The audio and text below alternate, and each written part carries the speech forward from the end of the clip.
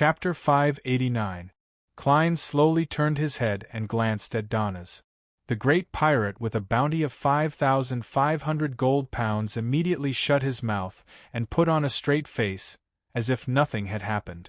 After confirming that Elaine boarded the liner without any accidents, Klein turned around and walked back to the carriage. "Did you hear the conversation just now?" No, a little bit. Donna shook his head with a hollow laugh. Klein nodded slightly. "I have to recall it, or I'll be easily recognized as a fake." "Being recognized as a fake me?" Donna's raised his hand in confusion and pointed at his own nose. Klein said without changing his expression, "She's a member of the Sauron family and has extraordinary anti-tracking skills.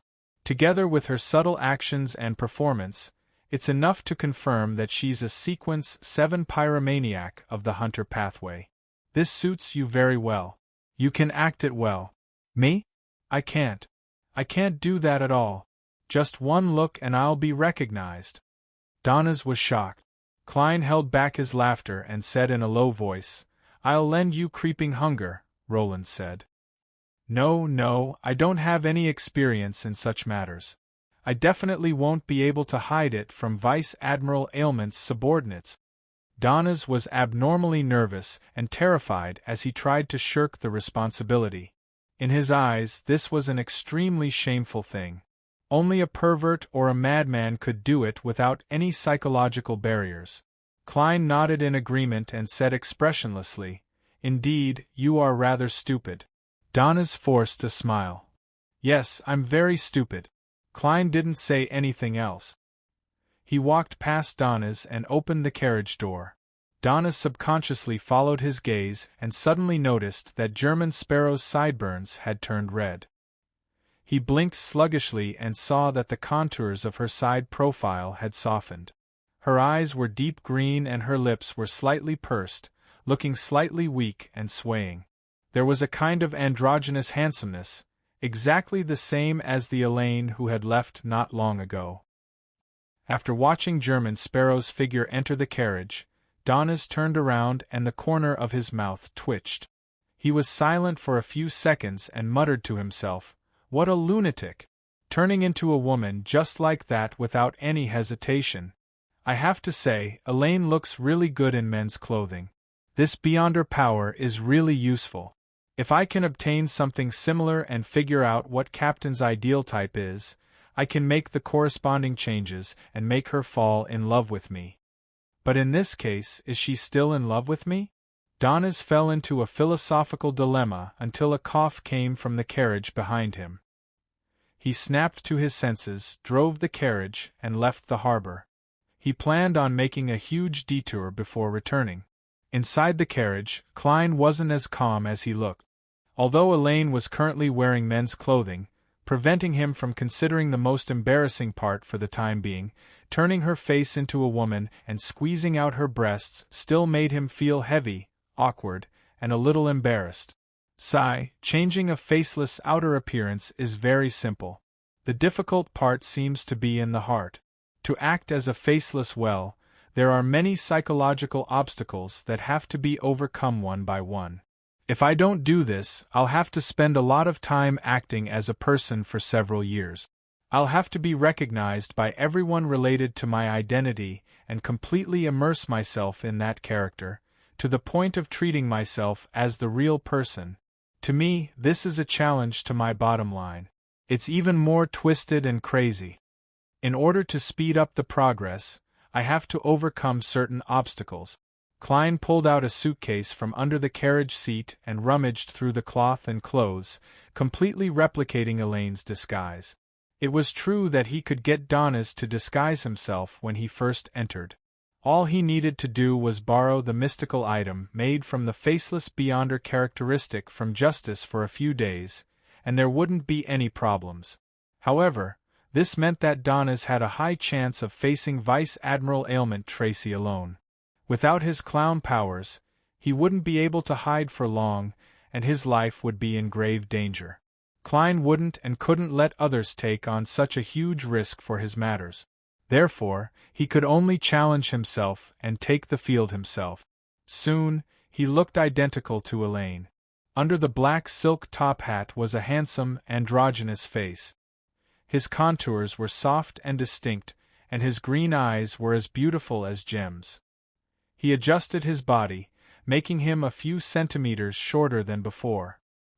His shoulders became narrower, and his bone structure became smaller. He looked a lot lighter. His current appearance quickly surfaced in Klein's mind. This was the power of a clown. Not bad. It's nothing much. Perhaps it's because I'm not cross-dressing. It's not much different from changing into German Sparrow, Donna's, or anyone else. I'm just a little prettier, and my chest is a little bulkier. If I looked like this back on Earth, I wouldn't have to worry about not having a girlfriend. He curled the corners of his mouth in a self-deprecating and comforting manner. It was a very normal action for German Sparrow, but at that moment, he appeared pitiful and aggrieved. F***ck. Klein cursed inwardly as he hurriedly adjusted his state of mind and immersed himself in his true acting. With the passage of time, he realized that his psychological barrier had weakened significantly. What followed was a sense of relaxation and calmness. He seemed to be more compatible with the potion, and this meant that his digestion speed would become faster.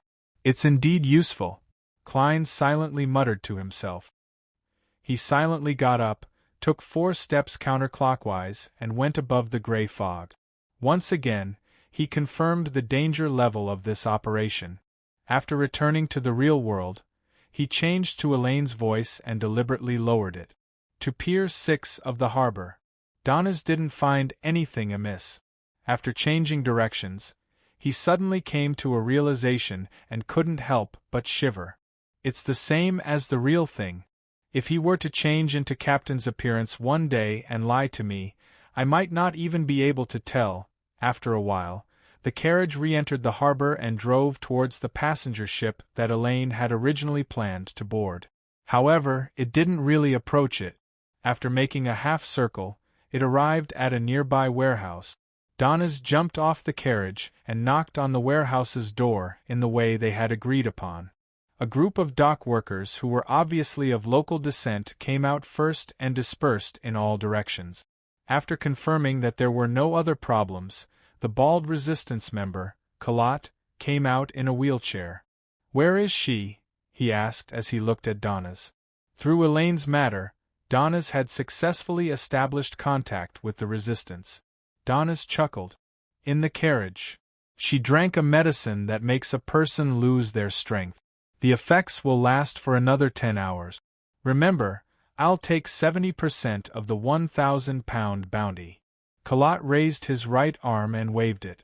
Immediately, 2 thin resistance members boarded the carriage. "Boss, it's that woman." They quickly poked their heads out and said in a local gangster's tone, "Bring her down." "Our mission is to protect her," Colot emphasized again. The 2 resistance members immediately carried Elaine, who was dressed as a man, down the carriage. With the help of his clown's control, Klein pretended to be unsteady and wobbly. He was quickly moved to a room in a commoner's district in Byam. At the same time, Colot instructed a local gang member who believed in Sea God to find Strongman Ozil and inform him that they had found the target. He was to exchange 1,000 pounds for her. As for Donna's, he had already returned to the hotel to await further news. At noon, Ozil sent a message, saying that he didn't know if it was real and that he wanted to send someone to confirm it. Colot agreed to his request. Near evening, a figure appeared outside the house. It was a Rouen man in wide-legged pants and a brown jacket. He was dressed like a local. His eyebrows were very short, about half the length of a normal person's. His eye sockets were deep and his pupils were brown in color. They were rather angular. Colot pushed his wheelchair to the door and looked at the man.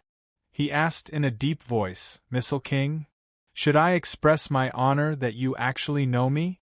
The man laughed. He was originally the captain of a pirate ship under Rear Admiral Hurricane Zillings. After being subdued by ailment Maiden Tracy, he became the 3rd mate of her flagship, the Black Death.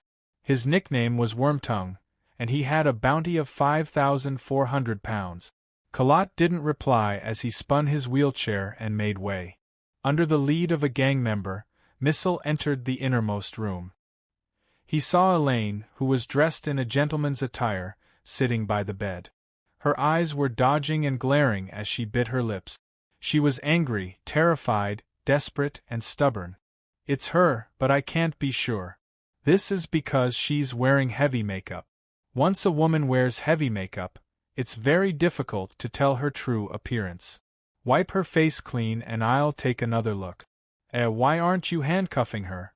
Do you know that she's very dangerous?" Missile carefully examined her and warily took 2 steps back. "She's been drugged and doesn't have much strength. Furthermore, she's not putting up any resistance. Since you've made such a request." Colot moved his chin at a member of the resistance.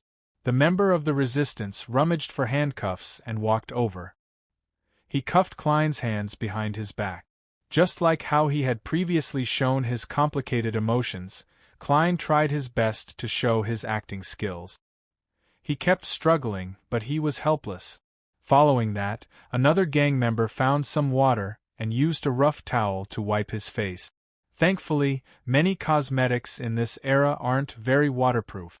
With the towel's concealment, Klein began adjusting the lines and contours of his face. It didn't take long for Mither to see the drenched Helene. He found her in such a state to be extraordinarily delicate and beautiful. Her green eyes were emitting intense hatred and a perplexity that couldn't be dispelled. "Unfortunately, she belongs to Captain." Missile's throat moved. As a man and a pirate, he often fantasized that Vice Admiral Ailment Tracy and the red-haired Elaine would throw themselves into his arms at the same time, but that was all he could do. What a disgusting look! Klein nearly vomited. Although he knew that it was directed at the red-haired Elaine and had nothing to do with him, he still couldn't help but have goosebumps. At that moment, he gained a deeper understanding of his true self.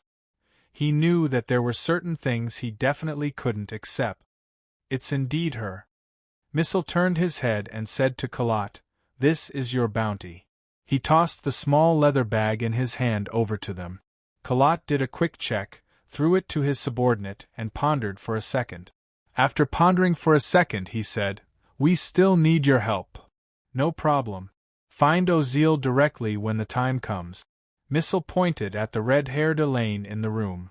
"Can I take her away now?" "Sure." Colot made way once again. Klein didn't wish to be supported by Missile. He pretended to regain some mobility and staggered out. Missile was afraid of Vice Admiral Ailment Tracy, so all he could do was hold her by the shoulder and lead her to the carriage parked outside. The carriage left the city and arrived at the private harbor. Missile led Klein, who was disguised as the red-haired Elaine, onto a fishing boat that had been prepared ahead of time. Under the cover of the night they left Byam. After nearly an hour of sailing, they saw a ship anchored in the shadows of a particular island's cliff. A huge flag with white bones fluttered above it. Black Death. Chapter 590. There's only the Black Death. The other ships were probably discovered and unable to escape in time, so they stopped outside the Rorstad archipelago? That's good news. Klein retracted his gaze and deliberately bit his lips to show his unease. Looking at Elaine's side profile, Missile lit a torch and flicked it repeatedly, sending a signal to the flagship. Before long, a small dinghy came over and took him and Klein, who was disguised as the red-haired Elaine, back to the Black Death. As the dinghy was hoisted up, Klein boarded the flagship of another pirate admiral. Under Missile's lead, he entered the cabin. There was a blonde female attendant waiting in front.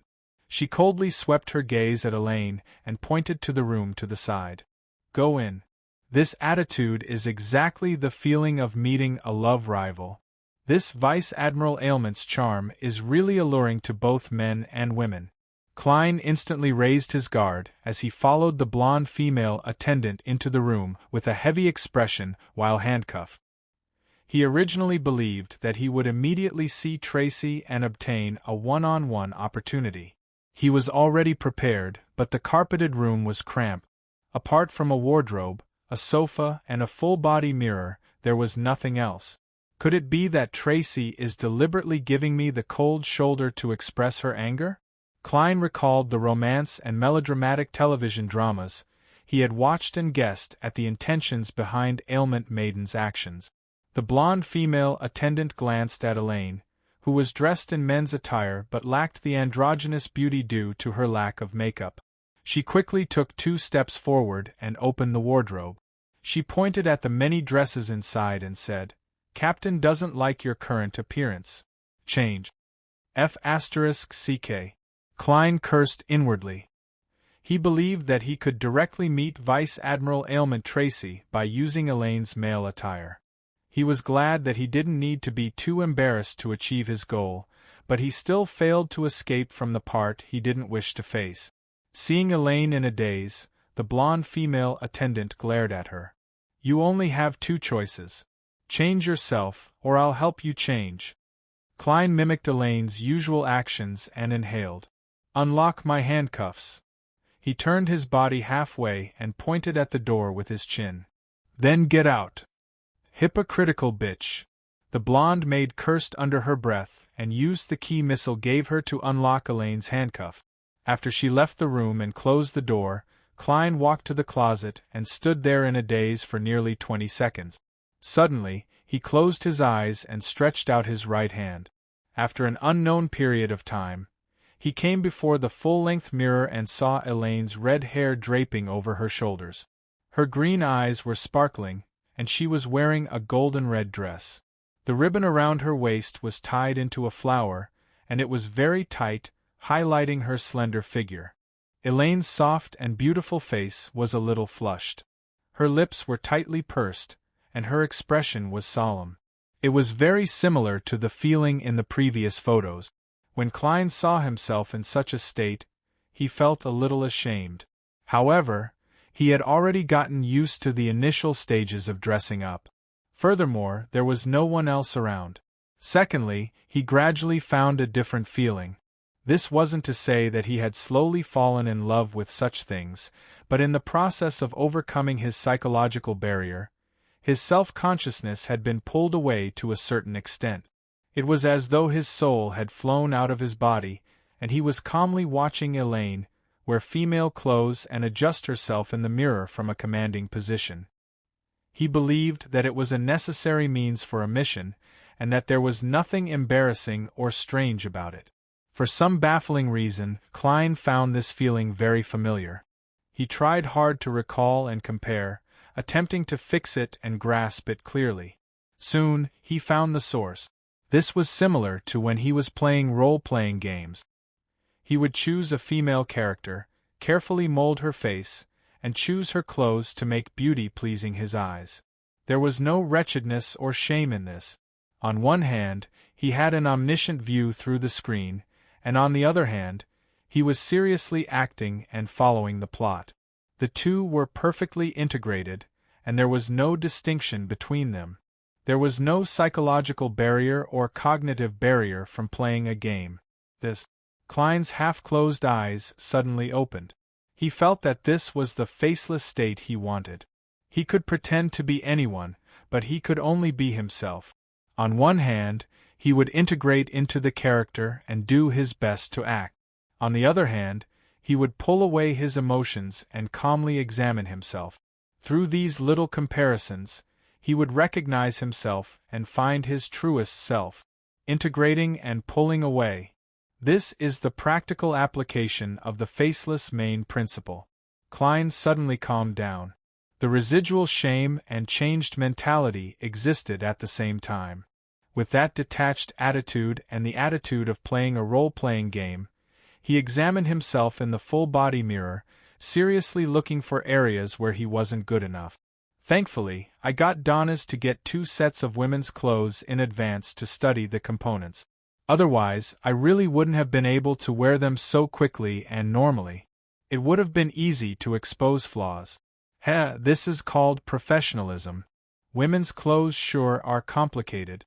From the perspective of a faceless, Elaine's facial features and facial contours have quite a number of flaws. She might be beautiful, but to me, it's definitely not stunning. Yes, in this state of mind, I can clearly feel the potion being digested. Klein looked at himself in the mirror as though he was looking at a character named Elaine. Knock, knock, knock. There was a knock on the door as the blonde attendant asked impatiently, "Are you done?" Klein's face immediately sank, as though the other party owed him £10,000 and hadn't returned it. He maintained this state as he walked to the door and opened it. The blonde attendant glanced at him and raised her handcuff. "Put your hands behind your back. You're now a prisoner." As the red-haired Elaine was already inside the Black Death, she wasn't worried that she would suddenly launch an attack. All she wanted was to humiliate her. Klein grunted, half-turned his body, and put his hands behind his back. He felt relaxed because the other party didn't pay much attention to his attire. After putting on the handcuffs, he was led by the blonde attendant to the captain's cabin. The door was ajar and a warm fragrance emanated out. It wasn't strong, but it was lingering enough. It left one reminiscing, and one couldn't help but fantasize about the pleasure in bed. The blonde attendant knocked on the door, and just as she was about to speak, she heard a slightly deep but sufficiently gentle female voice. "Let her in alone." The blonde attendant's expression immediately turned gloomy. She pushed open the door and gestured for Klein to enter with her eyes. "The most critical test is here." Klein took a deep breath and walked into the room. Behind him, the door closed with a clang, isolating the inside from the outside. Klein stepped on the thick carpet, and with the help of the candlelight on the golden lampstand, he saw a rather beautiful lady sitting behind a desk.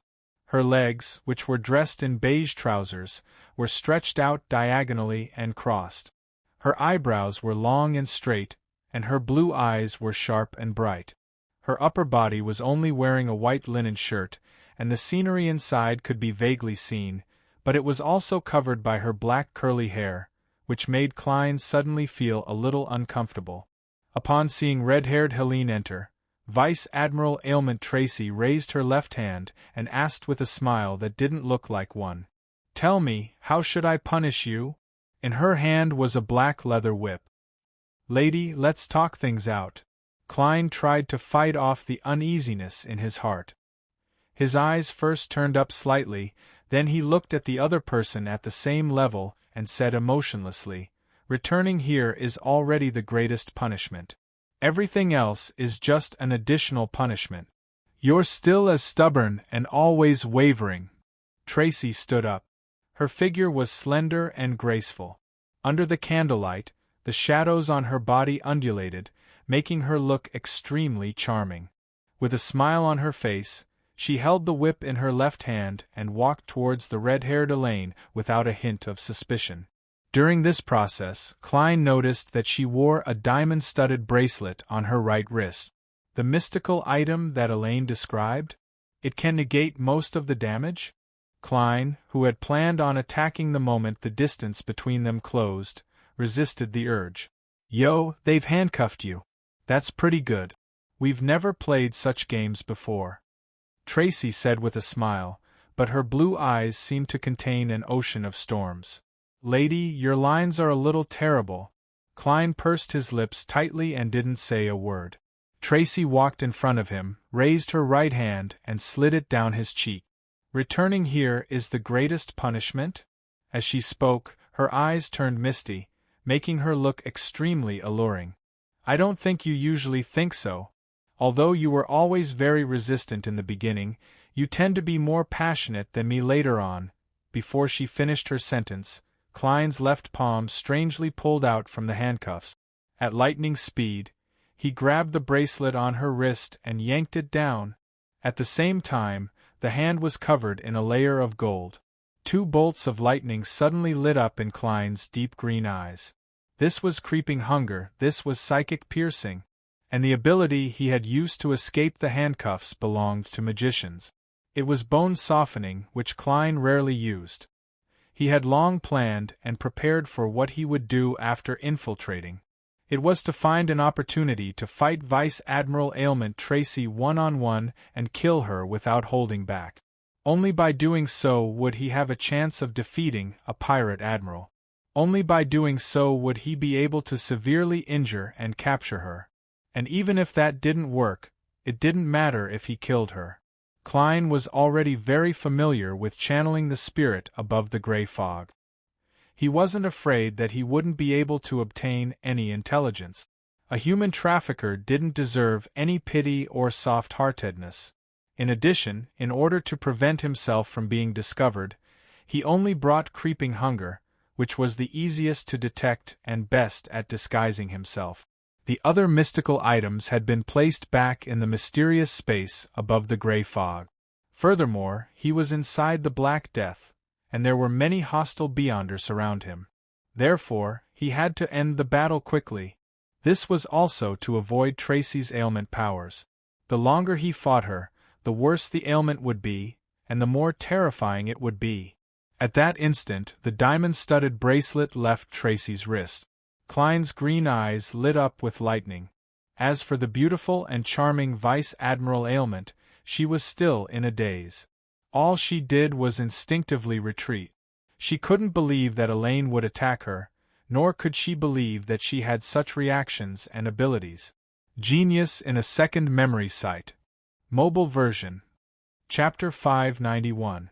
Tracy saw 2 bolts of lightning flash in Elaine's beautiful emerald-like eyes.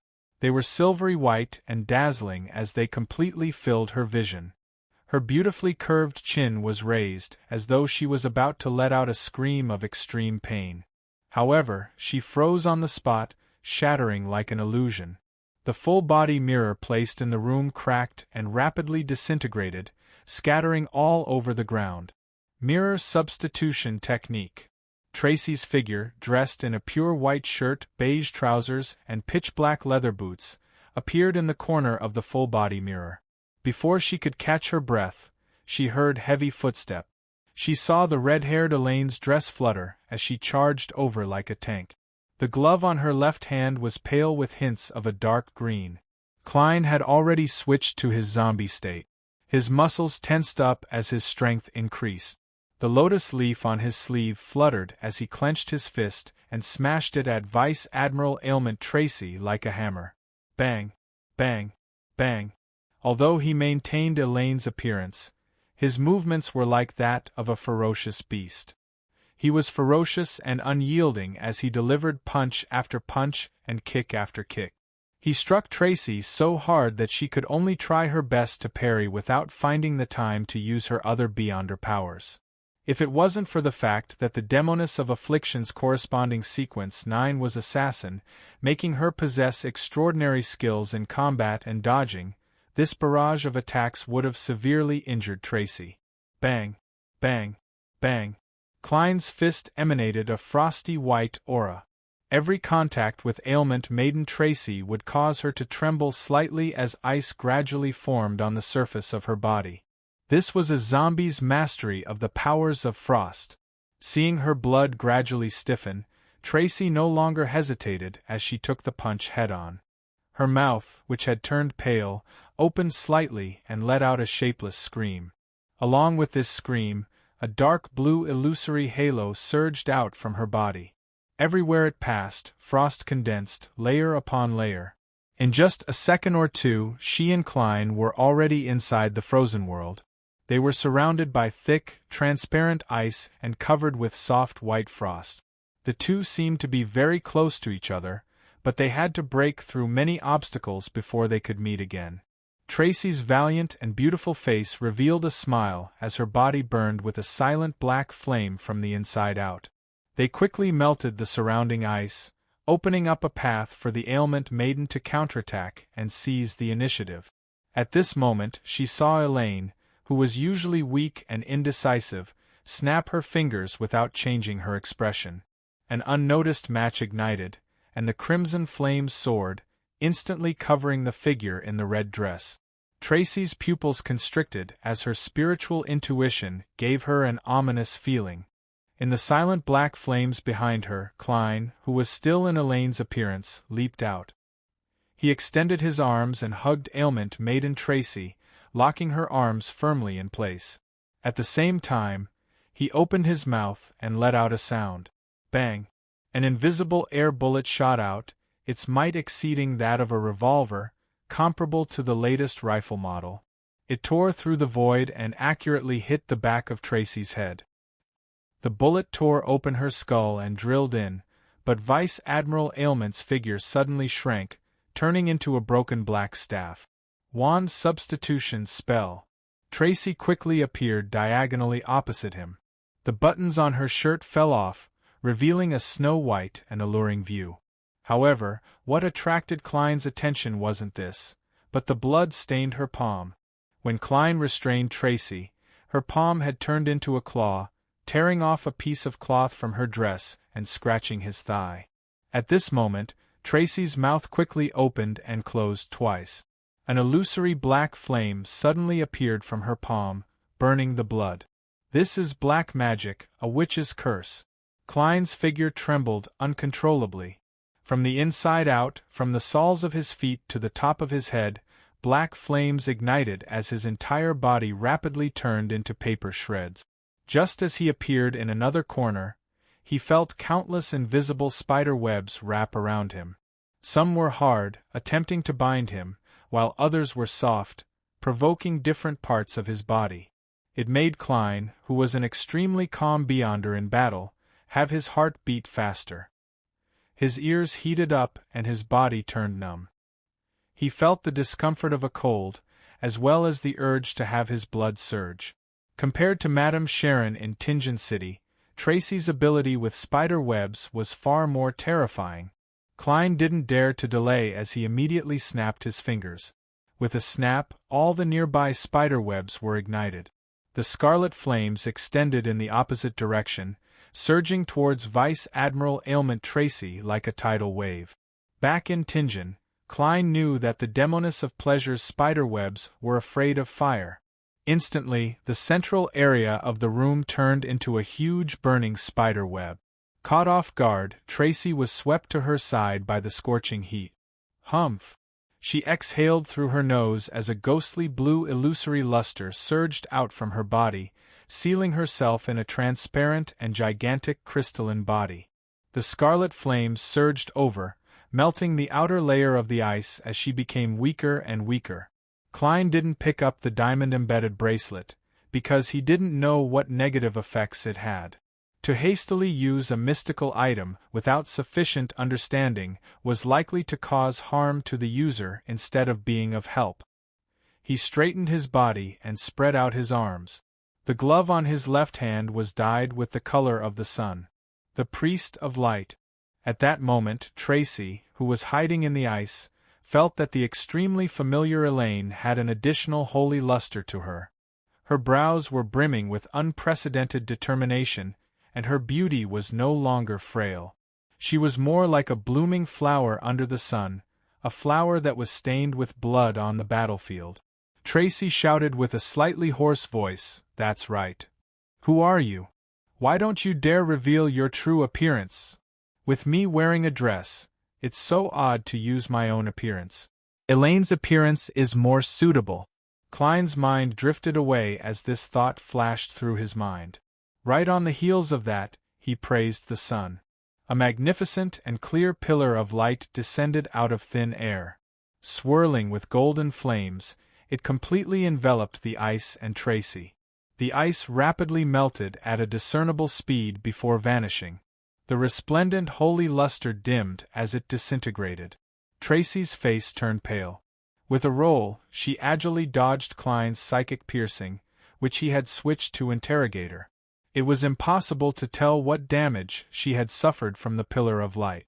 Light of holiness was the bane of dead spirits and corruption, so it could only be considered a normal sequence 5 strike against a demoness. Bang! Bang! Bang! Tracy immediately rolled and dodged Klein's air bullets, leaving holes in the carpet. As she rolled, Tracy's figure suddenly vanished, vanishing from the enemy's line of sight. A demoness invisibility. Klein bent his back slightly, on high alert.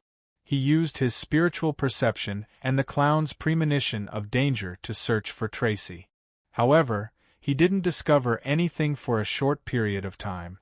His forehead was getting hotter, and his lungs felt like they were on fire. His throat was painful and itchy, and he was about to cough uncontrollably. No, I can't drag this on any longer. As Klein's thoughts raced, he suddenly let out a deep laugh and switched to a stiff male voice. He switched to a stiff male voice and said, "Elaine told me all your secrets.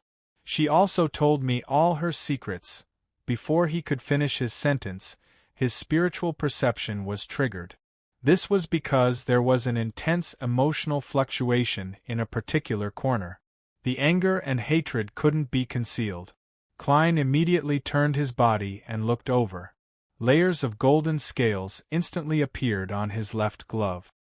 His eyes were also dyed with a pale gold color, as though they were turning vertical. Silently, Tracy's figure was outlined, her expression contorted in pain. Her extremely feminine, raven-black curly hair grew crazily, spreading out in all directions. A psychiatrist's frenzy. Tracy, whose emotions had already been stirred, nearly broke down in the face of such an attack. She temporarily lost her rationality. Klein seized the opportunity and snapped his fingers. The air bullets flew across the distance between the two of them, heading straight for Tracy's distorted but beautiful face. Suddenly, a strand of thick, raven-black hair swept past. The air bullets changed direction and hit Tracy's left shoulder, tearing her shirt apart. Flesh and blood splattered, revealing her bones. Ah! Tracy let out a shrill scream as the black flames in her body surged out endlessly, enveloping her completely. Right on the heels of that, a thick layer of ice condensed outside the black flames. Beyond that, raven-black hair that grew crazily curled up, wrapping around Tracy, the black flames and the ice crystals. It was as though it had woven a huge cocoon of human hair. Bang! Bang! Bang! Klein shot out air bullets one after another, but they could only penetrate the black hair and sink into the ice crystals. He stopped and let his left glove glow with the light of the sun. At that moment, he felt an itch in his throat. He could no longer control himself as he coughed violently. The attack he had prepared couldn't be carried out as he wished. Tracy, who was inside the cocoon of black hair, had already regained her rationality. She raised her voice and shouted, "Enemy attack! Enemy attack!" At that moment Klein was stunned for a second. In a trance, he felt as though he had returned to Bakeland, back to the first time he encountered the devil dog. He knew that he was no match for it, so all he could do was shout "Murder!" and "Save me!" as he frantically fled. Finally, he successfully escaped danger. At that moment, Tracy's shout of "enemy attack" had the same effect. And even if there weren't a dozen Beyonders on the Black Death, there wouldn't be too few of them. Furthermore, there were many high-sequence Beyonders. Indeed, it's too difficult to quickly kill a pirate admiral, even if it's an assassination. Klein coughed twice and snapped his fingers. He stopped attacking and hesitated. He turned around and ran for the window of the captain's cabin. His final gaze fell on the diamond-studded bracelet, but he didn't dare pick it up. Firstly, he was afraid that the strong negative effects would affect his escape. Secondly, he was worried that after Tracy recovered, she would lead a group of Beyonders to lock onto him with the help of the bracelet and engage in a sea battle. "I can't be greedy." Klein turned his head, smashed through the window, and landed on the deck. Two pirates happened to come over and thrust their swords at the same time. Their swords stabbed into a paper figurine. Klein's figure instantly appeared behind one of the pirates.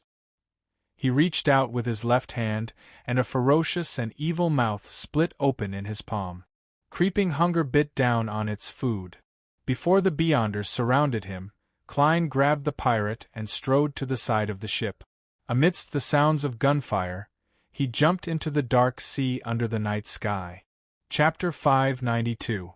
The ice-cold seawater instantly drowned Klein, drenching his golden-red dress, making it as heavy as a rock as it dragged him down. But at the same time, creeping hunger had also eaten the pirate, reducing the weight of an entire person. Klein didn't attempt to float up and instead continued sinking. He could vaguely hear a few splashes coming from afar across the wave. It was as though pirates from the sailor pathway were in relentless pursuit. This was their home turf. They could move around like fish for a very long period of time. Klein didn't panic. As a magician who didn't perform unprepared, he had obviously considered the evacuation plan if the operation failed. After all, nothing was guaranteed to succeed. Although he didn't bring any mystical items or cash with him in order to best impersonate Elaine and prevent Vice Admiral Ailment Tracy from discovering any flaws, he had even thrown the charms related to the water and wind domains above the gray fog. However, this didn't hinder him from doing his best. As a deity, a blessed, and a believer, he had all sorts of miraculous actions to deal with such situations. He quickly turned creeping hunger pale and dyed it a dark green. The surrounding seawater froze, turning into layers of white frost. Before the white frost completely turned into ice crystals, Klein's back muscles moved as he spread his arms to the sides. With the strength of a zombie, he shattered the frost and sent it flying into the seawater a little further away. This way, he temporarily had a narrow space around him that didn't have any seawater. The water instantly surged in a bid to fill the empty space. Klein extended his left palm and released a terrifying chill once again. It spread out and created walls of seawater and ice. Momentarily, he felt as though he was in an ice prison in the sea. He could stand and speak, but he was limited to a relatively narrow space. Klein immediately took 4 steps counterclockwise and chanted the names of the celestial worthy of immeasurable for blessings.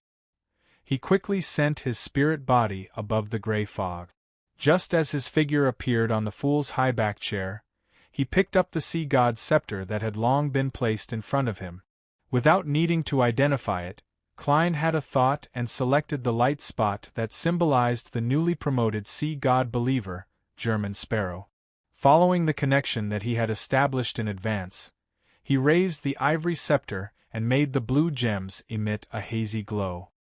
He responded to the believer and cast layers of spell-like effects on himself, including but not limited to underwater breathing, freedom of movement, and pressure resistance.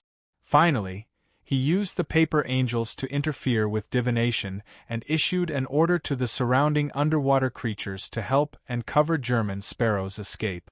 After doing all this, Klein did not delay. He immediately returned to the real world and regained control of his body.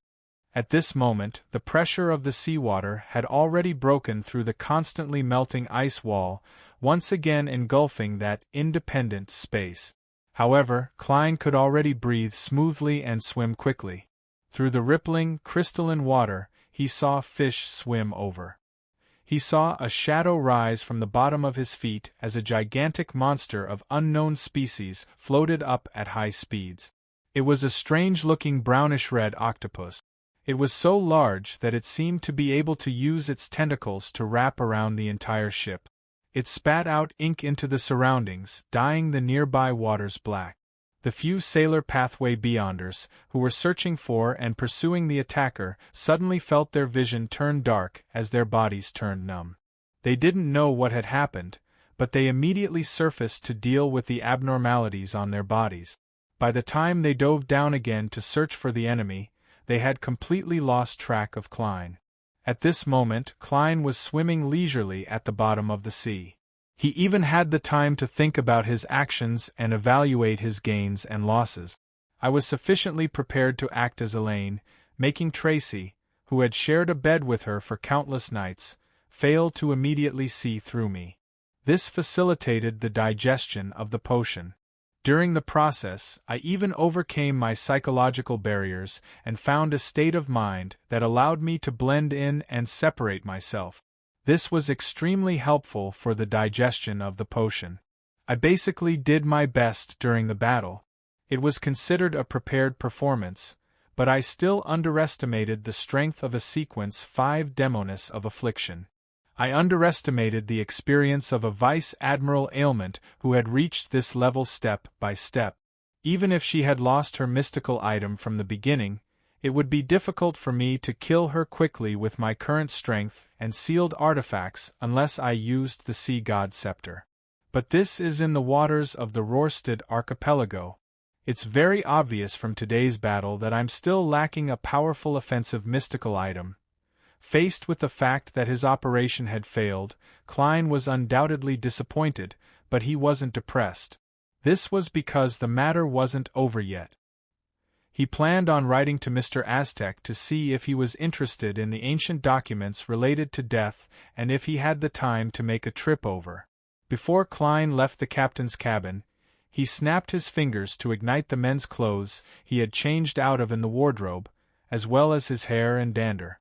On the surface, it seemed like he was trying not to leave any traces, but in fact it was a disguise and deception. What he wanted to hide was the hair and buttons that he had secretly thrown into certain rooms after entering the cabin without anyone noticing. When Vice Admiral Ailment Tracy was misled into believing that the attacker was afraid of exposing her identity and being cursed from afar, she carefully wiped away all traces of herself. It was very difficult for her to get the pirates to seriously check if there were any similar items left behind. With the hair and buttons, Klein could use divination to lock onto the Black Death's location within a certain period of time. This way, as long as Mr. Aztec expressed his wishes, he could quickly bring him to Vice Admiral Ailment Tracy. I originally thought that I wouldn't need Mr. Aztec's help and that I could succeed on my own. I'm still lacking a little. Klein sighed, feeling that his pride had been wounded. This was one of the reasons why he didn't seek the help of a big shot from the beginning. The other reason was that he wasn't completely certain that Tracy was in possession of the ancient documents related to death.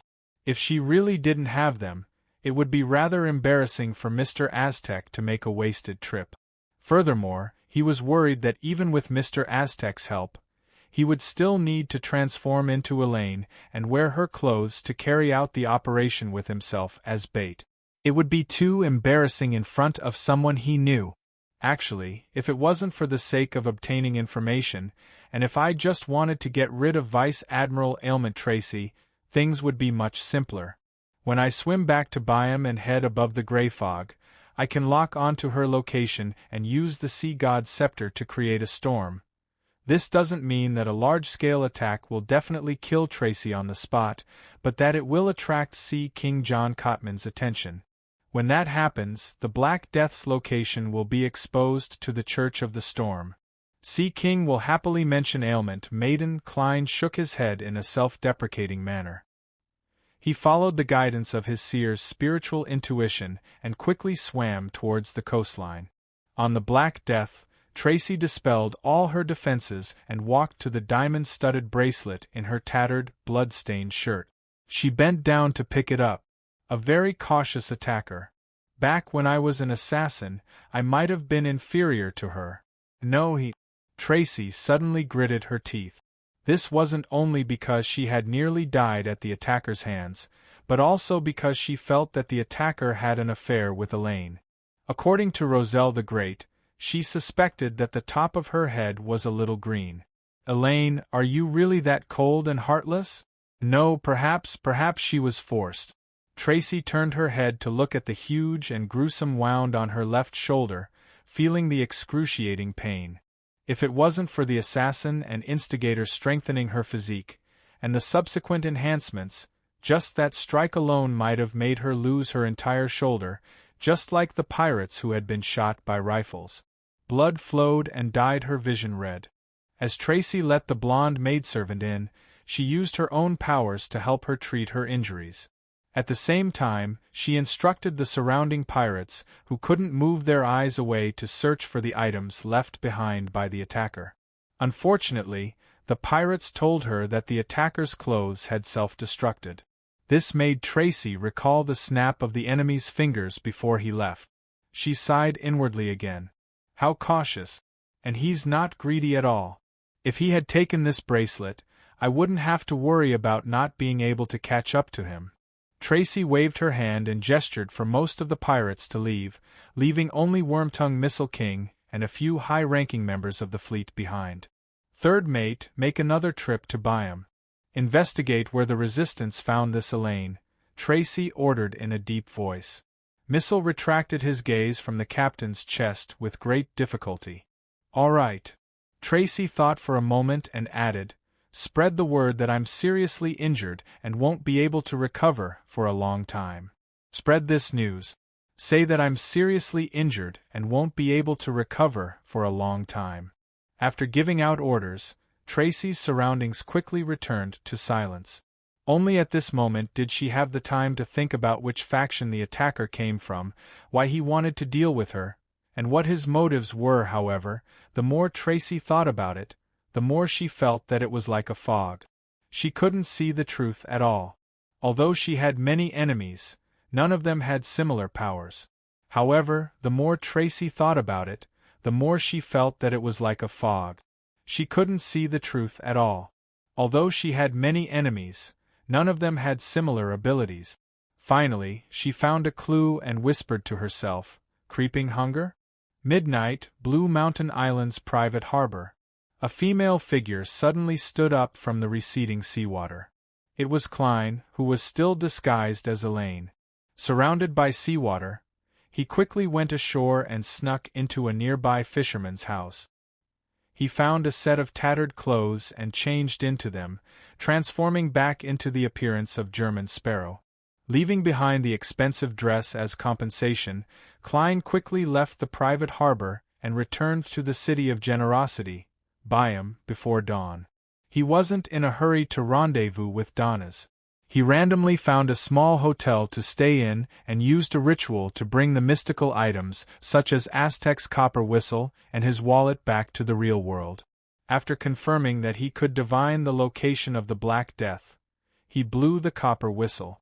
Genius 1 second remember site address. Mobile version M. Chapter 593. When he put down the copper whistle, Klein had already activated his spirit vision. He saw the illusory white bones on the ground weakly as they slowly formed a gigantic body. If the same scene from before was described as a fantastical fountain, then this was just an ordinary faucet that had been turned upside down. The corners of Klein's mouth twitched indiscernibly as he pretended not to notice anything amiss. After a few seconds, the skeleton messenger was finally pieced together. Its nearly 4-meter-tall body penetrated the ceiling once again as the pitch-black flames in its eye sockets burned silently. Klein neatly folded the letter he had previously written and threw it upwards. In the letter, he described in detail the tycoon, Jimmy Necker, the death documents unearthed from the southern continent's Balam Empire mausoleum, the relationship between Vice Admiral Hurricane Zillings and Vice Admiral Ailment Tracy. He also mentioned that he had completed an infiltration. Although the assassination had failed, he had left behind an item that could be used to determine the location of the Black Death. Of course, he didn't mention how he had infiltrated. All he did was roughly replicate Vice Admiral Ailment Tracy's combat techniques and style. When the messenger received the letter with a hand that could send an adult flying, Klein coughed and cleared his throat. I already have a messenger that belongs to me. The pitch-black flames in the skeleton messenger's eye sockets clearly pulsed twice as its body suddenly disintegrated. It plummeted like a waterfall and drilled into the wooden floorboard. Now, there's no need to be afraid of becoming my messenger, right? Am I that irritating to you? It's likely that these messengers from the underworld can't bear to part with Mr. Aztec. After all, he's a direct descendant of death. Perhaps they aren't even separated by a generation. Cozying up to someone powerful, I get it. Klein was just about to pack up and check out when his nose suddenly itched as he sneezed. Achoo! Achoo! Cough! Cough!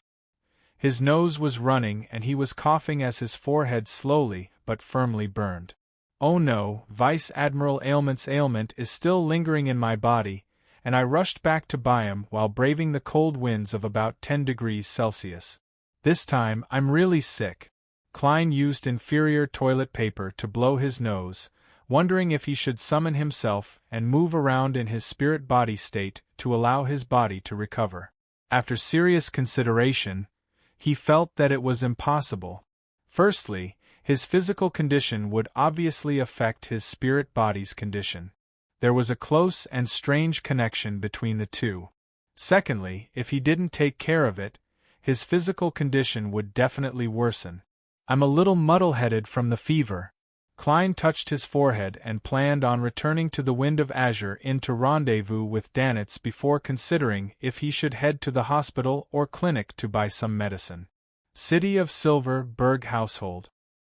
He finally obtained the Radiant Spirit Pack tree fruit that Ma M. Hermit had promised him and concocted the High Priest's Sun potion.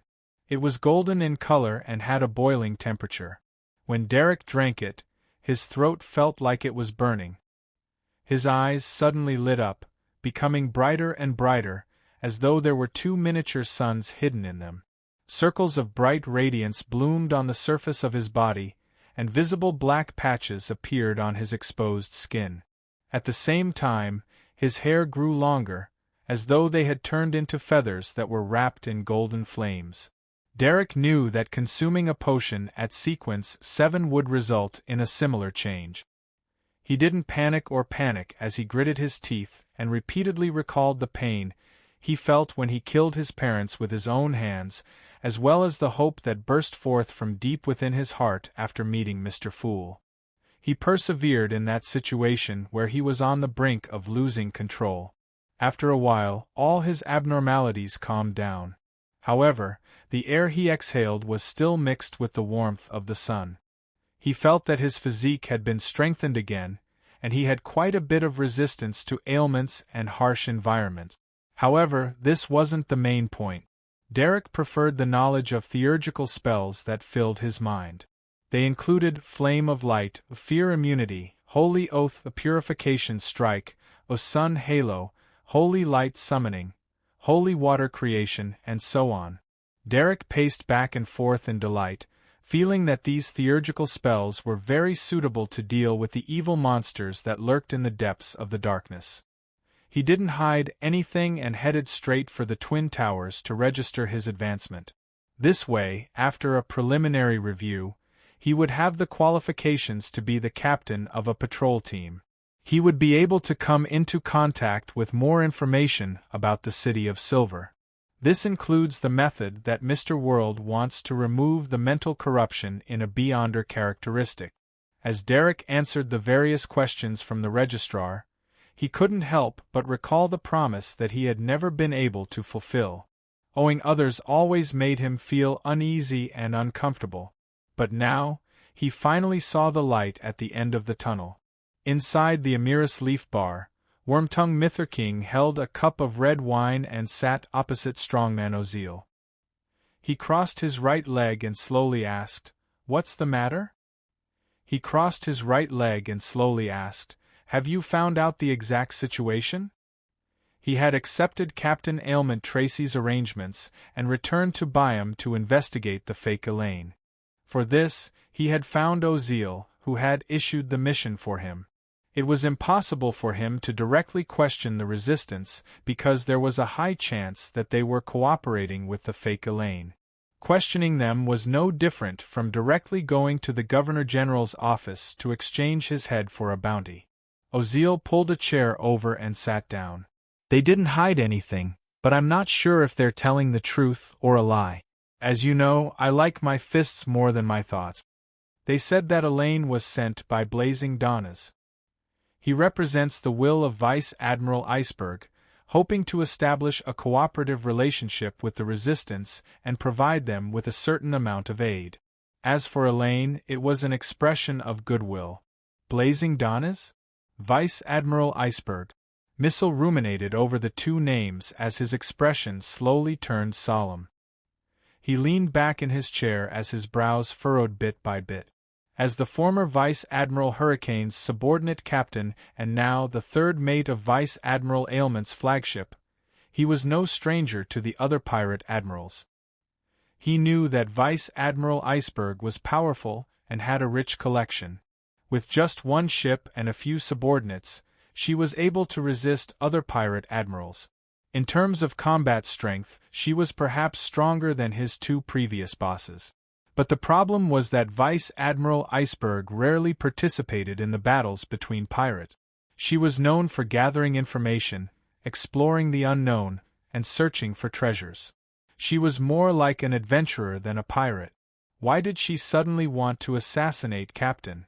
This doesn't match her character. She was previously harmed by Admiral of Blood's rumors. She should be focused on exacting revenge on him. Missile sipped a mouthful of red wine and rubbed his forehead with his other hand. He temporarily stopped thinking about Vice Admiral Iceberg and placed his attention back on Blazing Donnas. As he carefully recalled, his pupils constricted. He discovered that the familiar fourth bosun of the Golden Dream had indeed been problematic recently. He set up a trap and killed Steel Mavady, Blood Brambles Hendry, and Calm Squall. His bounty was raised to 4,200 pounds, and in a very short period of time, he was embroiled in some unknown matter. His bounty jumped again, reaching 5,500 pounds. This has already exceeded mine. Missile muttered silently to himself as he subconsciously thought of Blazing Donnas. He felt that he had become mysterious and terrifying. He advanced? Or did he obtain great benefits from something? Missile moved his waist as he leaned forward and put down his wine glass. He muttered solemnly, "I originally treated his bounty increase as a joke. Now, the facts tell me that Blazing Donnas is a great pirate who is worthy of a 5,500-pound bounty." Missile suddenly looked up and said to Strongman Oziel, "Help me gather information on Blazing. Help me gather information on Blaze, the most recent ones." In a luxurious suite at the Wind of Azure Hotel. When Donnas opened the door and saw German Sparrow, he looked around warily before making way. "How was it? Did the hunt succeed?" he asked curiously and excitedly after the door closed. "Vice Admiral Ailment is a famous beauty.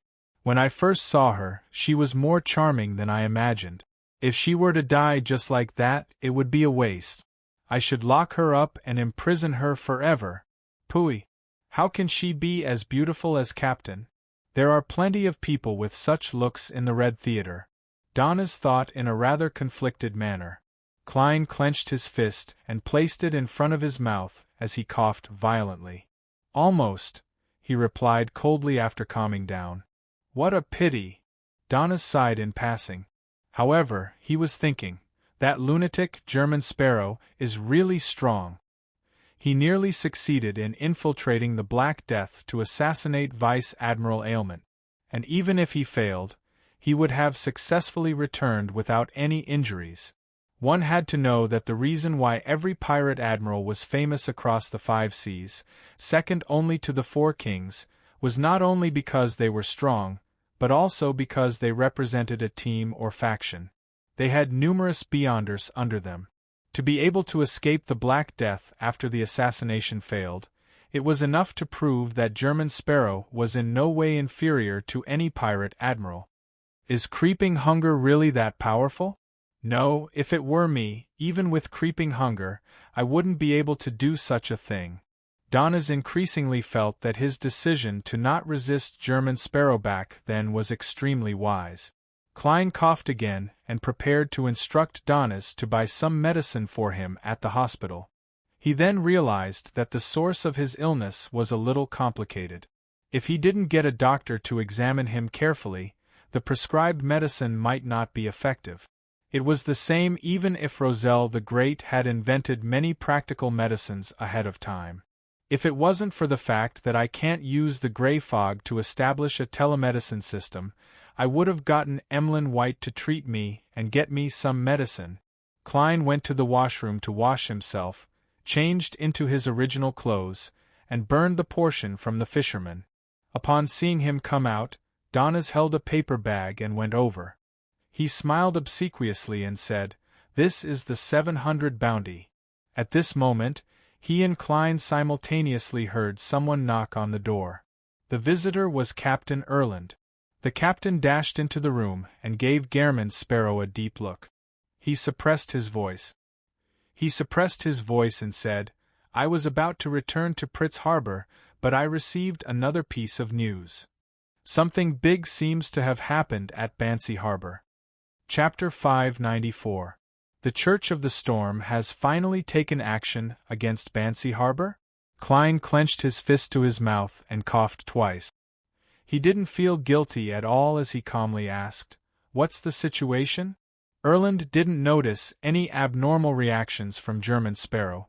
He retracted his gaze and surveyed the area. "I don't know what exactly happened. I only know that it might be related to the higher powers of the Church of the Storm.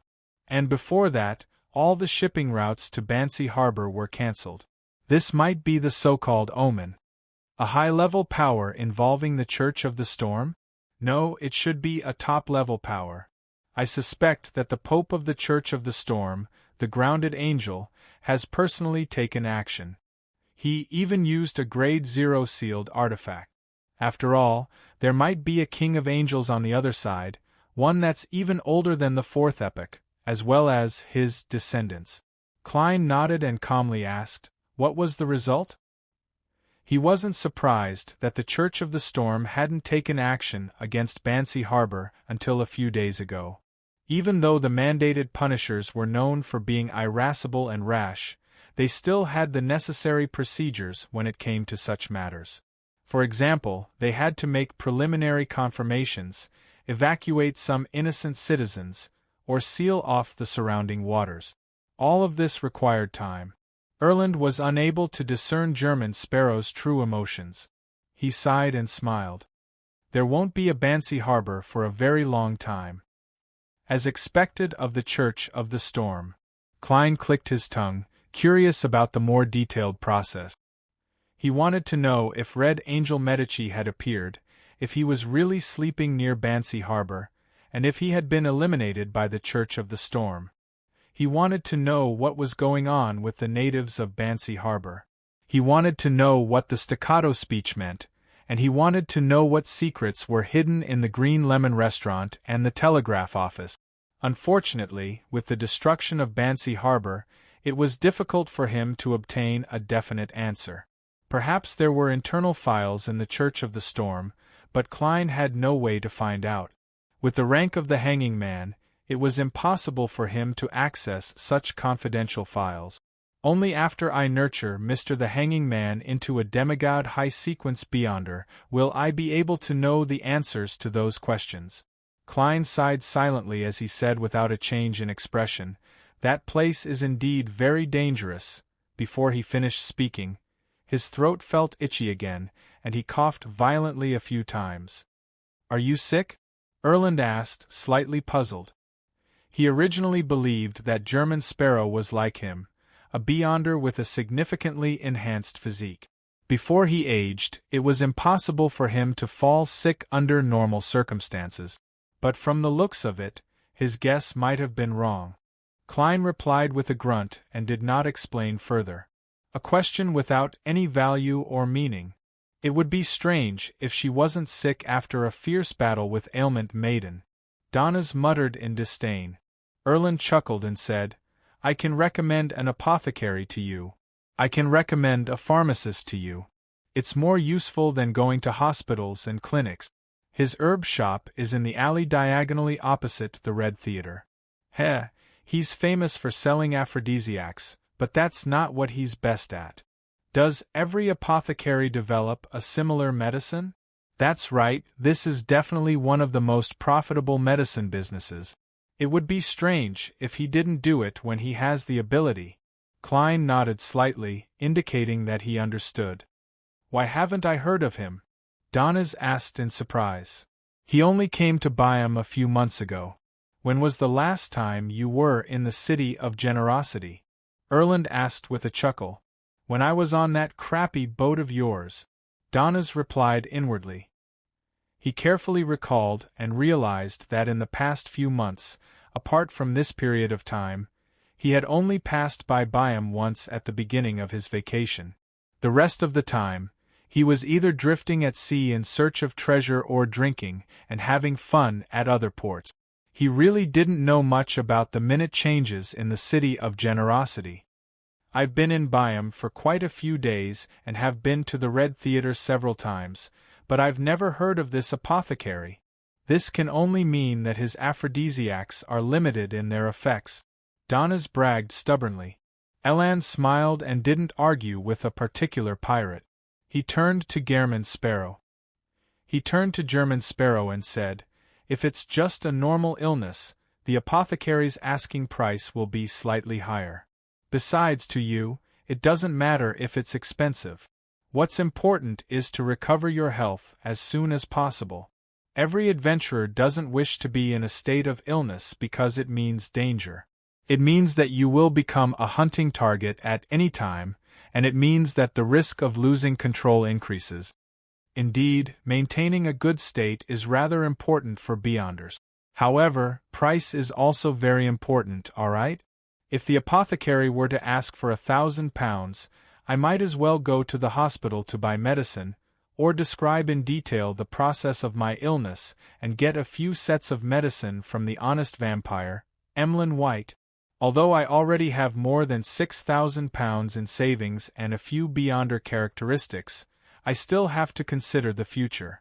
I still want to add a mystical item with lethal offensive power, and I still need to seek out clues to the high-sequence potion formula." Klein mumbled inwardly. The high-sequence potion formula couldn't be measured with money in the mysterious world, so Klein wanted to buy the corresponding clues. After Erland left, Klein took the £700 bounty and gave £200 to Donnaz.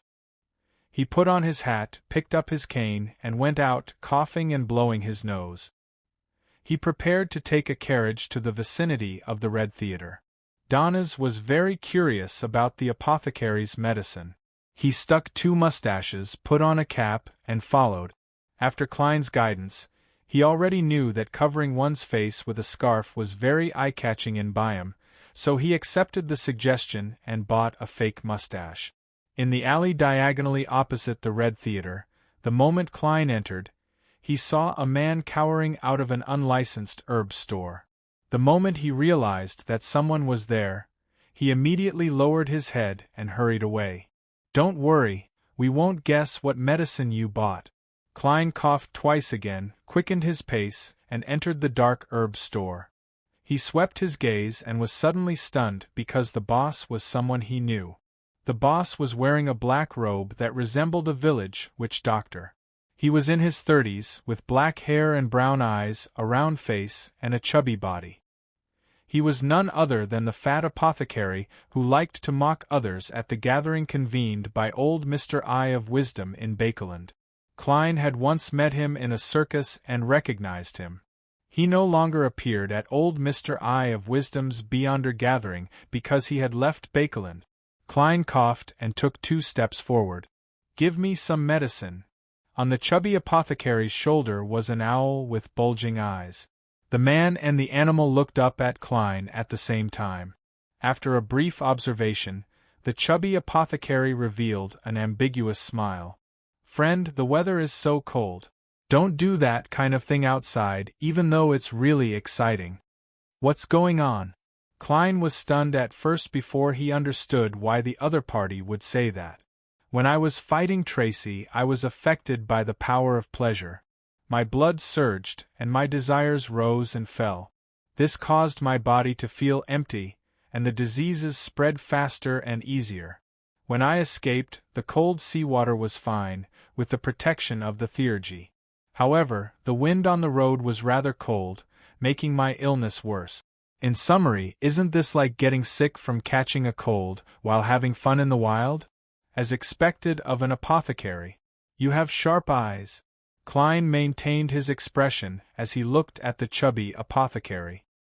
He didn't speak or respond as he waited for the other party to concoct the medicine. Donnaz turned his head to look out of the herb store, having a hard time holding back his laughter. What kind of dog**t apothecary is this? He can't even tell that ailment maiden is spreading a disease. He thought smugly. Seeing that Klein wasn't responding to his topic, the chubby apothecary opened a cabinet in boredom and took out common or strange herbs, insect shells, and other items. He placed them in a paper bag and handed it over. Put all of them in water and boil for half an hour. Drink the liquid. 4 soli. It's a little expensive. Klein swept a glance at Donna's. The latter immediately took out the cash on his own accord.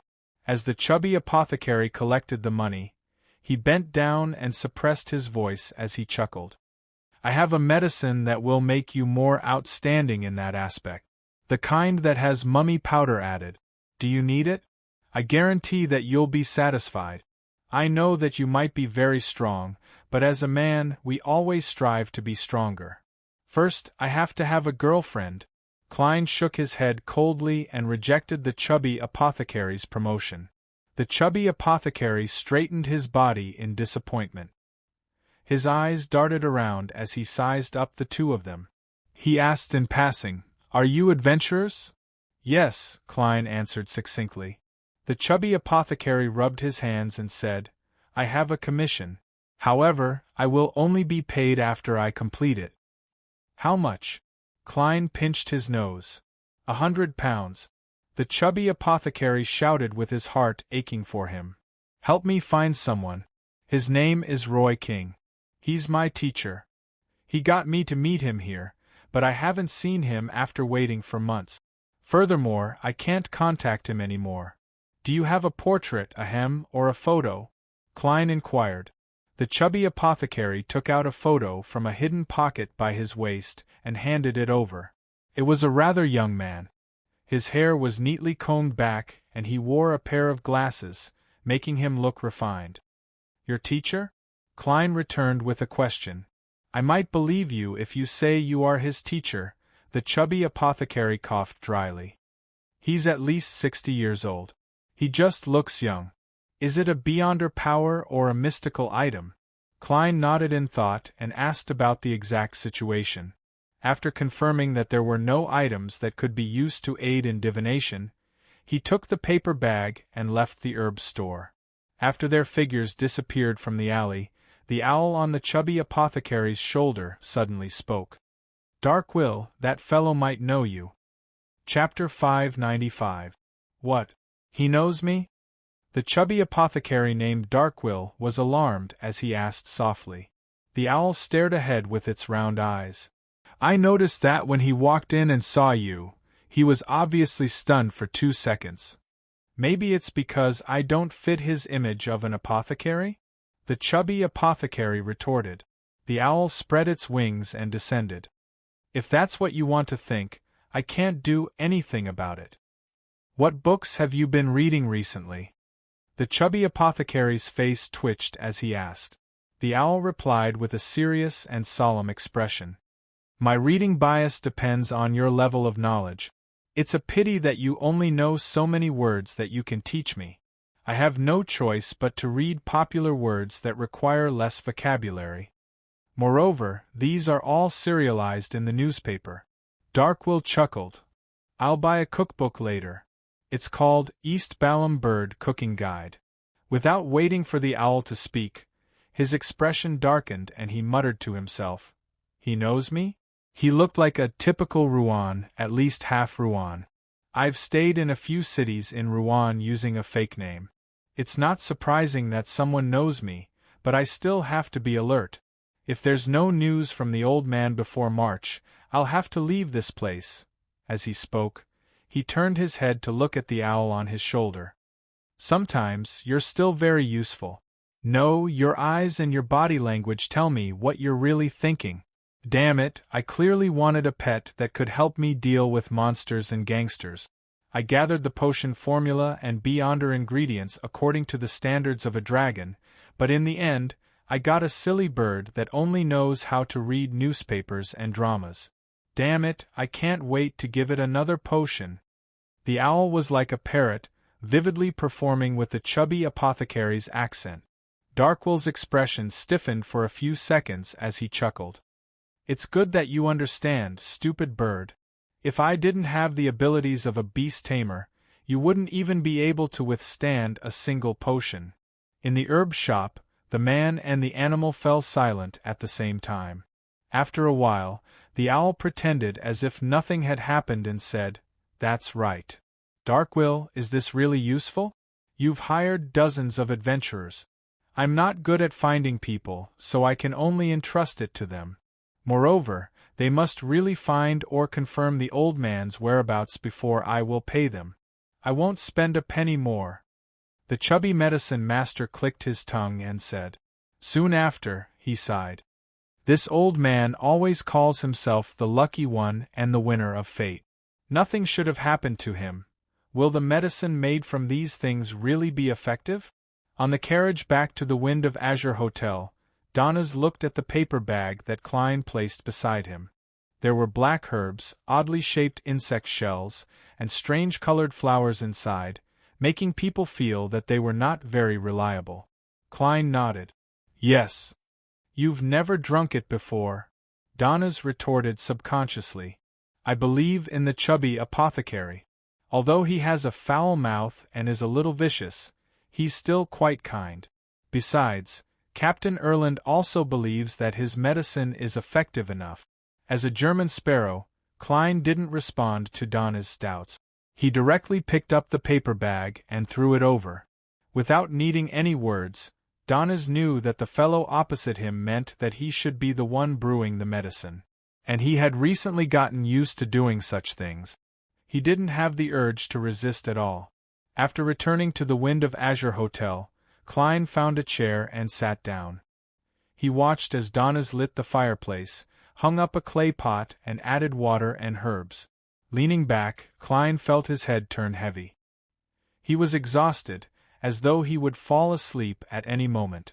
In order to wait for the medicine to be brewed and quickly resolve the problem of his illness, he forced himself to think of all sorts of problems to overcome his sleepiness. On careful thought, in the battle with Vice Admiral Ailment, if I hadn't succeeded in my sneak attack and suppressed her from the beginning, preventing her from entering the rhythm she's best at, I might not have been her match at the very end. The combination of invisibility and ailment is really like a bug. Together with an assassin's fatal strike and Joy's restraint and interference, I really can't find her even if I wanted to, nor can I run even if I wanted to.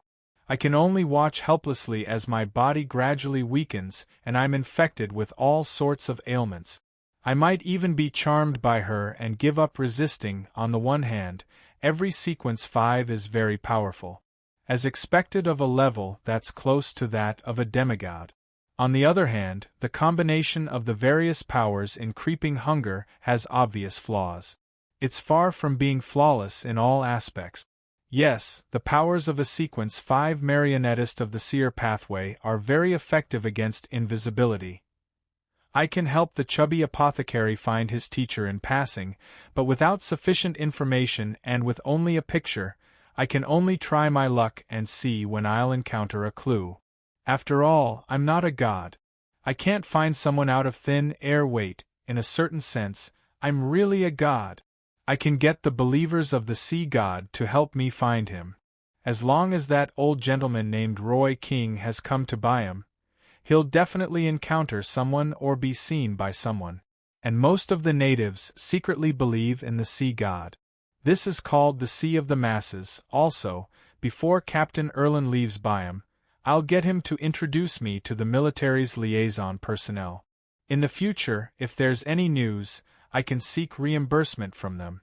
In the meantime, check the passengers who have registered in the past few months to see if there's a person named Roy King. There's another solution. The radio transceiver has been placed above the gray fog for some time. If I take it down, I should be able to contact Rhodes. I originally planned on asking for Elaine's whereabouts, but now, there's no need to find that red-haired lady. I can change it to Roy King. I actually have 3 ways to find someone that many adventurers have no clue about. Amidst his thoughts, Klein finally managed to concoct the potion.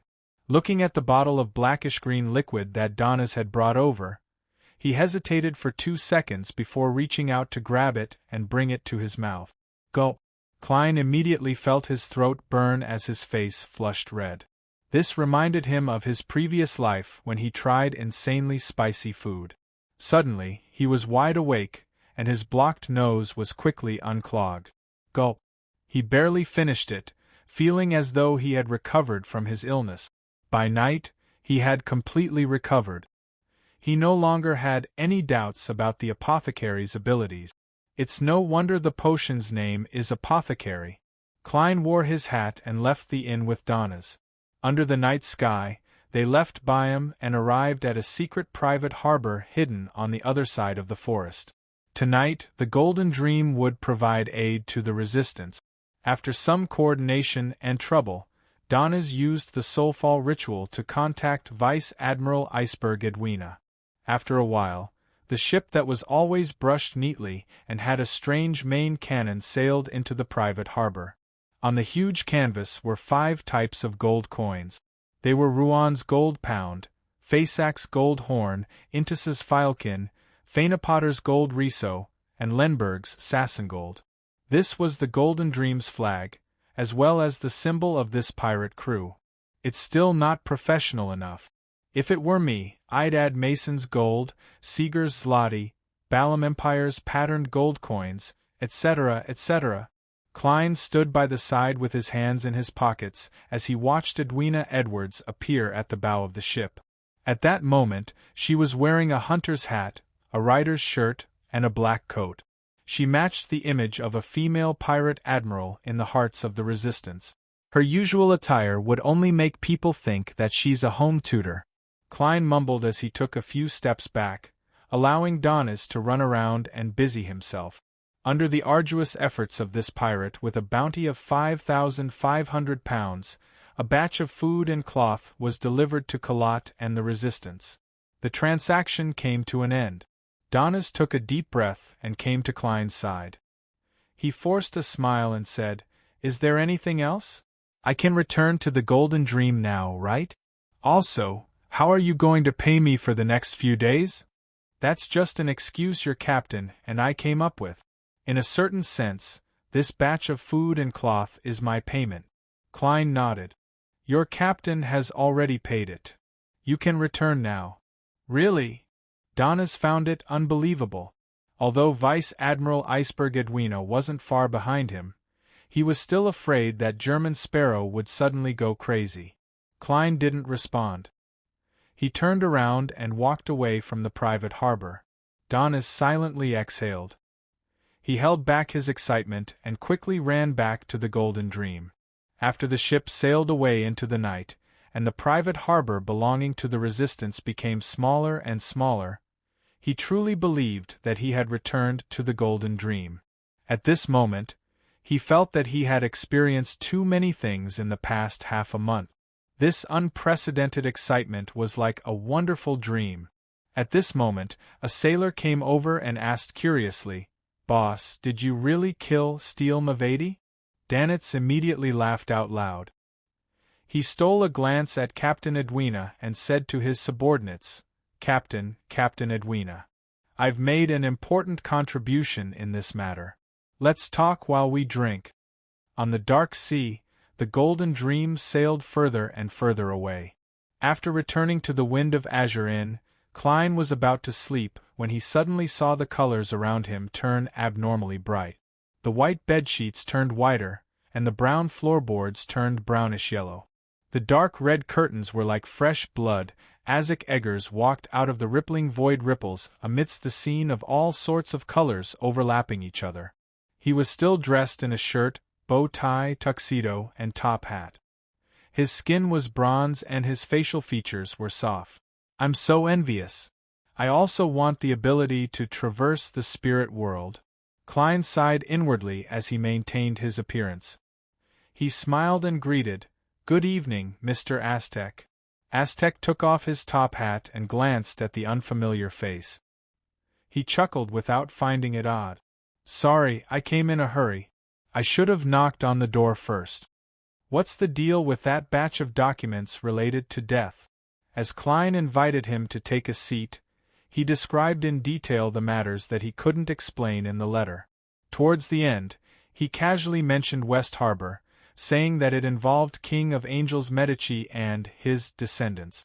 Aztec leaned back in his chair and frowned slightly. "I have this name in my memories." He should have the titles of Red Angel and War Angel, however. He has long perished. He perished a long time ago? Klein asked in surprise. Aztec nodded and thought hard.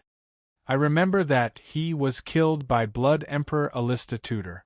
Killed by Blood Emperor Alista Tudor? Klein's pupils constricted as he suddenly recalled the evil spirit that had lingered in the underground ruins of Bakeland for more than 1,000 years. It claimed to be an innocent killed by the Blood Emperor. Please remember this book's domain name: 9 Heavens Divine Emperor Mobile Version. Chapter 596. Could it be that the evil spirit is Red Angel Medici, the king of angels who once served the Creator, one of the founders of Rose Redemption? Klein instantly made such a connection as he went back in time to search for traces and clues. The previous holder of the Red Priest card came to the underground palace due to a certain degree of attraction and died beside the descendants of the Tudor family. The evil spirit I saw in my dream could easily kill a powerful dragon when it was alive. It knows the mutant pathways sequence 4 puppet potion formula, or even more. It knows the matter of Rose Redemption very well. The Orthodox churches that have existed in this world since the Cataclysm don't know that there are descendants of the Medici family living in the former Binzi and present Bansi, but that evil spirit was able to give them the corresponding hints. It's very likely that it was formed after the death of Red Angel Medici, and a king of angels was actually killed by Blood Emperor Alista Tudor. Does this mean that the latter has already exceeded Sequence 1 and reached the level of a Sequence 0 true god? He can no longer be looked at directly.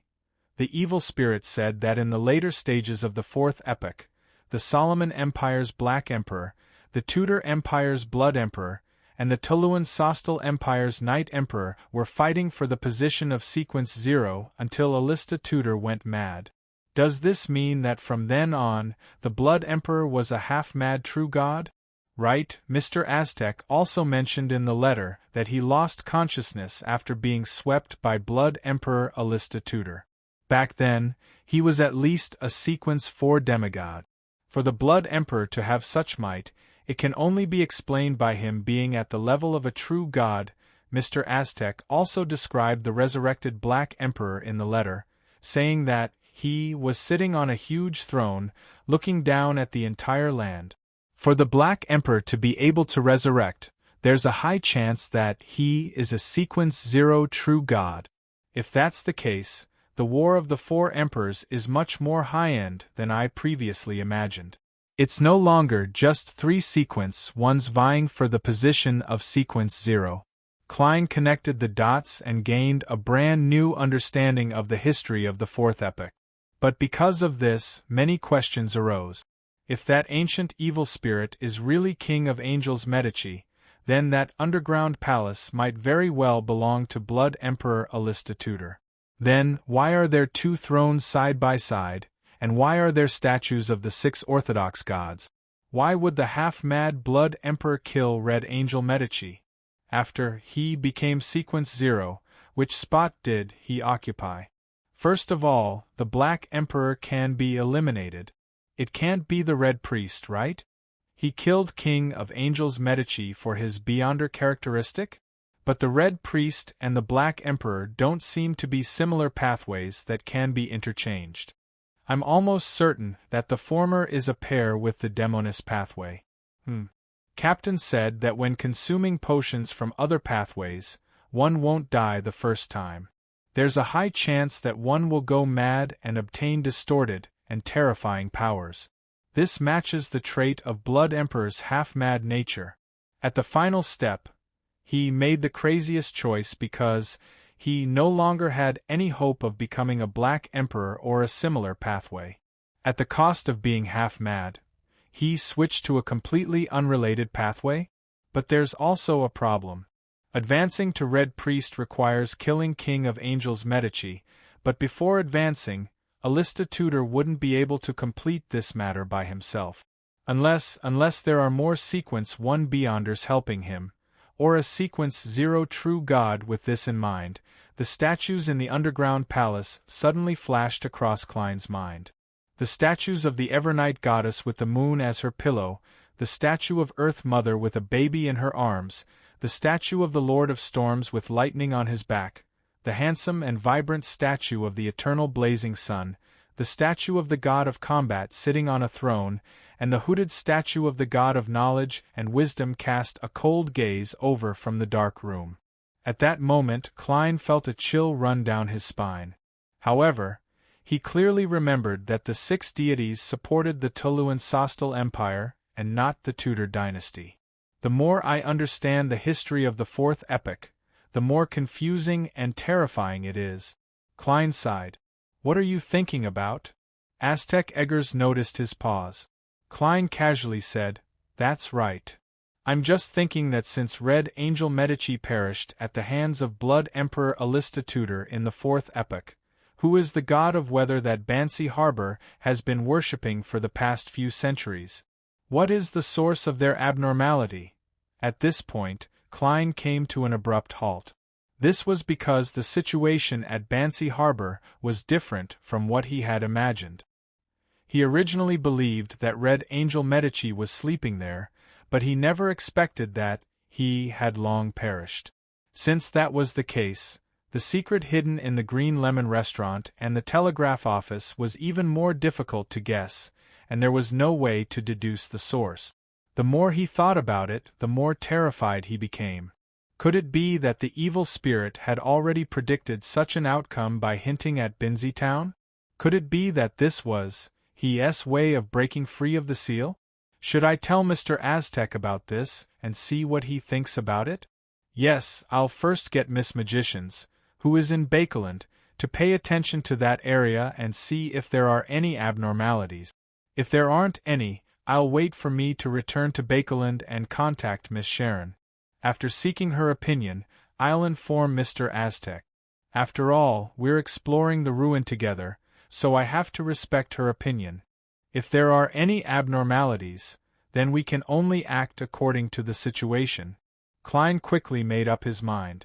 When Azek heard his question, he laughed. Don't think about these things anymore. They must have been buried by the Church of the Storm. Forcing yourself to find out the reason will bring great danger. Even if you reach the level of an angel, you may die because of this. In the mysticism world, curiosity is often the main factor that leads to death. Klein thought of the things he had experienced and heard. He changed the topic and said, Mr. Azek, I already have a messenger that belongs to me. Faster than I expected, Aztec said with a smile. Klein then briefly explained how he modified the incantation, how he completed the summoning, and how he encountered the strange spirit world creature. When summoning a spirit world creature, similar things will indeed happen if it's not the corresponding job.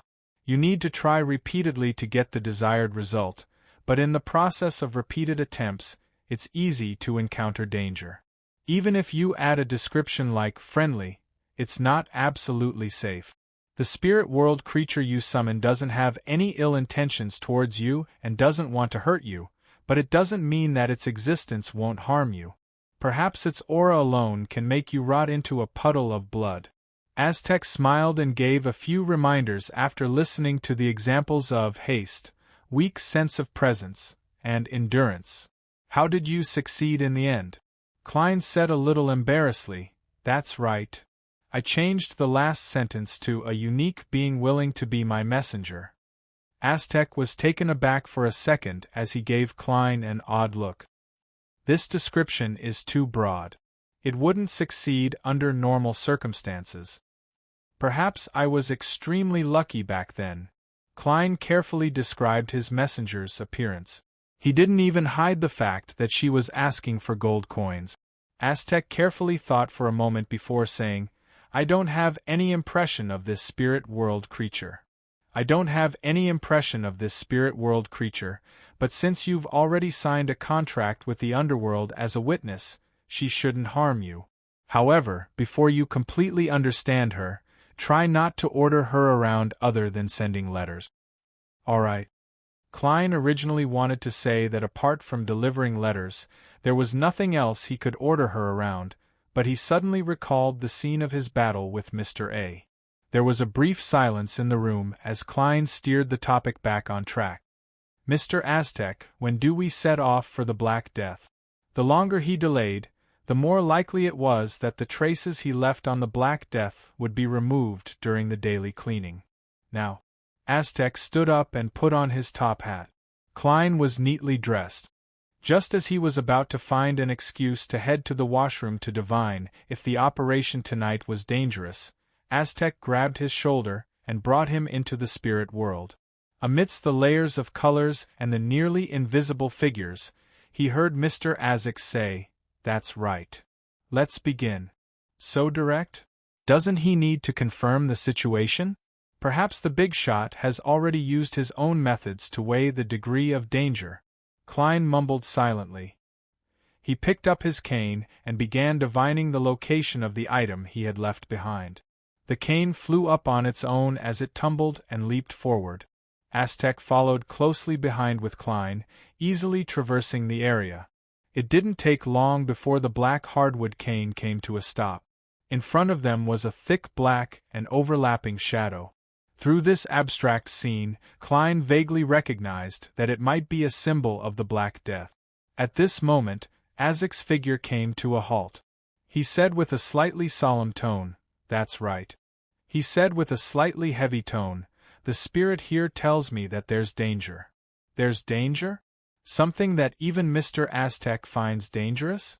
Vice Admiral Ailment found a helper?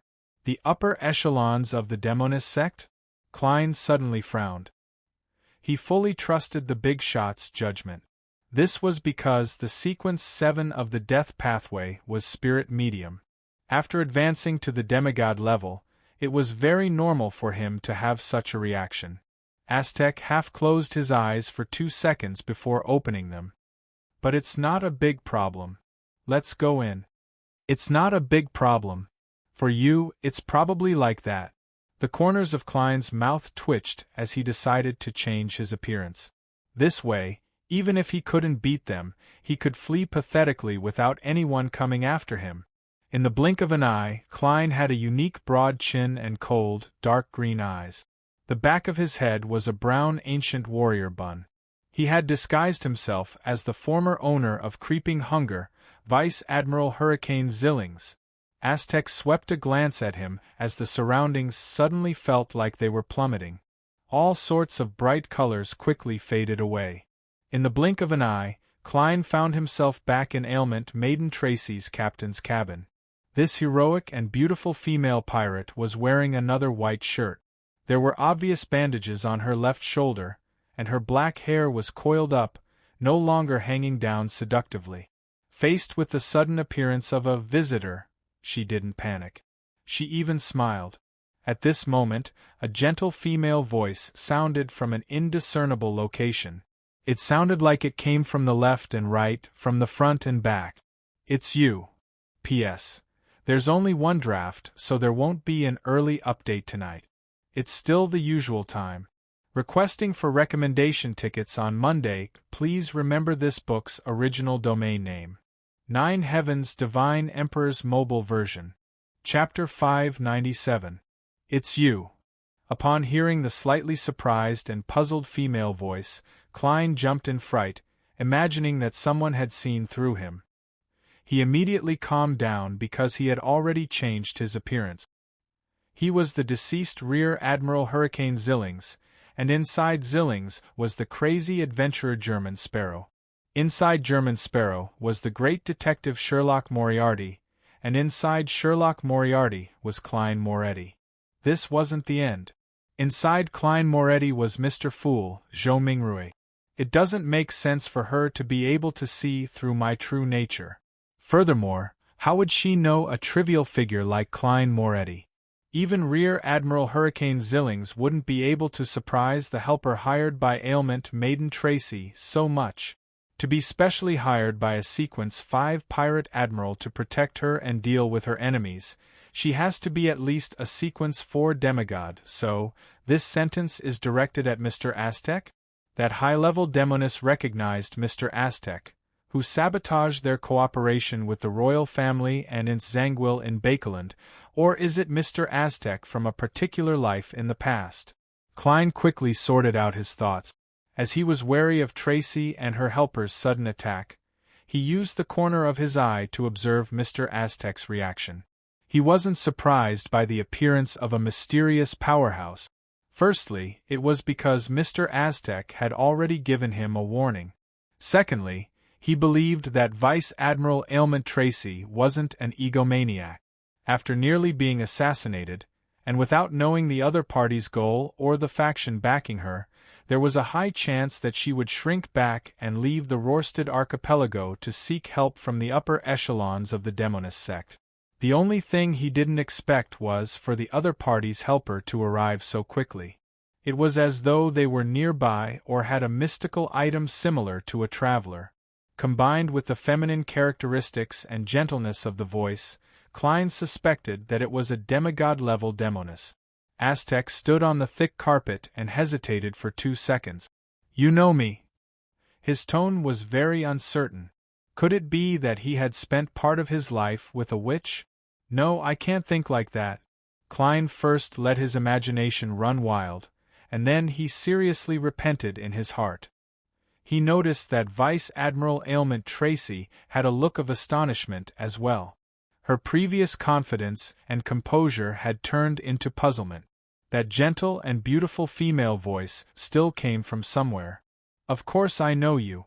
You should know me too." Aztec listened attentively and shook his head with a wry smile.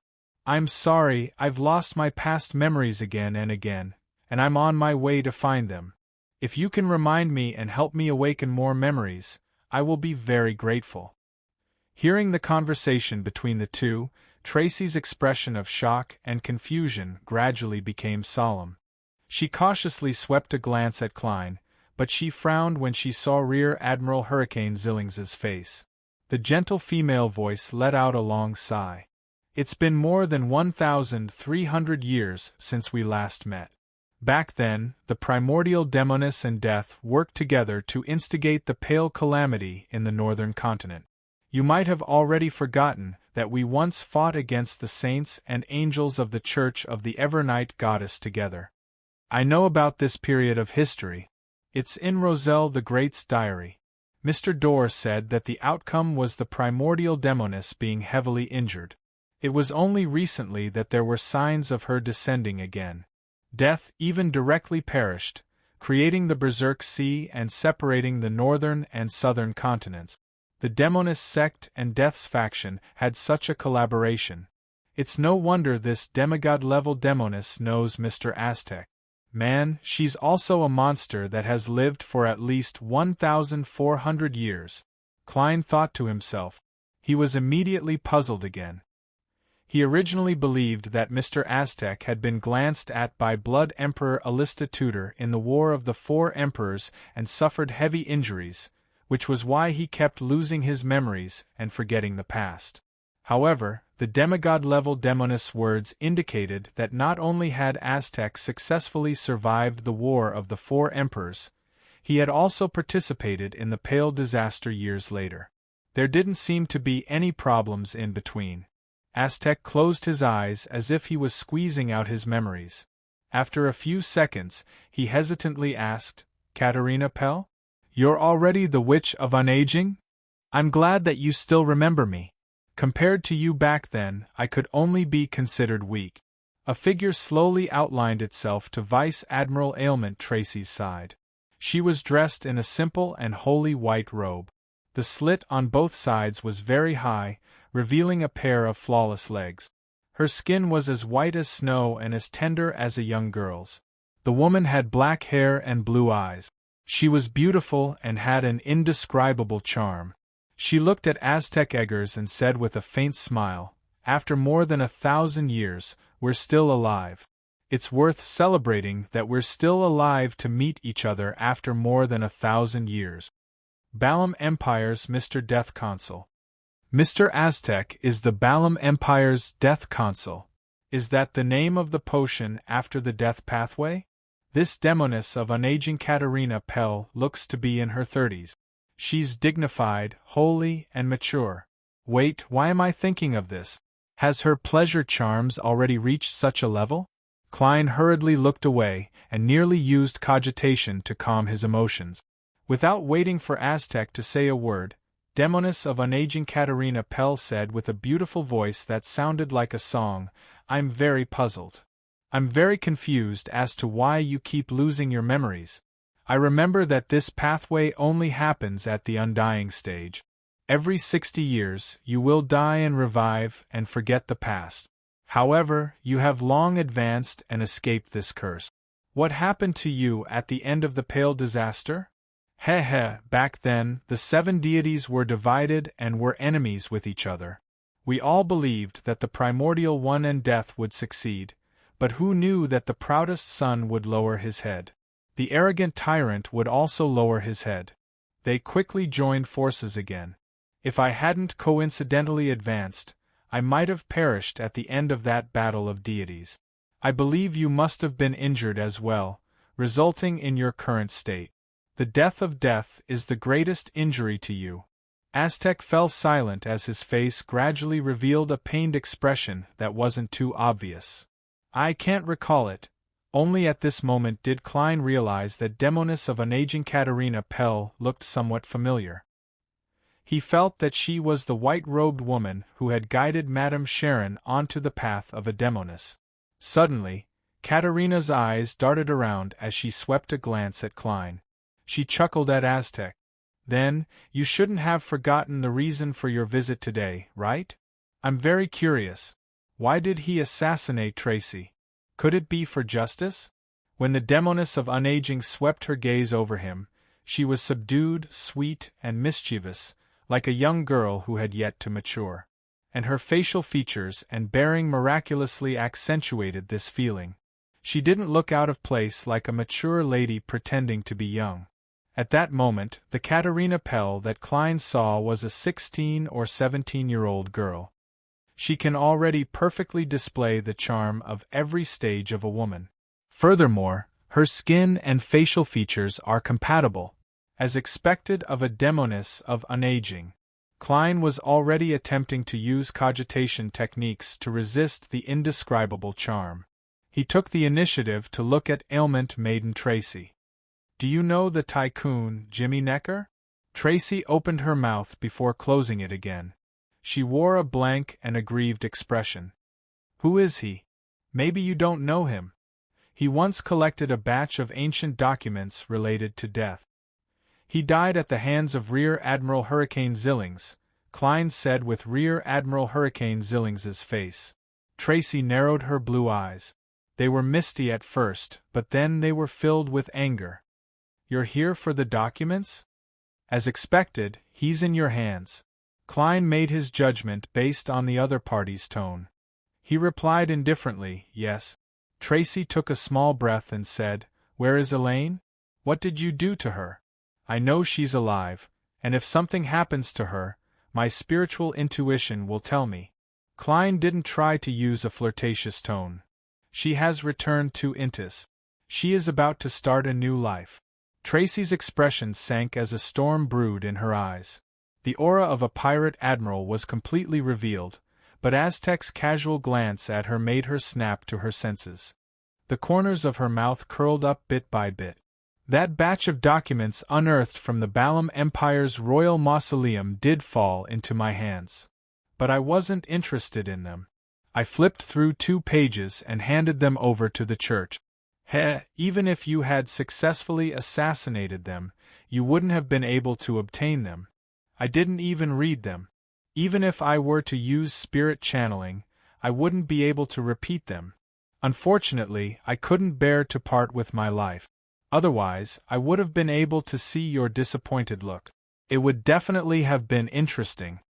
Klein said calmly, "No, I won't be disappointed. No, I won't be disappointed. I'll be able to harvest the soul and characteristics of a witch of pain. I'll herd you and drive you." As he spoke, he raised his left palm. On it was creeping hunger in the form of a black glove. Tracy narrowed her eyes as her gaze turned extremely dangerous, like a provoked tiger. If not for the two high-sequence Beyonders beside her, she might have already attacked. And just as Klein finished his sentence, he sensed that something was amiss. I'm clearly not acting as German Sparrow, so why am I using his persona and style to speak? Klein was alarmed, wondering if he had been too engrossed in his character recently. I have to remember that I can only be myself. I can't be influenced by my character because of prolonged acting. This will cause me to lose myself, and it will cause me to lose control. He quickly did a self-reflection and added the conclusion to his acting guidelines as a faceless. Seeing his brief silence, Aztec looked at Demoness of Unaging Katerina Pell and said in his usual tone, "Can you give me a copy of that batch of documents? That's not a big problem."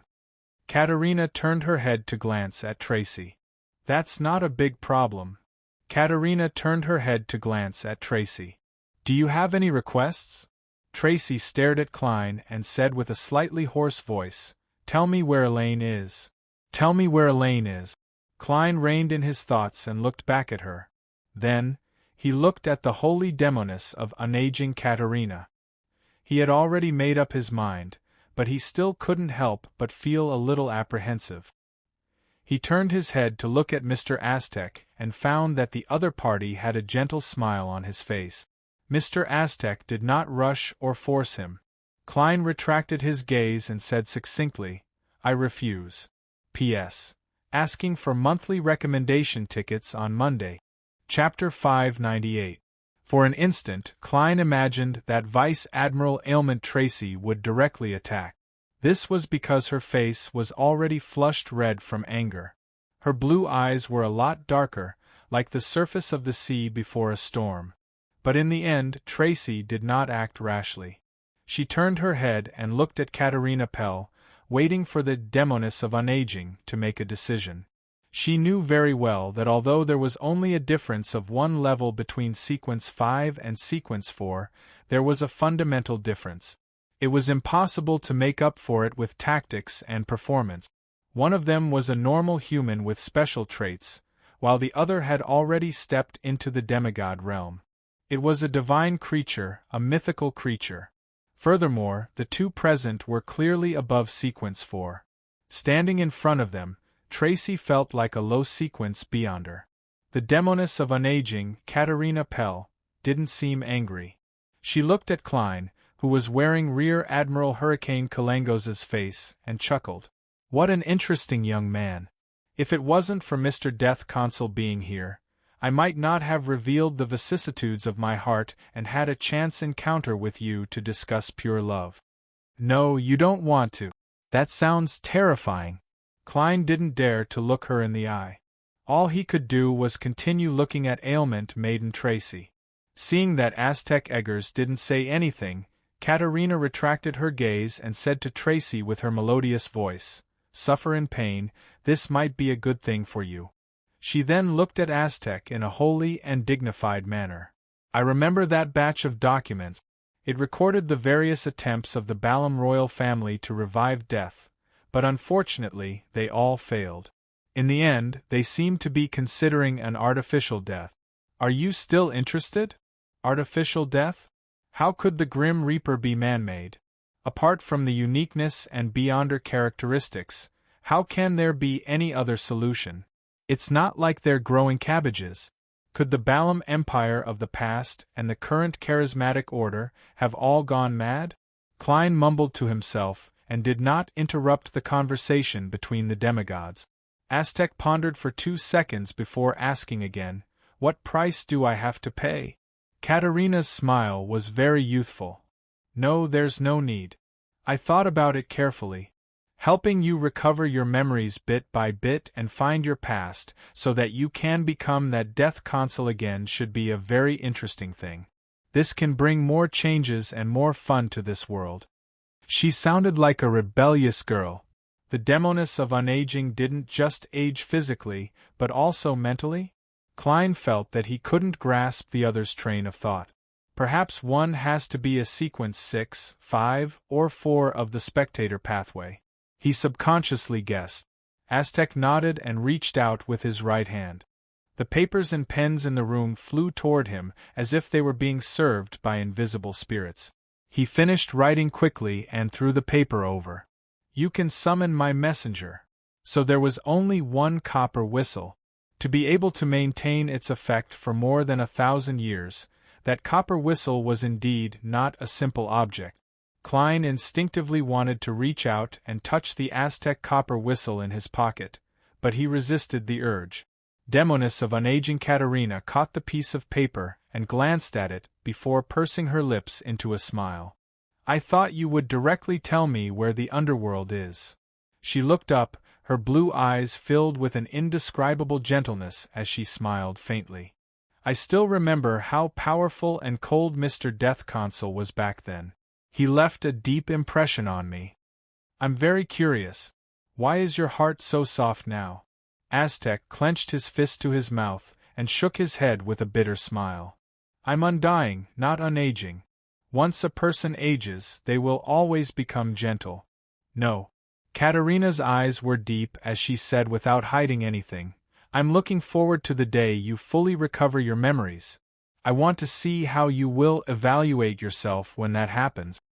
Upon saying that, the corners of her mouth curled up as she blinked at Klein. "Perhaps we're releasing an existence that's even more evil and terrifying than a devil." "She's trying to sow discord, right?" Klein muttered inwardly. However, he couldn't help but recall the pale disaster that was recorded in history books and the various churches' books. It resulted in the deaths of large numbers of creatures, turning the northern continent into a living hell. And the main culprits of this disaster were death and the primordial demoness. It was the southern continent's Death Consul and the demoness sect. Among them, Mr. Aztec, who was known as Death Consul, definitely played a rather important role. Aztec fell silent for a few seconds before grabbing Klein's shoulder and entering the spirit world with him. In the Black Death's captain's cabin, only Demoness of unaging Katerina Pell and Vice Admiral Ailment Tracy were left. The latter looked at the spot where the two had disappeared and calmed down for a while before gritting her teeth. "I won't forget this." Katerina regained her holy demeanor and smiled. "It's painful. The more painful it is, the more you will realize how weak you are.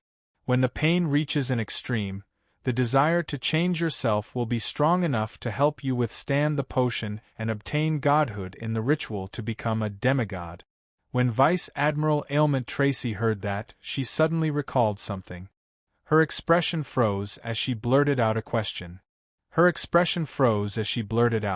Elaine was able to escape the Black Death because... Katerina smiled faintly. "You're my youngest child, but you're the one with the highest chance of becoming a demigod. As a mother, I naturally have to help you." Tracy's facial muscles twitched as she said, "That's right. I have you as a mother, and another mother.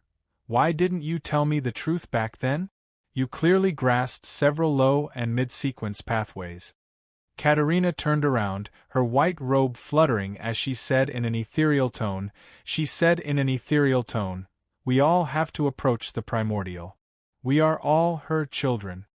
As she spoke, the gigantic sailboat that was dozens of meters long surged with turbulent but silent black flames.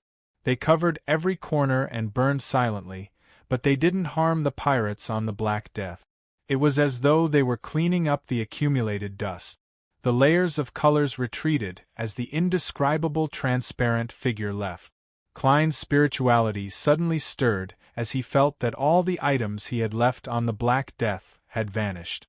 As expected of the demoness of unaging, Klein sighed. Just as he was about to say something, he plummeted once again as he left the spirit world with Aztec. They were in a valley that spread out along a river. There were fertile fields, manors, and small towns that were very characteristic of Rouen. Klein looked around and realized that he was standing in a dark cemetery that had been abandoned for a long time. "Mr. Aztec!" he shouted in puzzlement. Aztec walked in front of a grave covered in weeds with a broken stone tablet. He said in a deep voice, "After meeting Katerina Pellet, I recalled something. I once told you that in one of my dreams, in one of my lives, there was a daughter. She had soft black hair, and she liked to sit on the swing that I built myself and ask for sweets from me. When I was traversing the spirit world just now, I suddenly sensed a summoning from my bloodline. Klein was infected by his emotions as he calmly asked, "This is her, this is her." Aztec nodded and squatted down to caress the half-tombstone. His bronze-colored side profile was filled with gentleness, sadness, and confusion. "This is her grave. If I remember correctly, she has been dead for 926 years. 926 years. Klein wanted to say something, but he was cut off by the long passage of time. If it wasn't for the various churches forcing the dead to be buried in cemeteries and having a certain level of supervision, as well as the lack of all-out war since the Fifth Epoch, this grave and tombstone would have long been nowhere to be found. A person's life was only a few decades, and this was 926 years. The abandoned cemetery was silent for a while. Aztec stood up again and grabbed Klein's shoulder. "I'll send you back first." After traversing the spirit world for a few minutes, Klein saw the white bedsheets and the brownish-yellow floor once again. Aztec pressed down on his top hat and said solemnly, "I'll continue my journey, and you'll continue your adventure." Klein nodded and was just about to say something when he saw the corners of Mr. Aztec's mouth curl up. Klein nodded and was about to say something when he saw the corners of Mr. Aztec's mouth curl up as he smiled. Without waiting for Klein to answer, Aztec sighed and said, "Were you worried that I would become an evil person like the Demoness after regaining my memories?" Without waiting for Klein to answer, Aztec sighed and said, "I'm very worried too. However, I want to find myself more." With that said, the void around him rippled like water as his figure disappeared from the room. Klein stood rooted to the ground and remained silent for a long time. He shook his head and laughed silently as though he was consoling himself. "Perhaps when the time comes, I'll already be a powerhouse at the level of an angel. I can establish a mental hospital for antisocial personalities, with Miss Justice as the attending physician." Reigning in his thoughts, Klein sat down and habitually recalled and reviewed the operation. "I originally thought that I could graze a demoness of affliction and obtain further clues to Death's documents and the missing persons case. Who knew that the development and outcome were not within my expectations? I can only complete the initial goal. Sigh, it's impossible for me to instigate Mr. Aztec to take action.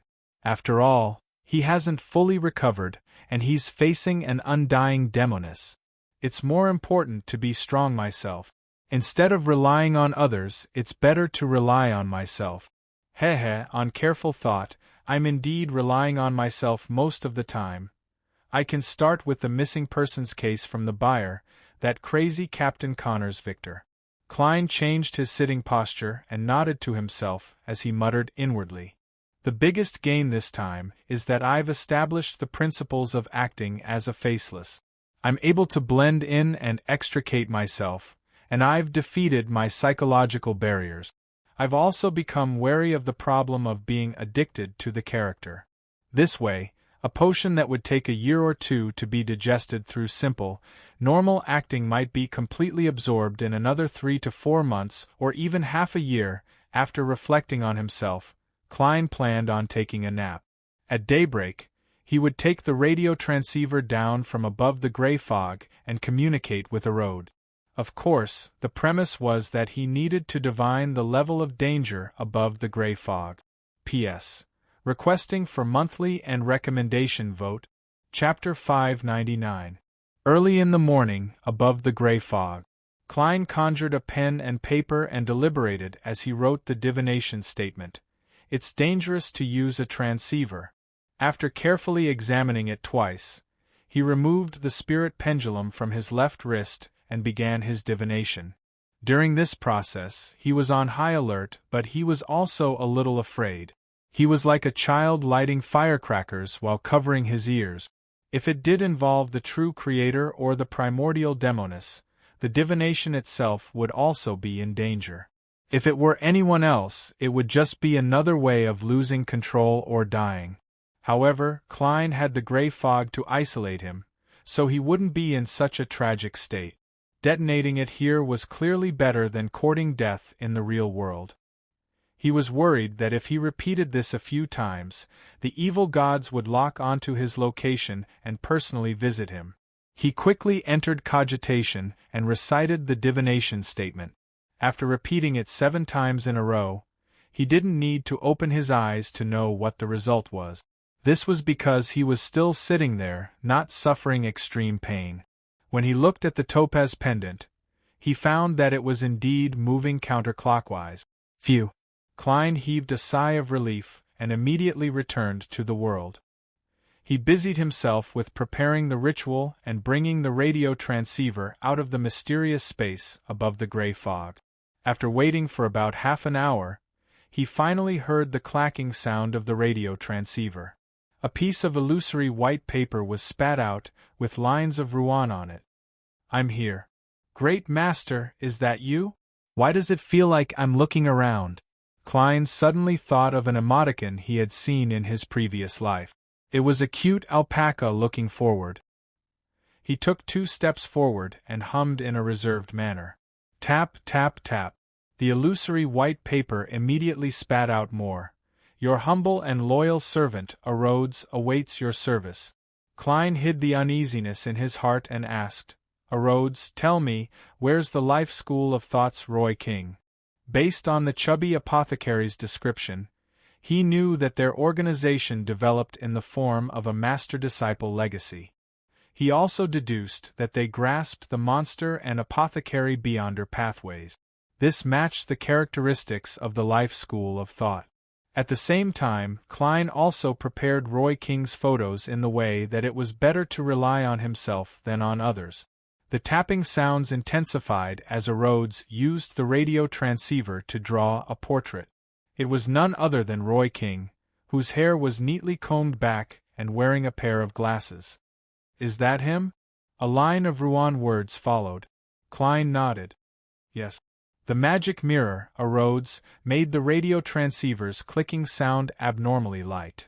"Great Master, the person you're looking for is locked up in the governor's mansion in Byam, the city of generosity." Locked up in the governor's mansion? Klein frowned slightly, but he wasn't in a hurry to ask further. He said confidently and frankly, "That's right." "All right, according to your rules, it's your turn to ask questions." Ta. Rhodes used the radio transceiver to print a smiley face and a line of words. "I've already asked, and you've answered." "When?" Klein was first taken aback before he looked at the illusory piece of paper and saw the previous question. "Is it him? That works too? That counts?" At that moment, Klein completely understood how free Rhodes's rules were. Against ordinary people, it was as strict as it could be. It was as vile as it could be, to the point of having onlookers. But here, it was just a casual perfunctory act. It was blatantly going easy on Rhodes. How did this fellow develop such a personality? Klein considered for 2 seconds before asking another question. "Rhodes, do you know of the book Rozel's Travels?" Rhodes fell silent for 2 seconds before making the radio transceiver produce stiff tapping sounds, spitting out more illusory pieces of paper. "Great Master, this question of yours is too considerate of me. I only need to answer, I know, to resolve it. I'll help you modify it slightly, changing it to you know of matters related to Rozel's travels. It's a very magical book. Many of its previous owners have gone missing. I'm unable to see who its creator is, but it's clear that it first appeared among the dragons after the disappearance of the City of Miracles, Liveseed. It appeared after the disappearance of the City of Miracles, Liveseed, which was conjured by the Dragon of Imagination Anquelt. Perhaps I can promote it to Miss Justice. She might be interested, and if she really buys it, I can study it in advance above the gray fog as a middleman. If any problems arise from my research and the book is completely damaged, I can tell her that the seller has gone back on his word and can only refund her. With this in mind, there's really a future in being a platform." Klein's thoughts raced as he said to the radio transceiver, "It's your turn. It's your turn." Rhodes didn't stop as it tapped out lines of Ruan. Great Master, I've already asked, and you have answered. Great Master, I've already asked, and you've answered. When did this happen? Klein was amused and confused as he browsed through the illusory white paper. Finally, he found the so-called question at the very beginning. Great Master, is that you? I have to say that this magic mirror named Erodes really doesn't have any integrity when it comes to currying favor with me. However, the way it answers questions in pairs really satisfies people with obsessive-compulsive disorder. It's just like the "and" in the programming languages I learned by myself in the past. Klein cleared his throat and continued asking. Why is Roy King locked up in the governor's mansion? The radio transceiver spat out illusory white paper. Ever since the disappearance of the Life School of Thought's Snake of Mercury, there has been internal strife, and they have encountered quite a number of dangers. Some have even died at the hands of Rose School. The Life School of Thought develops secretly in the form of a master-disciple inheritance, but there's a council of elders in the upper echelons that coordinates the competition between the different factions. Since the Fifth Epoch, the name of this council of elders has gradually become fashionable. It's now called the Fate Council. There are a total of 7 counselors, and that Snake of Mercury is the chairman. Roy King's teacher is one of the Fate counselors. Something happened to him after the disappearance of the Snake of Mercury. And before that, he had handed an important sealed artifact of the Life School of Thought to Roy King. This is the reason why Roy King was secretly captured by the Rouen military. The disappearance of the Snake of Mercury? Klein immediately thought of Will Aucepton, who was hiding in Bakeland, as well as the other Snake of Mercury that had been pursuing him but had never appeared, the suspected Angel of Fate, Ouroboros. The Life School of Thought's Snake of Mercury definitely isn't the one that's searching for Will Aucepton. This is because he has enough time to contact the organization, so he wouldn't end up in a missing state. Perhaps it's Will Aucepton, or perhaps it's a third one. There's no way to tell. Klein nodded slightly and said to the radio transceiver, "Go ahead and ask."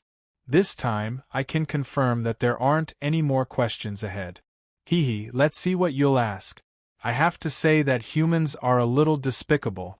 Others are afraid of Erodes asking questions, but after it helped me deflect it twice, I actually wish for it to officially ask a question. Klein waited with interest. Tap, tap, tap. The radio transceiver's voice suddenly turned heavy as it spat out the illusory white paper with difficulty. This, Great Master, how can I better be your loyal and humble servant? I underestimated your limits. Klein restrained his expression of being at a loss whether to laugh or cry as he replied in a deep voice, "Just maintain it as it is now." "All right." The tapping sounds became lively again. "The aura is about to dissipate. Your loyal and humble Erodes awaits to serve you again." Towards the end, Erodes even added a simple drawing of a hand waving. "It sure is talented." "That's right. It knows so many magic mirrors, so it's difficult not to understand all of this." Klein watched as the radio transceiver fell silent. He paced a few steps, sat on the edge of the bed, and considered Roy King's matter. He had no intention of infiltrating the Byam Governor-General's office and rescuing Roy King from the military's tight watch. This was because he didn't know him at all. He hadn't even seen him in person. His only connection was the chubby apothecary. There must be quite a number of Beyonders imprisoned underground in the Church of the Storm, but what has that got to do with me? Klein chuckled and shook his head. The information revealed by Erodes made him realize something. Admiral of Blood Seigneur's mystical item that made him sufficiently lucky might have come from the Life School of Thought. Backing this pirate admiral was likely the Rose School. They had taken advantage of the Snake of Mercury's disappearance to kill many members of the Life School of Thought. This also reminds me that I have to be more careful when dealing with pirate admirals. Vice Admiral Ailment Tracy got Demonis of an aging Katerina Pell out of a disagreement. The other pirate admirals won't lack supporters either. They often represent a faction or an organization. Behind Admiral of Blood is the Rose School. Behind Admiral of Stars is the Moses Ascetic Order, as well as us, Tarot. Behind Admiral Hell is likely the Charismatic Order and the King of the Five Seas. Behind Vice Admiral Iceberg is the Church of the God of Knowledge and Wisdom. Vice Admiral Deep Sea and Vice Admiral Twilight are temporarily unknown, but to be able to reign supreme at sea for so many years, they definitely didn't rely on themselves. Come to think of it, back then, which faction was backing Vice Admiral Hurricane Zillings? The one that gave him creeping hunger, or the unspeakable one that drove him to assassinate the Duke of Negan? Yes, when I hunt pirate admirals in the future, I can't leak any information. Furthermore, I'll only make one attempt. If I fail, I'll immediately leave. As Klein's thoughts raced, he suddenly recalled something. The paper crane that Snake of Mercury, Will Septon, had personally folded was still in his hands. Chapter 600.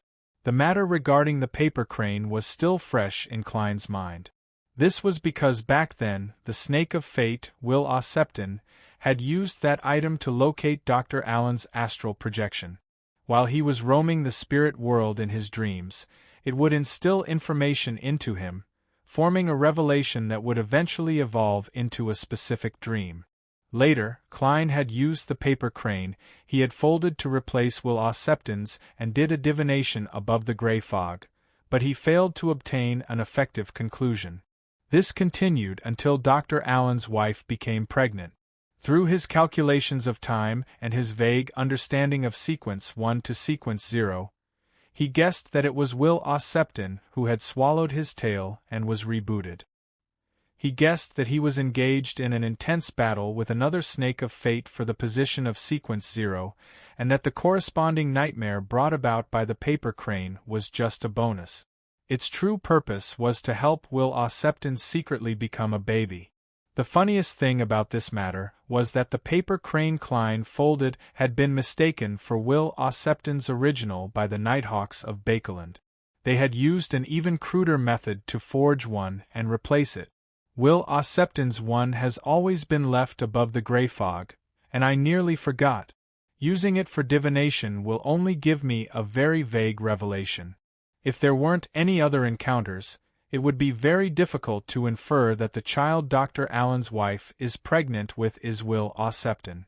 But in turn, Will Septon can use it to determine the location of the spirit world, just like how the magic mirror, a Rhodes, relies on the gray fog's aura to connect to the radio transceiver from the spirit world. There seems to be a possibility. Klein suddenly sat up straight as he came up with an extremely creative idea. He wanted to use the paper crane to communicate with Will Septon in his dream. This might not be of much use to me now, and there might even be some hidden dangers. But if Will Septon really is the Snake of Fate from the Life School of Thought, I'll definitely be able to gain a favorable impression by providing him with the corresponding information. Towards an existence at the level of a king of angels, it's necessary to invest in advance. When he's truly born, he might receive returns that are dozens of times greater. After all, it's not like I'll die trying. Even if I die, I can still be resurrected. Klein had this in mind, but he was actually very cautious. He planned on heading above the gray fog to divine the level of danger before deciding if he should put it into practice.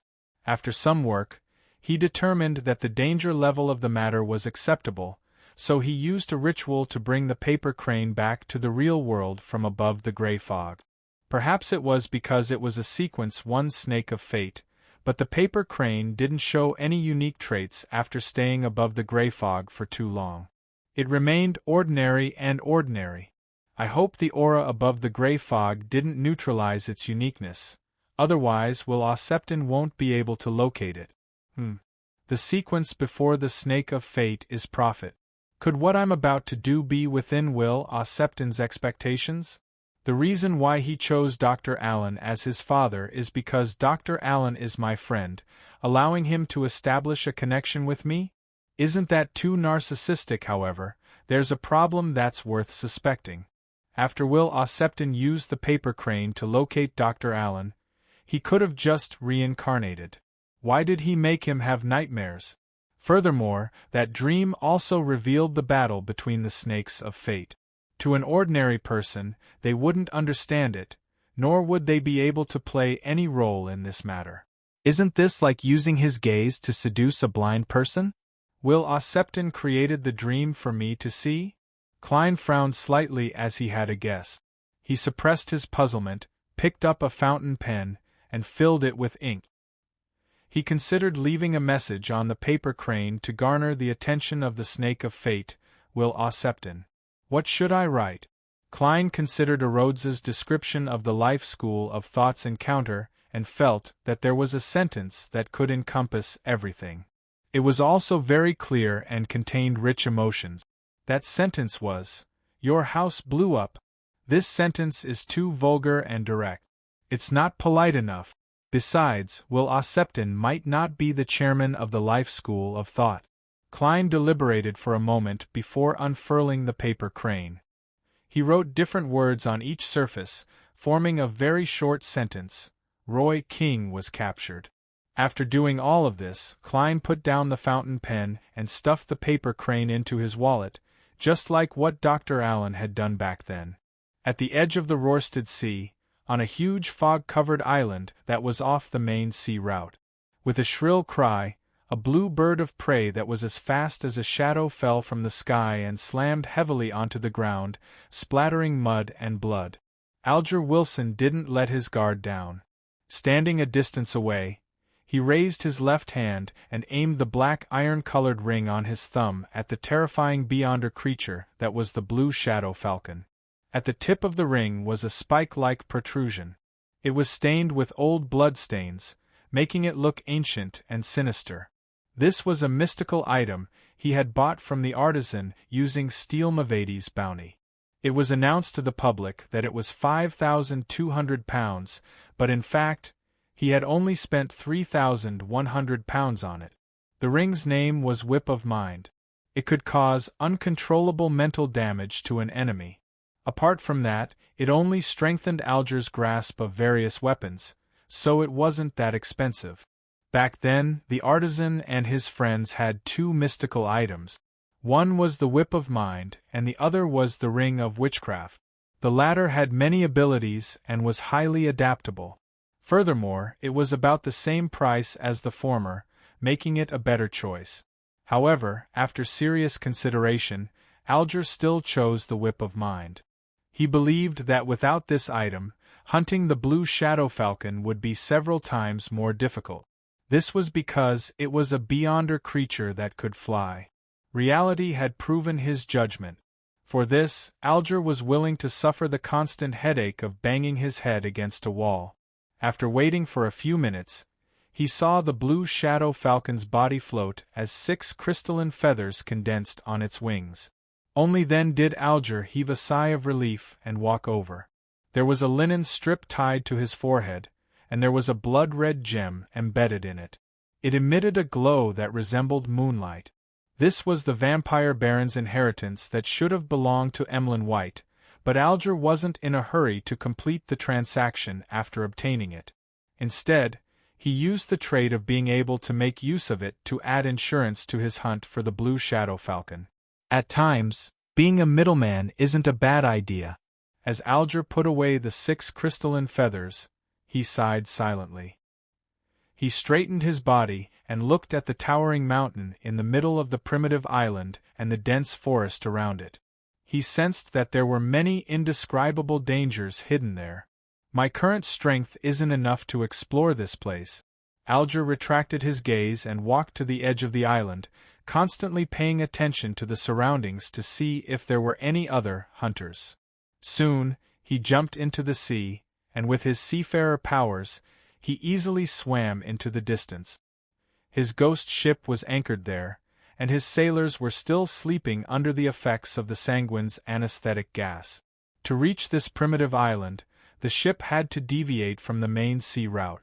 With sea monsters lurking and storms surrounding it, it would take at least 6 hours to sail. There was the danger of sinking at any moment. Only a seafarer who was familiar with the route would be able to sail the ship nearby. Late at night, Klein, who had rested for an entire day, put down the newspaper and crawled into bed. Just as he was about to fall asleep, he suddenly thought of a problem. Donna's has returned to the Golden Dream. Wouldn't it be a waste for me to stay in such a huge suite by myself? Klein nodded indiscernibly and decided to check out at dawn and change hotels. After making up his mind, he quickly fell asleep and suddenly woke up in a daze. He knew that a force had invaded his dream. To be able to detect the invasion of a snake of fate, I'm very powerful. No, the gray fog is very powerful. Klein looked around and realized that he was in a pitch-black, desolate plain. Not far away was a black steeple. This was the scene he had once seen in Dr. Allen's dream, but at this moment, the steeple no longer had the mysterious silver-white snake. Klein nodded in thought and sped up his pace. He entered the pitch-black steeple. It was still ancient and decaying, and the layout was chaotic. The stairs sometimes spiraled upwards and sometimes descended diagonally. Some of the rooms were normal, some were upside down, and some were embedded in other parts of the building. After passing through the doors and walls, Klein once again arrived deep inside the Black Tower. There were tarot cards scattered everywhere, clustered around the slightly protruding ground in the middle. There was a line of words in silver and a portrait. The portrait belonged to the chubby apothecary, and the silver words formed a sentence. Inform Darkwill. The chubby apothecary's name is Darkwill. Will Ossepton is really the snake of fate from the life school of thought, and I can indeed use the paper crane to communicate with him in a dream. Klein waited for a while, and seeing that there were no other revelations, he left the dream and went back to sleep.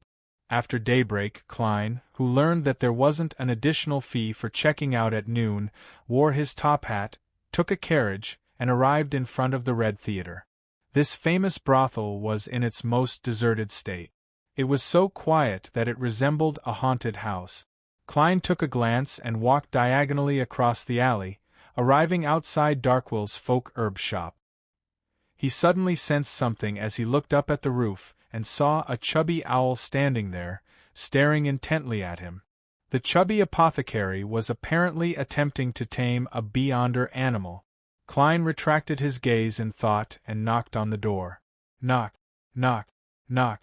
After waiting for a while, he saw the chubby apothecary Darkwill open the door with sleepy eyes. You aren't sick, Darkwill said after observing him for a moment. Klein maintained the cold expression of a German sparrow as he politely curled the corners of his mouth. Good morning, Mr. Apothecary. I found your teacher. Really? Darkwill asked in disbelief. You just accepted the commission the day before yesterday. Genius 1 second. Remember site address. Mobile URL. Chapter 601. Does the fact that I accepted the mission the day before yesterday have anything to do with when I find the person? If I hadn't spent a day waiting for Snake of Fate Will Ossepton to locate me, I could have done it 24 hours earlier. That's what professionalism is. Klein replied calmly. You can choose not to listen. Darkwill choked on his subsequent words as his facial muscles twitched. The chubby apothecary Darkwill choked back his subsequent words as his facial muscles twitched. Klein recounted the story. Klein went straight to the point. I received news that Roy King was secretly captured by the military and is currently being held in the governor's office. Really? Darkwill couldn't help but widen his eyes as he blurted out a question. Really? Darkwill couldn't help but widen his eyes as he blurted out a question. Klein nodded indiscernibly. My source is sufficiently reliable. But I have no way of confirming it, Darkwill said hesitantly. It's because it involves an important sealed artifact of the life school of thought, Klein said directly. The chubby apothecary was immediately given a fright as he took 2 steps back and looked around warily, afraid that someone would hear what he had just said. Is such a matter something that can be casually said on the streets? He knows that we're from the life school of thought. He knows that Old Man is involved in an important sealed artifact. I only learned of it during the last contact. Darkwill gradually believed the information provided by the adventurer in front of him. Klein swept a glance at the owl that had flown down from the roof and landed on the chubby apothecary's shoulder. You can pay me now. I have no way of confirming it. It's not like I'll believe whatever you say, right? Darkwill said stubbornly. Then, he saw the adventurer's eyes turn abnormally cold. The chubby apothecary shuddered as he hurriedly mumbled, All right. I'll barely consider you to have completed the mission. His heart ached as he took out a large amount of cash from a hidden pocket in his village, which Dr. Robe. He counted out £100 and handed it to Klein. Although he was a beyonder, his profession was an apothecary and beast tamer. The enhancement to his physique couldn't be fully reflected in a head-on battle, so he might not necessarily be able to defeat an ordinary person with a revolver. As for the beyonder pet he had tamed, it was also a fellow that didn't have much combat strength. His opponent was obviously an experienced adventurer with many channels, so there was a high chance that he was also a beyonder. The man and the owl together might not be his match, so they could only go with whatever the other party said. It wasn't easy for me to save up the money. He sighed in his heart.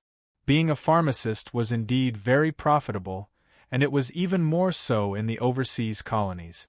There were many pirates, sailors, and adventurers there, and the official organization's management was relatively lax. He could sell some illegal drugs without worrying about anyone coming after him.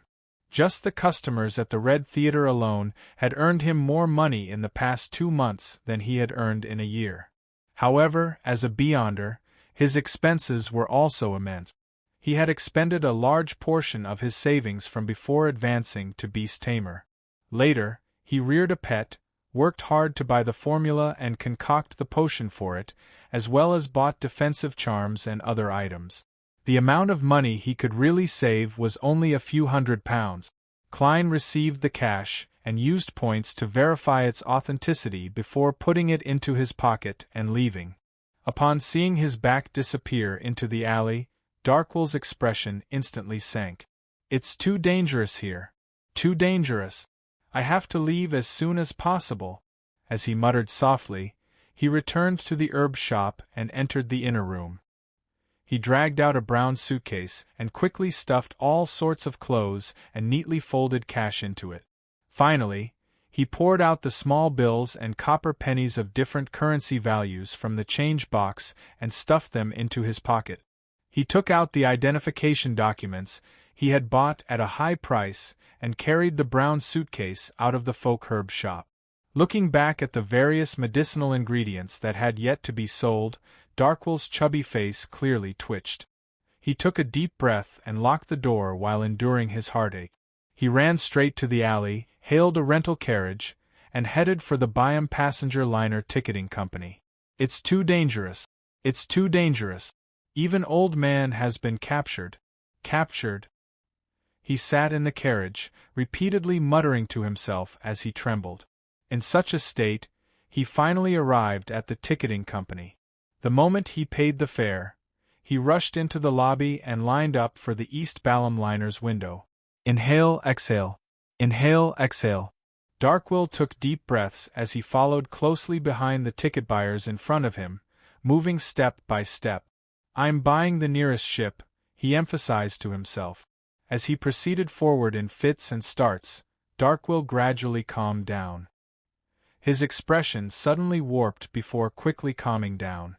It warped again before calming down again. When there was only one ticket buyer left in front of him, Darkwill's footsteps froze in place. Dumbass! You dumbass! He cursed and turned around abruptly. He carried his suitcase and identification documents as he walked out of the ticketing lobby. Klein wasn't concerned about how Darkwill would save his teacher, Roy King. He believed that it wasn't something he needed to consider. Behind them is the life school of thought.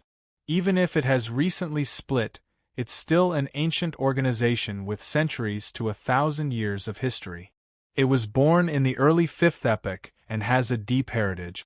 The chubby apothecary will naturally be able to find help. If the life school of thought can't do it, it's useless even if I bring out the entire tarot. There's no need to worry. The military has a demigod in Byam. Of course, he might not be in the Governor-General's office. Perhaps he lives in a military base.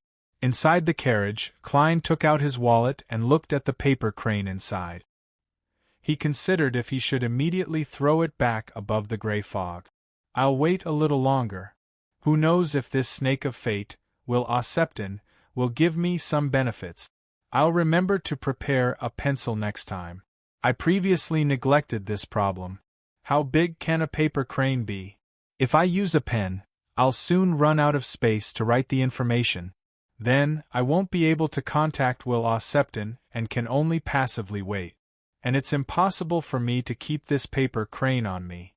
In a few days, I'll have to return it to the junk pile above the gray fog. After all, I can't always let Will Ausepton locate me. I have to be careful. Klein quickly made a decision and returned to the Wind of Azure. He packed his luggage and checked out of the luxury suite. To his relief, Donnas had paid for a room in advance the second time he came. He only paid 5 soldi. Soon, Klein changed streets and arrived at Odom Street, which was near the Amiris Leaf Bar. He checked into a hotel named Tina and asked for a clean but ordinary room. It only cost 2 soldi and 2 pence a day, and there was an additional cup of juice squeezed from a giant fruit like Tina. As he drank the milky sweet juice, Klein didn't need to care about his image. He slumped into the reclining chair in the room and decided to spend the next 2 hours in a daze and catching up on sleep. After that, he would head above the gray fog to browse through the prayers of his believers and experience the feeling of having 1,000 faces. Bakeland, White Family.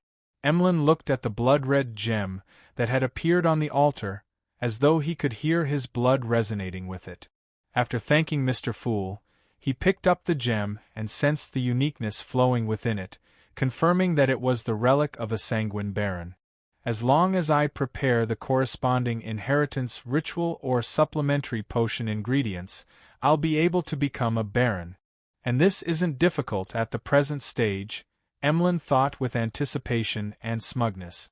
Emlyn thought with anticipation and smugness. According to the human system, I'll be a sequence 6 beyonder when the time comes. The corresponding title is Potions Professor. In the blink of an eye, it was Monday again. Above the fog sea, a fleet was traversing through the thin fog and the blue sea. Their flagship was a gigantic sailboat with a unique flag hanging on it. It depicted an eye without eyelashes surrounded by 10 stars. Admiral of Stars Catlia stood by the window of the captain's cabin, silently watching the sunlight that shone through the thin fog until the clock on the wall produced the sound of a cuckoo.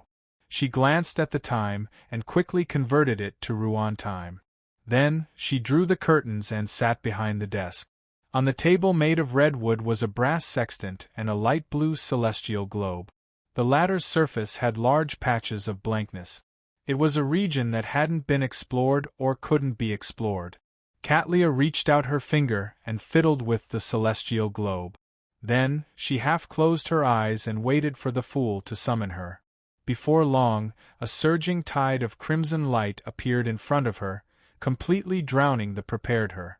After she adapted to the changes, the holy palace supported by stone pillars and the mottled, ancient bronze table appeared in her vision. Amidst Miss Justice's lively greeting, Catlia also greeted Mr. Fool, who was still shrouded in the grayish-white fog.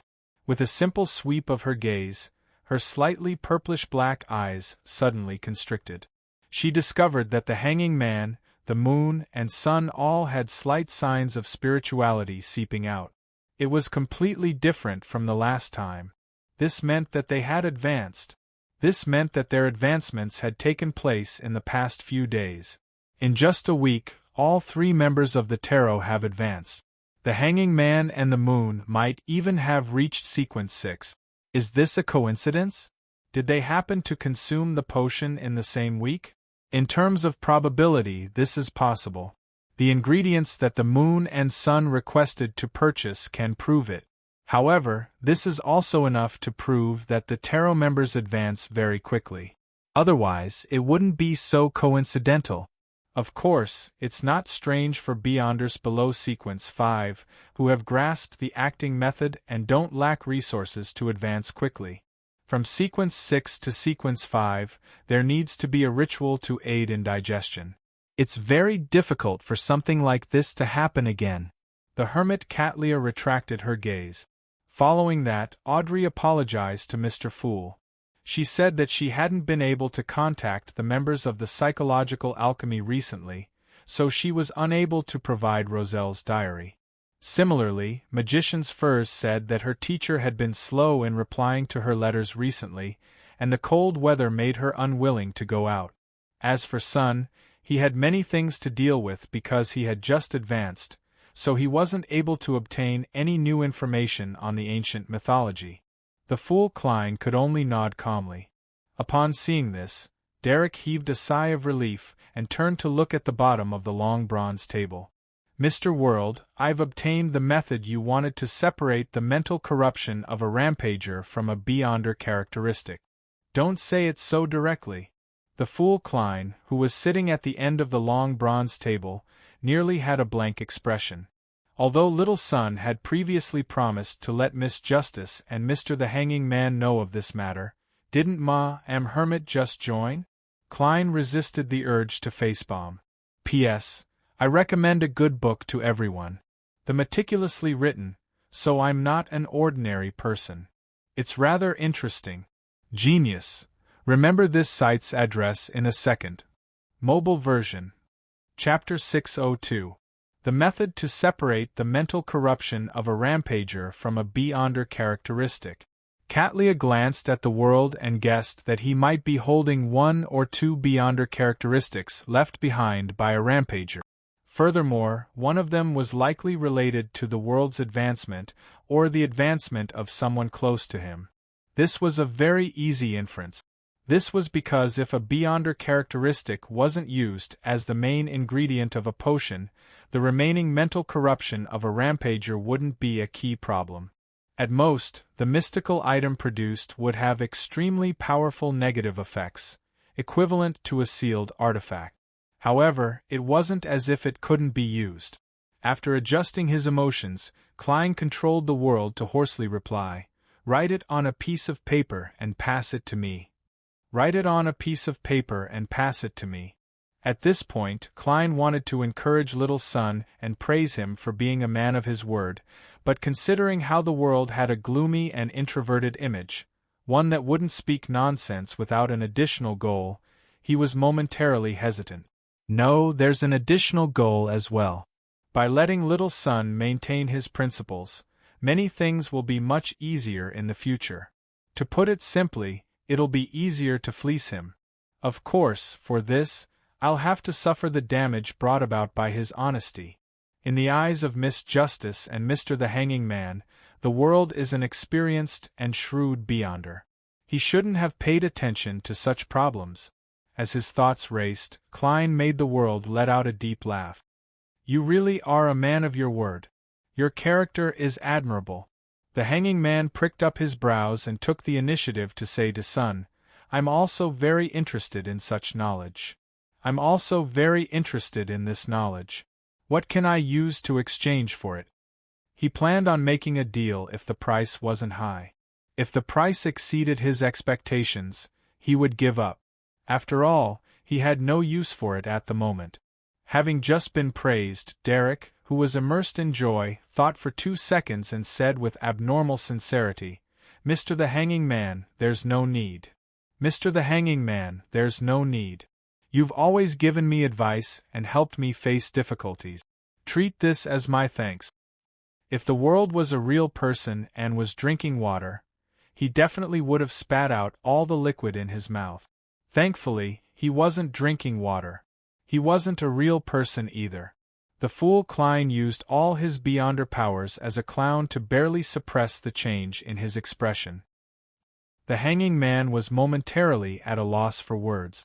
Sun's answer was completely out of his expectations. He had drifted on the sea for so many years and had experienced many things. His way of thinking had long since changed from black and white to gray. But at this moment, he felt an inexplicable sense of shame.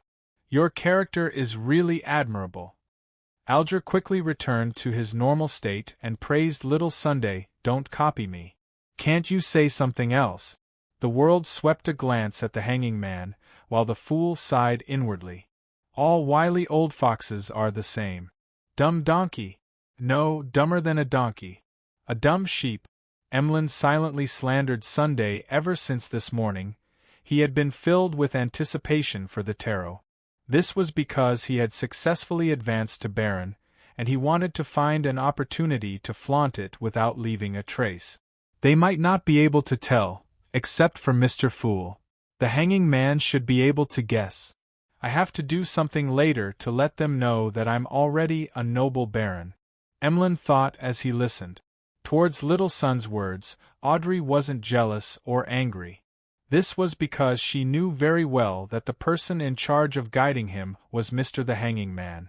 She and the others only occasionally gave him some advice. Being a good person will naturally be rewarded. I hope that Mr. the Hanging Man will become kinder from now on. She looked across in delight, temporarily not having the urge to spend money to obtain the method to separate the mental corruption within a Beyonder characteristic. Sun quickly turned around and obtained Mr. Fool's approval. Soon, he conjured 2 yellowish-brown goatskin parchments. Klein controlled the world to take one of them and impatiently scanned it. There are 2 methods. The first is to use an item that can steal the Beyonder powers of others to steal the mental corruption left behind by the rampager. Then, before the theft loses its effectiveness, one can concoct the Beyonder characteristic into a potion. This way, the mental corruption won't return and will directly dissipate. The second method is to set up a ritual and pray to one of the 2 powerful mystical items in our city of silver. We can use its feedback to shatter the Beyonder characteristic and evaporate the mental corruption. After that, the Beyonder characteristic will slowly gather on its own. I can only obtain the corresponding ritual process, but I'm unable to obtain the exact description of that item. Only the elders of the 6-member council have the right to understand and preside over such a ritual. The ritual process is, With so many thoughts running through Klein's mind, he nearly forgot to control the fake world. The first method is indeed something I didn't think of before. The sealed artifact, Blood Vessel Thief, behind Tingen City's Chinese Gate, can steal the target's Beyonder powers. Treating mental corruption as one of them isn't a problem logically. But the problem is that the mental corruption in the all-black eye isn't from an ordinary Beyonder. It comes from the evil god, the true creator. Be it a Beyonder with the ability to steal or a mystical item of similar nature, it will be difficult for them to withstand such mental corruption. The former will definitely lose control on the spot, while the latter will be directly corrupted. In theory, I can sacrifice a similar mystical item and use it to replace the all-black eye's corruption, but the timing has to be perfect. There can't be any mistakes, or both will be corrupted. Klein quickly analyzed the feasibility of the first method. As for the second method, it was close to his previous inference and Edwina's guess, only the details were different. The 2 powerful mystical items in the City of Silver are at most grade 0. It's basically impossible for them to be left behind by any true god or sequence 0. Otherwise, they wouldn't be in such a sorry state in the forsaken land of the gods. Therefore, can I believe that shattering a Beyonder characteristic doesn't necessarily require the power of a deity? An angel is enough? According to Little Sun, in the second epoch, angels are equivalent to subsidiary gods, barely considered deities. There's something that can prove this point. See, God Cavituous only obtained a portion of Calamity Kohinum's characteristic, and the rest is in the Book of Calamity. There might even be a third portion, hidden somewhere. It helps an angel-level high elf not die. In short, it can be seen that Kohinum's Beyonder characteristic is split into at least 2 parts.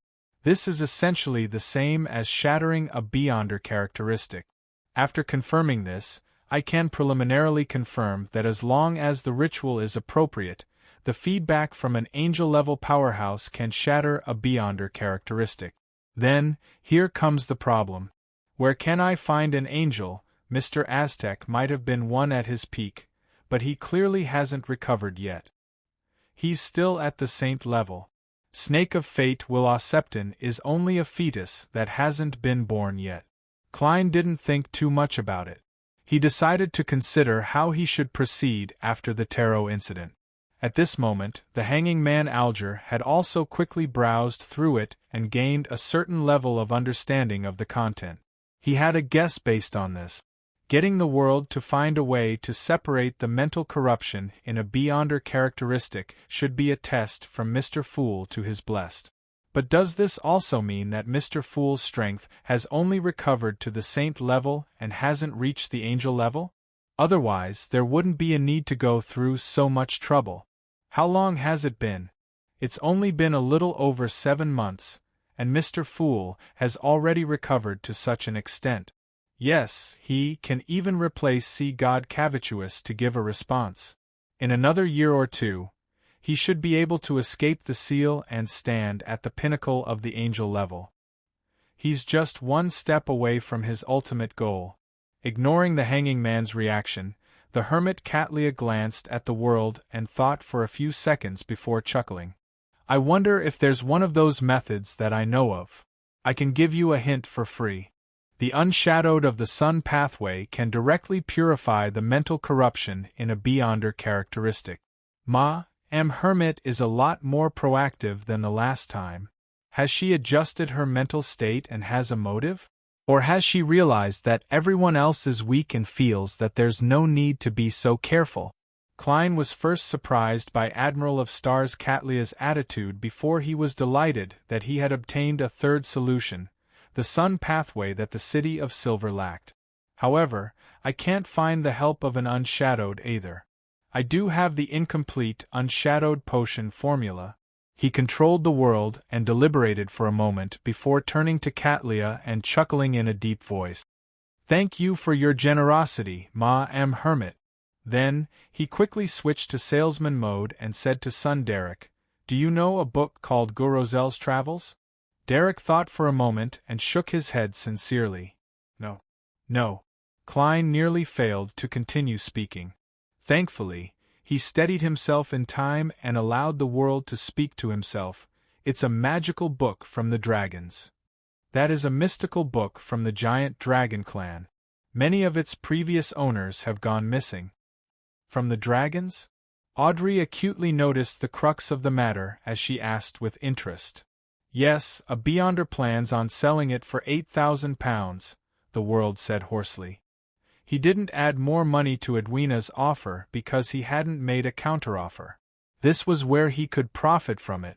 Besides, even if Edwina insisted on £8,000, it was worth his time to study Gorozel's Travels if he could obtain it. Audrey pursed her lips slightly as her eyes darted around. She cautiously asked, What's so magical about it? It requires research. The world chose to be honest. Let me think about it. Audrey wasn't in a hurry to agree. This was because £8,000 wasn't a small sum to her, especially after she had just reimbursed Lai. Her father, Earl of Hall, found it difficult to accept a book of unknown use, and if she relied on herself, she would need to save up for 3 to 4 months. This was on the premise that she had already helped Susie by the psychiatrist Beyonder characteristic. Hence, she turned to ask the world about the psychiatrist Beyonder characteristic. I've mainly been hunting Vice Admiral Ailment this week, but I haven't succeeded. I haven't found a replacement grazing target. Klein was momentarily embarrassed as he felt that the world's dark and shrewd image had been damaged. Please remember this book's original domain name. 9 Heavens Divine Emperor Mobile Version Website. Chapter 603. Fortunately, the world didn't have the ability to blush. As long as he wasn't being controlled, his condition wouldn't change. He chuckled darkly in a low voice. We still need to wait a few more days. Audrey nodded reservedly and didn't rush her. This was because Susie hadn't expressed her desire to advance to the sequence recently. After all, she was just a dog. At that moment, as the hanging man, the moon, and sun had just advanced a few days ago, they were still converging their spirituality and practicing their new Beyonder powers. They didn't have the urge to purchase the subsequent potion formulas or the corresponding sanguine heritage. They were calmly waiting for the transaction to end. Furthermore, they didn't have much money. Although the hanging man Alger had sold the Sanguine Baron's inheritance at a reduced price of £4,300 and a commission of £300 to the Moon Emlyn White, earning a net profit of £1,400, buying the Whip of Mind had cost him quite a bit. Currently, he only had £1,445 left. After purchasing the Sanguine Baron's inheritance, doll, and doll dress, Emlyn still had £2,300 in savings. It seemed generous, but the subsequent items were related to a sanguine viscount. It was at least £8,000. As for Sun, he had already exchanged for all the merit points he had accumulated, and he was waiting to be assigned to patrol or exploration missions. Magician's Furs and Justice Audrey similarly didn't seek to purchase the potion formulas of the later sequences. This was because they had their own channels to obtain them, and there was no need for them to hide it. There was no need for them to waste another sum of money on the tarot. Audrey was only indifferent when it came to money, but she wasn't stupid. Firstly, Catlia was still observing and wasn't in a hurry to expose her needs. Secondly, she temporarily didn't believe that the tarot members other than Mr. Fool could obtain what she wanted. After all, to a pirate admiral who had advanced to sequence 5 years ago, what she desired the most was the demigod level.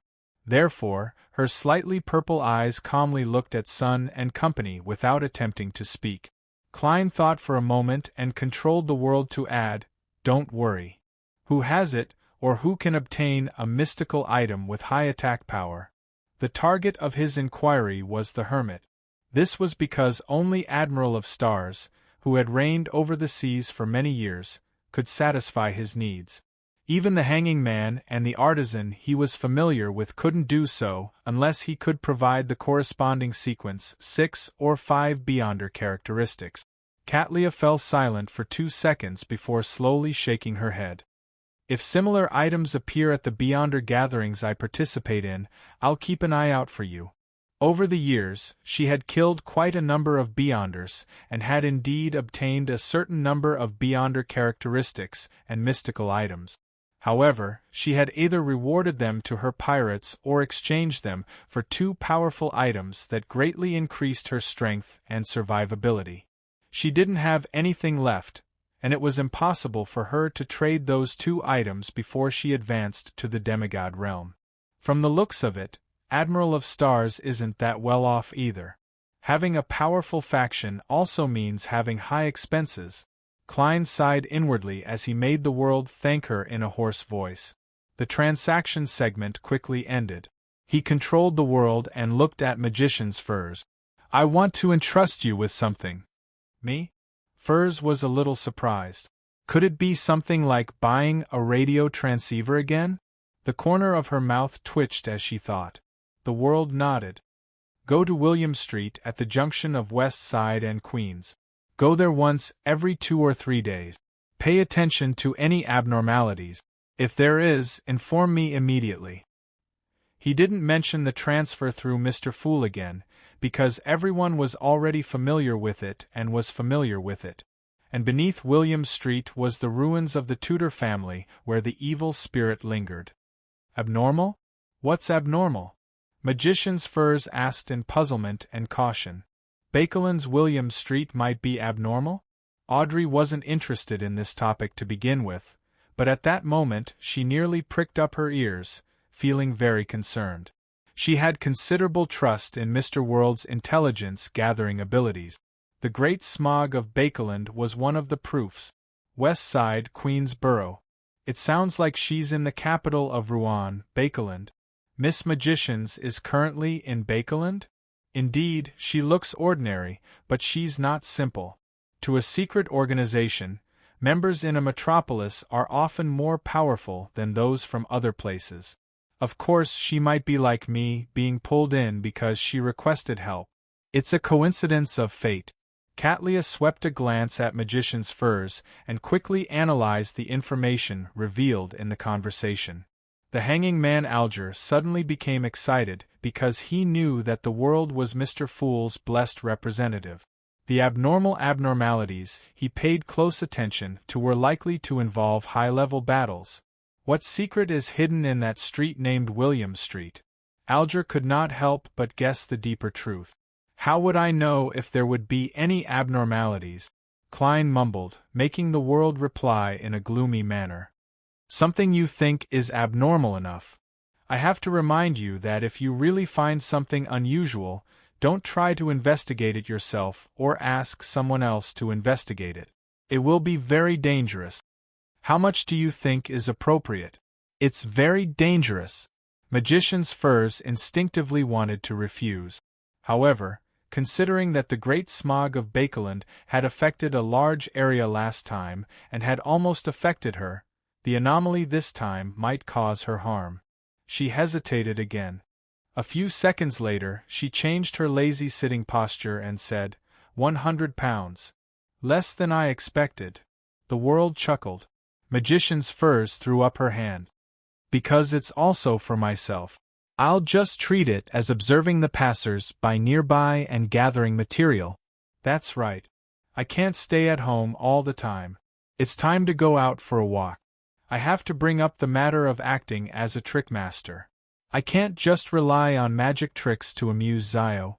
How should I act? Should I perform tricks in a circus? Or should I perform independently in various squares? There's no need to worry about what acquaintances think of me. As an author, experiencing life is a basic matter. Furz's thoughts gradually wandered. After settling this matter, Klein made the world turn his head to look at the hanging man and said with a sinister smile, I received news that the Church of the Storm has taken action. I received news that the Church of Storms has taken action. The matter at Bansi Harbor has been settled. Alger, who had been drifting at sea for the past week and had no contact with the church, immediately asked in a deep voice, What's the final outcome? There won't be a Bansi Harbor for a period of time, the world replied with a smile. It was only at this moment that Audrey and company realized what they were discussing. That was the place known as Bansi in ancient times. That was the place where the descendants of the King of Angels, Medici, lived. Mr. World means that the Church of the Storm had flattened Bansi Harbor?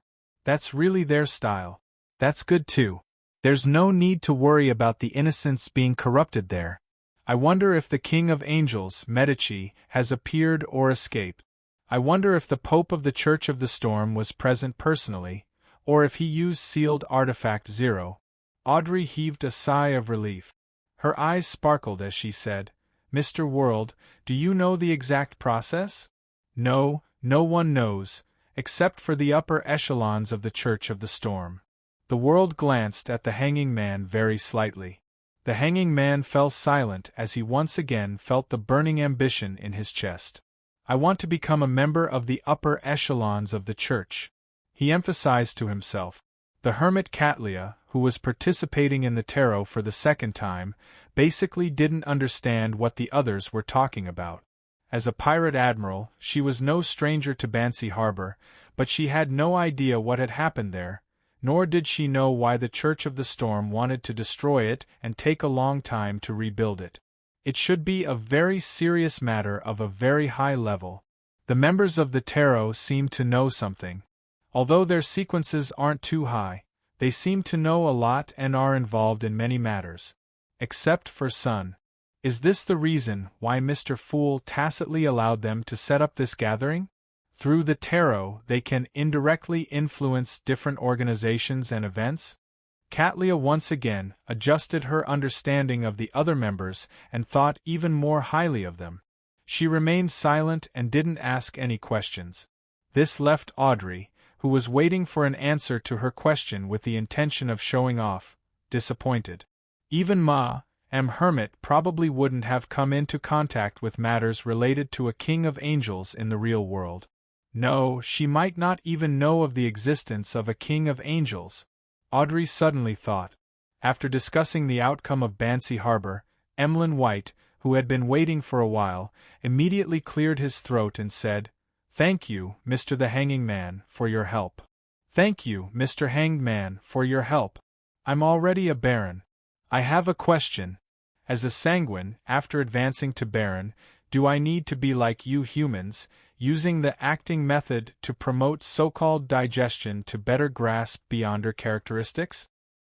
His back was ramrod straight, his neck was arched, his chin slightly lifted. "I'm sorry, Mr. Fool is unable to answer your question, but in theory, it's necessary. After all, he's using someone else's legacy." Klein leaned back in his chair and sat in the gray fog, leisurely looking at the members of the tarot. Catlia surveyed the area. "A sanguine baron corresponds to a sequence 6 potions professor?" "Yes," Emlyn replied, unable to hide his smile. He wasn't stupid.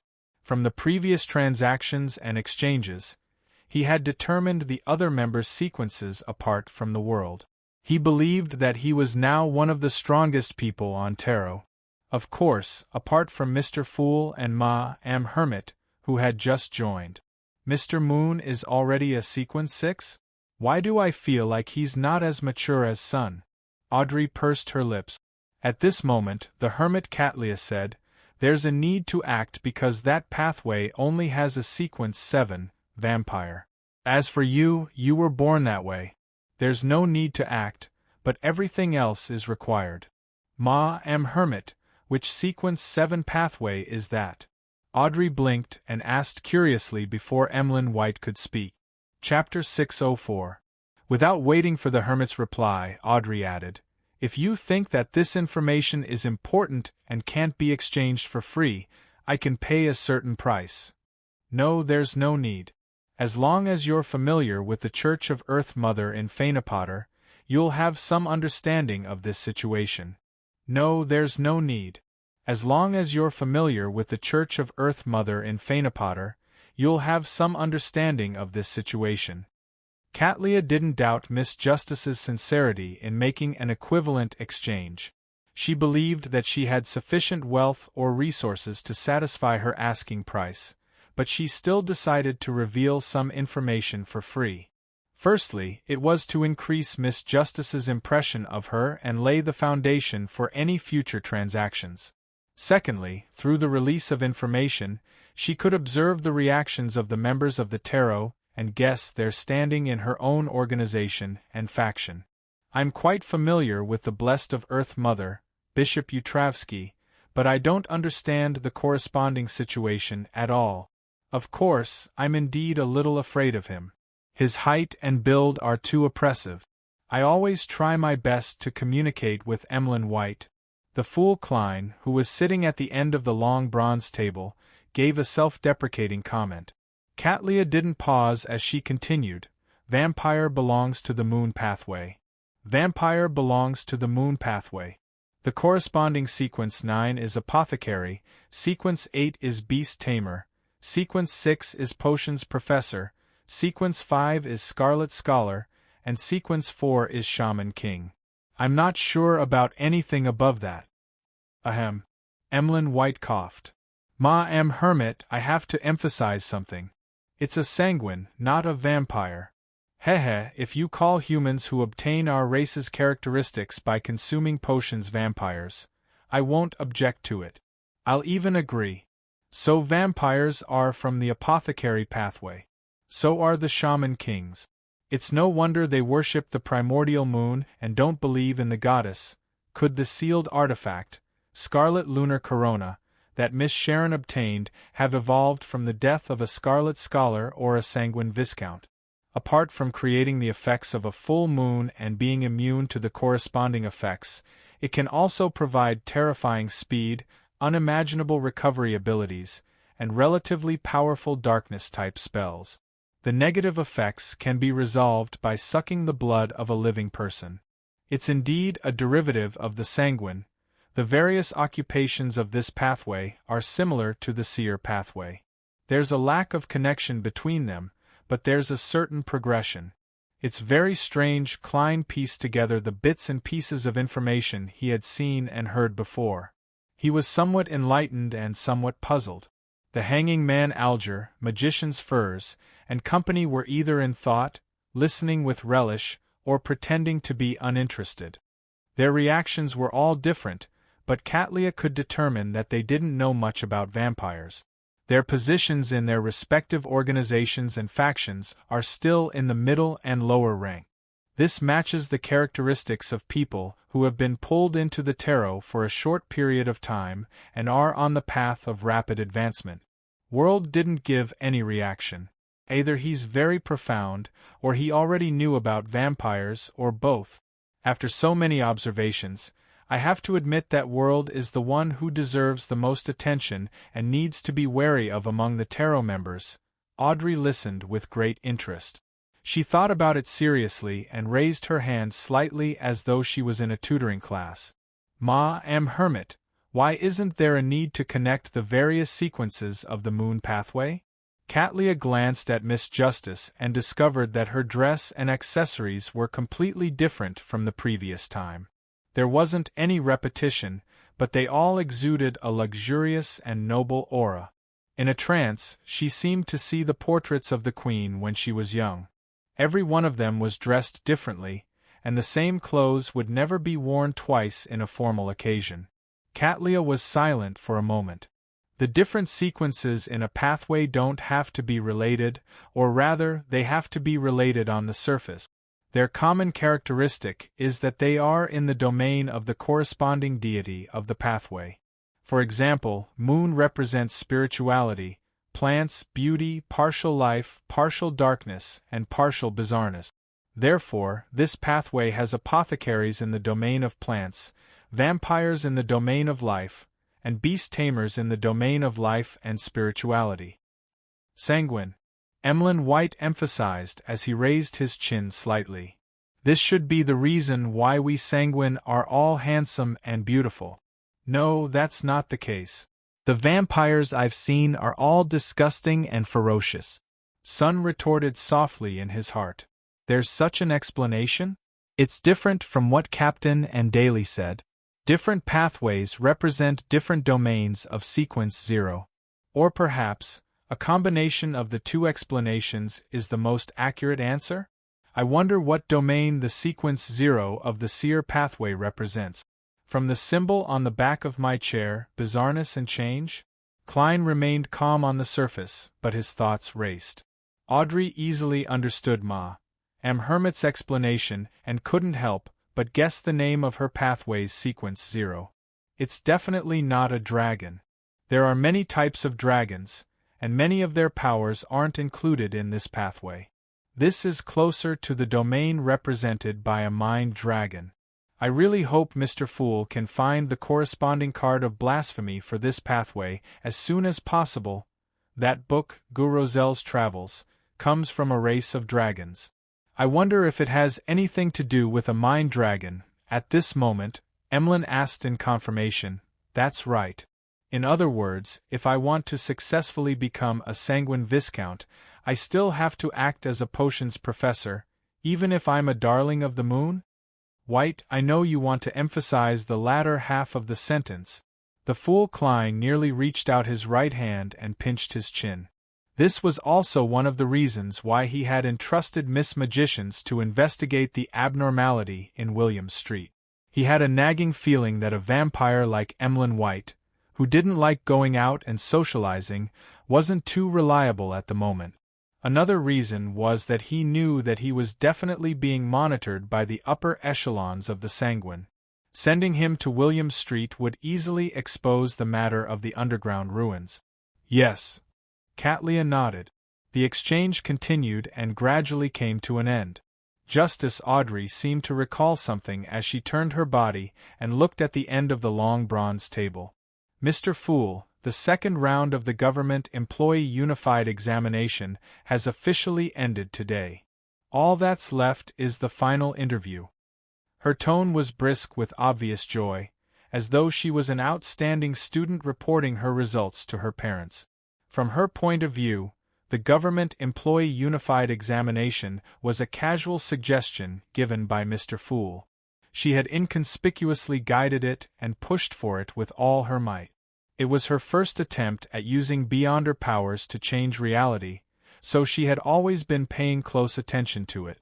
From time to time, she would report the situation to the person who made the suggestion.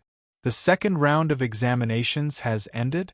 I wonder if Banson will be able to pass, and if he has a chance of entering the final interview. Klein leaned back in his chair and suddenly felt wistful. He nodded slightly and said with a smile, "That's right. That's right." Audrey, who had received Mr. Fool's praise, became happier.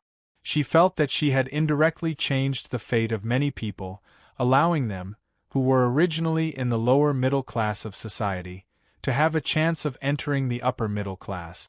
Katlia couldn't help but frown as she listened to the exchange. She felt that this was different from the style Tarot had previously displayed. Could it be that the revolution in the Rouen kingdom in the past 6 months was secretly pushed by Tarot? Miss Justice, a noble lady, played an important role? If that's the case, I'll have to adjust my understanding again. Although the members here aren't of high sequences and don't have high statuses in the organization, they can influence the situation in the world to a certain extent. Katlia retracted her gaze and considered if she should use different channels to gain a deeper understanding of the backstory behind the revolution in Rouen. After a few more minutes of conversation, the Fool Klein announced the end of the gathering. As Miss Justice and the others stood up to pay their respects, he severed the connection and leaned back in his chair.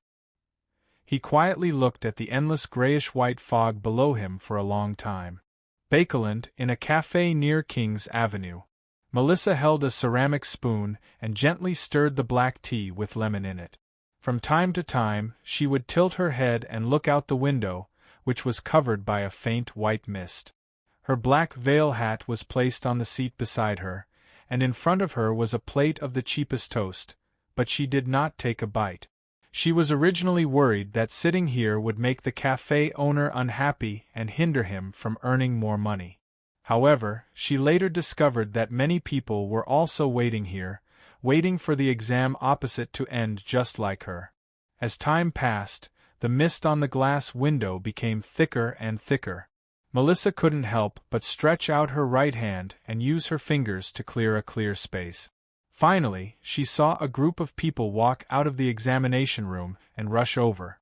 She saw the glass window of the coffee shop's wooden door being pushed open, and 7 or 8 men and women entered first. Banson had just taken off his rather old top hat, and before he could comb his rather high hairline with his fingers, he realized that his sister had stood up. She asked nervously, "How was the exam today? Was it difficult?" "It might be difficult for others, but it wasn't a problem for me. Arithmetic is my forte." Banson looked around and saw that everyone was discussing and no one was paying attention to him. He chuckled and said, "When the exam ended, I saw that many people's papers were still blank. Do they think that low-ranking government employees can have arithmetic secretaries? If that's the case, what's the difference between hiring a curly-haired baboon and hiring them?" Melissa secretly heaved a sigh of relief. She looked to the side before turning her head back. "Banson, if you are really confident, you should consider the interview. You have to buy a new set of decent clothes. I'll think about it tomorrow. We just need to celebrate today. I've already decided on a restaurant." Banson smiled and pointed outside. Melissa pursed her lips and looked at her brother very seriously. "I've already bought meat and vegetables." Banson looked at his sister for a few seconds before he looked away in submission. "All right, let's go home." Above the gray fog, Klein gradually recovered his train of thought and calmed his emotions. He began to consider how to separate the problem of the true creator's mental corruption from the all-black eye. Chapter 605. In the magnificent palace propped up by stone pillars, Klein sat on a high-backed chair, tapping the edge of the long mottled table. he first eliminated the possibility of finding a sequence 4 unshadowed of the sun pathway. Firstly, he had almost no contact with the Church of the Eternal Blazing Sun, so it was difficult for him to find anyone to help him. Secondly, he suspected that an unshadowed might not be able to purify the mental corruption in the all-black eye. After all, Catlia's suggestion was aimed at the influence left behind by ordinary rampagers, and this came from the true Creator. It's not realistic to seek the help of an angel or a true deity. In theory, I can divine the eternal blazing sun in this mysterious space above the gray fog and use his spontaneous counterattack to shatter the all-black eye and evaporate the mental corruption. But the problem is that he who has experience might be able to invade this place and occupy the gray fog. Then I'll lose more than I gain. Furthermore, that power that far exceeds my current level will instantly take effect without any delay. It's targeted at me, and I have no time or ability to direct it to the all-black eye. I lack the leeway to do so. Also, it's not something that can be divined through divination. There needs to be a medium. Previously, I used the mutated sun sacred emblem with the divine blood of the eternal blazing Sunday. It was the true Creator's corrupted ear. Currently, the ones with a medium are Mr. Door and the Hidden Sage. I can attempt it through Miss Magicians's full moon ravings and Admiral of Stars's pursuit of knowledge. However, there's also the problem of the counterattack not being directed at the all-black eye, and I'm unable to do so. Mr. Aztec hasn't recovered, and Snake of Fate Will Oseptin hasn't been born. No matter how I think about it, I can't find an angel to help me. Sigh, I still don't know enough high-level figures. Right, there's still someone who's close to the level of an angel. It's the evil spirit suspected to be king of angels Medici in the underground ruins of Bakeland. However, this fellow is extremely scheming and hides countless schemes and ill intentions. If it wasn't for the lack of other solutions, I wouldn't even consider it. Yes, taking such a risk isn't worth it.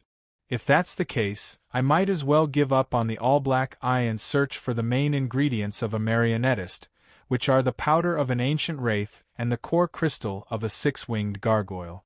The former might even be in the underworld. From the looks of it, recollecting is one idea, and finding a mystical item like Blood Vessel Thief is another. With the gray fog shielding me, I can use the power of theft to great effect. I can definitely separate the true Creator's mental corruption from the all-black eye without fear of it returning. The simplest way to do it is to throw the corrupted mystical item far away once the theft is complete. Then, bring the pure all-black eye back to the real world, allowing the two to be physically separated. Where should I find similar mystical items? Mr. the Hanging Man didn't say a word after reading the solution, indicating that he didn't know either. However, he could still ask on the tarot next time. Ma am Hermit, Miss Justice, Miss Magician's little son, and Emlyn White all have the corresponding channels and resources. I'll try to find it myself this week, starting with Vice Admiral Iceberg. Her 3 flowery bow ties, Jodson, has the beyonder power of theft. Perhaps he knows where there are similar mystical items. Klein gradually sorted out his thoughts and came up with a preliminary plan. He first did a divination before quickly returning to the real world.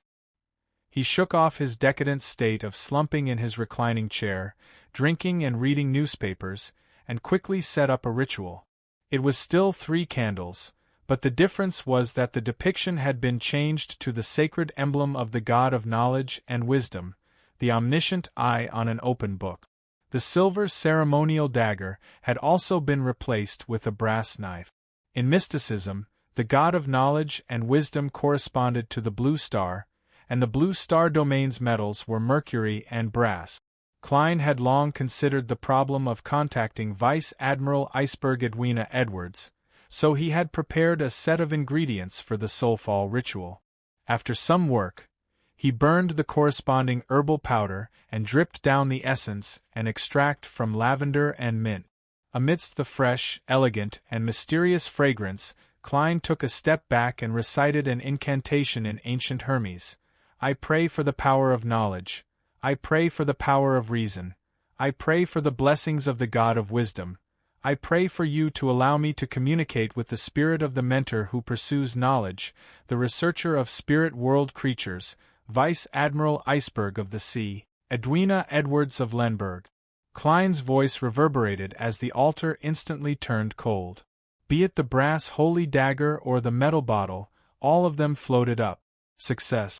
The golden dream is still within 500 nautical miles. Klein was first delighted before he saw the flames of the 3 candles grow a little longer. They were dyed with a pale white color with a tinge of dark green. He knew that the essence of the soulfall ritual was to release one's body and allow the target's astral projection to attach itself to it to complete an effective communication.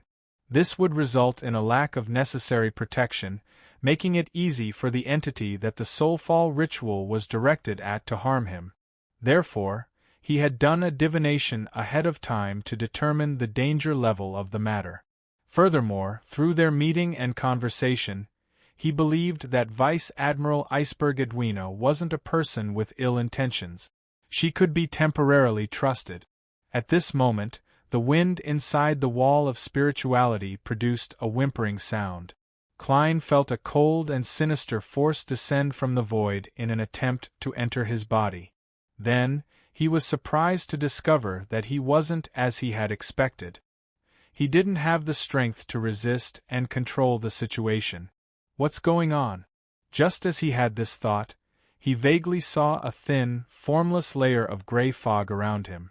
This was something special he had gained after advancing to faceless. The gray fog's powers had seeped into reality. As his thoughts raced, Klein didn't hesitate. He suddenly waved his arm and pointed at the coat rack where his coat was hanging. He threw the cold and sinister force over. On the coat rack, his black woolen coat floated up in a strange manner. His arms were raised high in a somewhat clumsy manner. It was as though an invisible person had put on his coat. The black woolen coat floated forward 2 meters before coming to a stop. Its 2 sleeves were raised and interlaced into an X shape. What does that mean? Klein was taken aback for a moment before understanding Vice Admiral Iceberg's meaning. I can't speak without a mouth. I can't write without a palm. That's a little awkward. Klein thought for a moment and went straight to the point. I need a mystical item that can steal the beyonder powers of others. I wonder if you have one, ma'am? If you don't, can you help me ask your third mate, Mr. Flowery Bow Tie Jodson? You can write the corresponding answer in a letter and summon my messenger to send it over.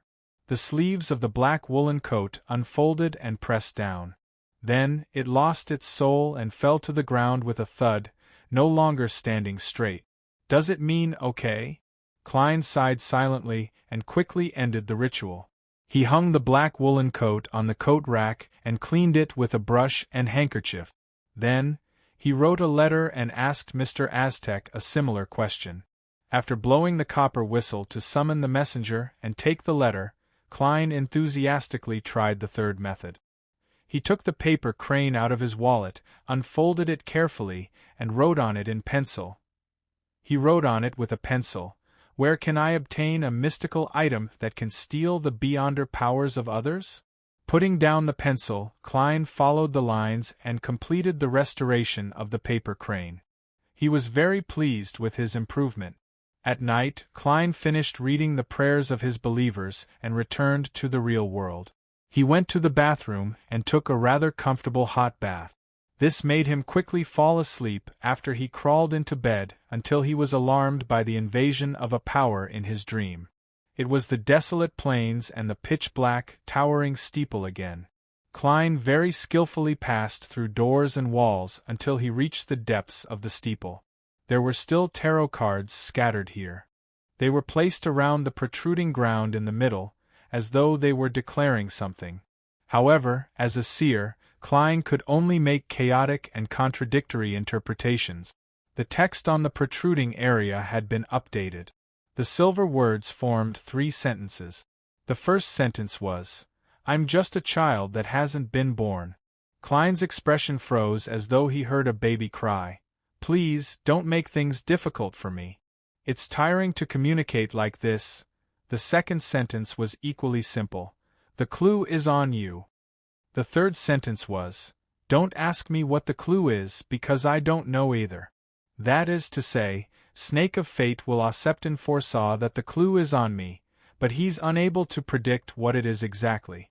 It feels like a charlatan's divination. No, I can't say that. I can't scold myself. Klein memorized the hint, exited the dream, and fell asleep again until dawn. After breakfast, he began recalling the items and experiences he had in search of the so-called clues. At this moment, his spiritual perception was triggered as he quickly activated his spirit vision. The skeleton messenger was still huge, but unlike before, its head didn't pierce through the ceiling. This was because it had drilled out from the floor, and most of its body was on the floor below. Under such circumstances, it looked straight at Klein and placed the reply letter in his palm. Seeing the messenger quickly disintegrate and fall like a waterfall, Klein was stunned for 2 seconds before he muttered in amusement and exasperation. "That's polite. You're becoming more and more considerate. Ever since I knew that it wouldn't be transferred to me, I've changed a lot." Klein quickly retracted his gaze, unfolded the letter, and read Mr. Aztec's reply. "The pathway to steal the beyonder powers of others is the Marauder pathway. In the fourth epoch, it belonged to the Amon family, the Zoroast family, and the Jacob family. After the War of the Four Emperors, they rarely appeared again. It's said that a portion of them formed an alliance and called themselves the Hermits of Fate. I can't recall any more details. You can start with the descendants of these 3 families." Amon. So Blasphemer is referring to this pathway? The Jacob family is one of the 5 archangel families of the Tudor dynasty, along with Abraham, Amon, Antigonus, and Tamara. As for the Zoroast family, it's the Solomon Empire. Hermits of Fate. Fate, hermits. The clue is on me. Klein suddenly sat up straight as he thought of an item. It was a mysterious badge from Lenivus. The symbols on it were fate and concealment. P.S. I recommend a book written by a fellow reader, Flying Over the Apocalyptic Wastelands. Guns, Evolution, Abilities, Genes, Companies, Factions, and Civilization. As a crippled, former immortal cultivator, how was he Ingwu to survive in this land? This was the story of a former immortal cultivator in the apocalyptic wastelands. It was also a story of unconventional cultivation and unconventional evolution. Please remember this book's original domain name. 9 Heavens Divine Emperor Mobile Version Website. Chapter 606. There's a high chance that Lenivus is a Sequence 8 swindler, which happens to belong to the Marauder pathway. Having an admission ticket to the corresponding gathering isn't something incomprehensible or unacceptable. On the contrary, it's very logical. It's definitely much easier to purchase a mystical item that can steal the beyonder powers of others at a gathering of Hermits of Fate than in other circles. From the looks of it, this is the clue that Snake of Fate will Septon mentioned. Klein sat on the edge of the bed and suddenly felt enlightened. He hurriedly set up a ritual to summon himself, entered the world above the gray fog, and brought the eyeball-sized badge back to the real world. The badge's front was engraved with the corresponding symbols of fate and concealment, and on the back was a tiny ancient Hermes inscription. You can join by possessing this item. Klein was just about to inject his spirituality to activate the badge and send out the information, to synchronize with the latest gathering time and location, when he suddenly hesitated. I was careless and forgot to divine if there's any danger in doing so. If there's a demigod elder of Lenivus at the gathering and uses that to lock onto my location, then it'll be troublesome. This is just like how Vice Admiral Ailment Tracy managed to find the Demoness of Unaging as a helper in a very short period of time. I have to be wary. As a person, one has to be rash when it's time to be, and one has to be a coward when it's time to be. Klein smacked his forehead and cautiously entered the mysterious space above the gray fog. He then used spirit dowsing to do a divination. After receiving the revelation that there wasn't any danger, he heaved a sigh of relief, left the world above the gray fog, and sat on a reclining chair in his hotel room. As he injected his spirituality, the badge's surface emitted a blurry layer of light. It quickly condensed into an inconspicuous beam of light and shot into the air. Before long, the same beam of light returned, dispersing into a palm-sized illusory goatskin parchment. On it was a line of words written in ancient Fasak. June 6, 1350, 9 p.m., estuary of the Tussock River. There's still more than 4 months. In this period of time, it wouldn't be a problem for me to gather all the main ingredients for a Nimblewright master. The only obstacle is that I don't have enough money, but that's not difficult. I now have £6,945. It's more than enough to sell 1 or 2 Beyonder characteristic. Besides, there are many moving bounties at sea. No, I can't be so arrogant. I have to eliminate the 4 kings and 7 admirals. What kind of clue is this? Klein leaned forward and arched his back slightly. He began to think hard again. As he followed the gathering of the Hermits of Fate, he suddenly thought of someone. Leonard Mitchell, my dear poet, has participated in the Hermits of Fate gathering in Bobber Valley. Regardless of his motives, whether it's for official business or personal matters, there's a possibility of obtaining a mystical item that can steal the Beyonder powers of others. I can borrow it from him or buy it. Was this the real clue? Klein perked up and quickly came up with a rough plan. The first step is to place the radio transceiver above the gray fog to accumulate its aura. The second step is to use that radio transceiver to contact Rhodes a few days later. The third step is to ask where I can easily obtain a mystical item that can steal the Beyonder powers of others. If the answer is very clear, then the fourth step is to follow the hint and easily achieve the goal. If the answer is vague or filled with danger, the fourth step is to ask my dear poet's present location. The fifth step is to get Emlyn White to take this badge to my dear poet and see if he has the corresponding item and if we can make a deal. I won't appear directly. If I'm not careful, I might be recognized. That would similarly be extremely troublesome. As for Emlyn, he's now considered a member of the Church of Earth Mother. No, he's a ghost of the Church of Earth Mother. If he were to make contact with my dear poet, even if he were to be reported or arrested on the spot, he wouldn't be tied to a stake. With a plan on what to do next and how to do it, Klein immediately felt refreshed and in a good mood. He decided to head out to eat a Byam specialty grilled fish. On the dark blue sea, the Golden Dream, which was smeared with a golden glow by the setting sun, was silently cruising. With the captain's permission, Donnez walked into the captain's room with his head held high and his chest held high under the envious gazes. Most of the things inside were bookshelves with books placed on them. Vice Admiral Iceberg Edwina stood in front of the desk, holding a black fountain pen in her hand as she quickly wrote. I don't have any similar items. Same for Jodson. He indicated that he would help you keep an eye out, but that requires sufficient luck. Edwina raised her head and looked at Danitz with her clear blue eyes that resembled spring water. You'll set up the ritual to summon the German Sparrow Messenger. Me? Donnez was just wondering if he would receive special treatment from the captain when he pointed at himself in surprise. Yes. Edwina folded the letter, straightened her body, and nodded. This will help you familiarize yourself with such rituals. I'll test you on such matters in the future. All right. Donnez suppressed his disappointment and tried his best to recall. He slowly set up the ritual with only 1 candle. Finally, under Edwina's gaze, he took out a shiny Rouen coin and placed it on the altar.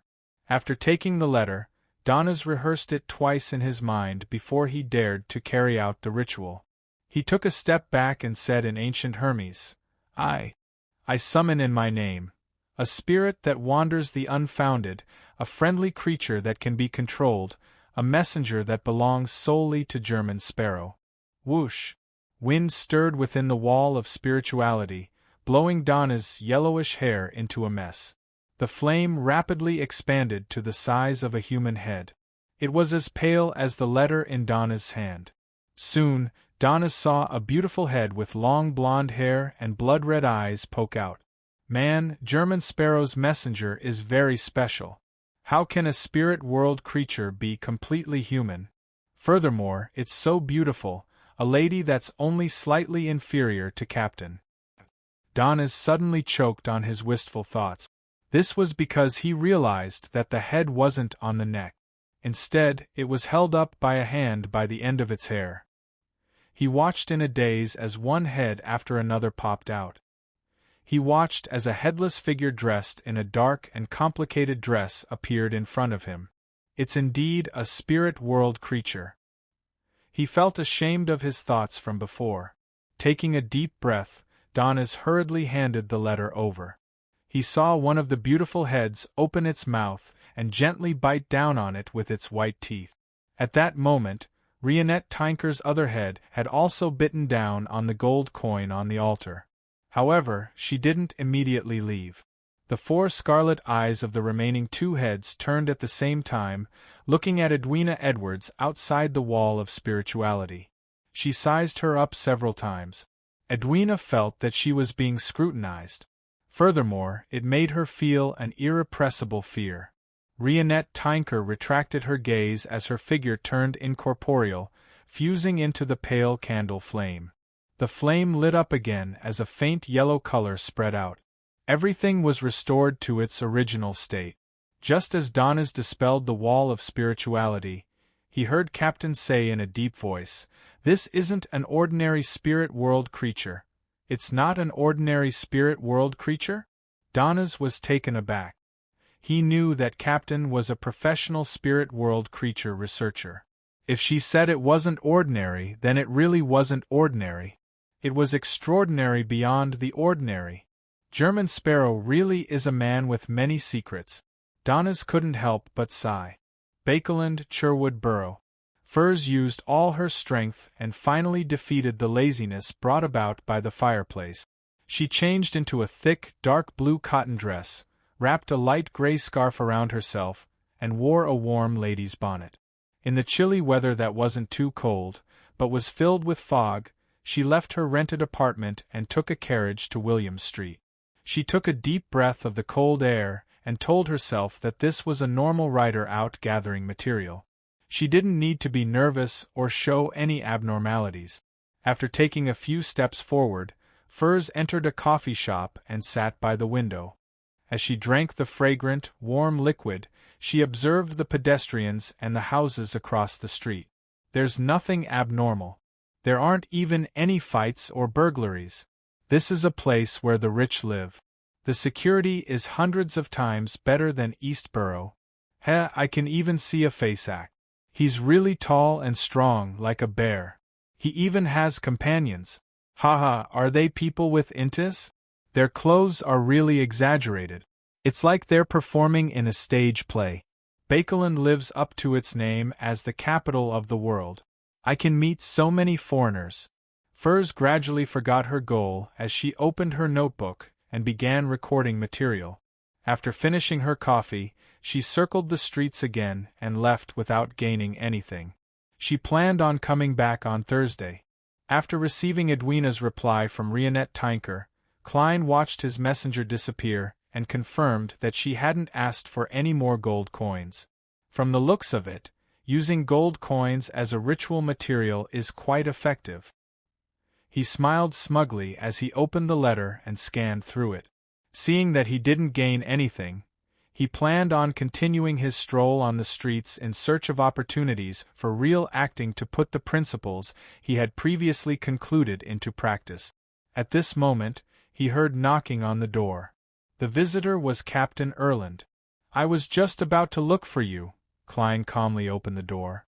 Erland chuckled and said, "There's no need. As long as you use your identity to register, I'll know where you stay." The Governor General's office and the military have pretty good control over the hotel.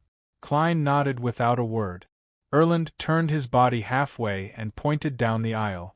I'll bring you to meet someone. The White Agate is about to return to Pritz Harbor. If you need any help or have any information, you can seek him out. We've always been generous in terms of payment. This was what Klein had previously mentioned to him. All right. Klein reached for the coat rack.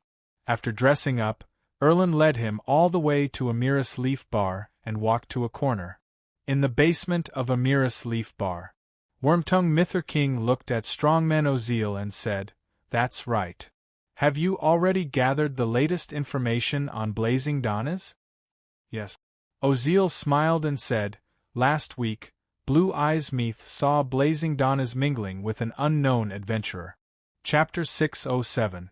In a corner of the Amiris Leaf Bar, Erland found a man in a coffee-colored jacket and patted him on the shoulder. He laughed and said, "Why aren't you drinking Lanty-proof?" The man was in his 30s and had an extremely ordinary face. However, it was obvious that he had Rouen blood in him. He had brown hair, brown eyes, and a rather high-nose bridge. His drunken look suddenly disappeared as his eyes turned sharp. He swept a glance at Erland and Klein. His eyes turned turbid again, as though they were filled with the smell of alcohol. "I've already drunk. Have a Zara to relieve the alcohol." Zara was a type of malt beer produced locally. It was cheap and tasted pretty good. Erland chuckled when he heard that and pointed at Klein.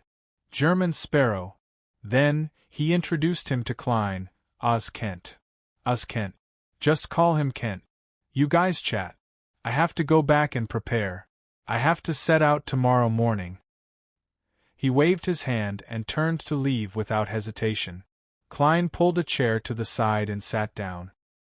He didn't drink as he looked at Oz Kent with a deadpan expression.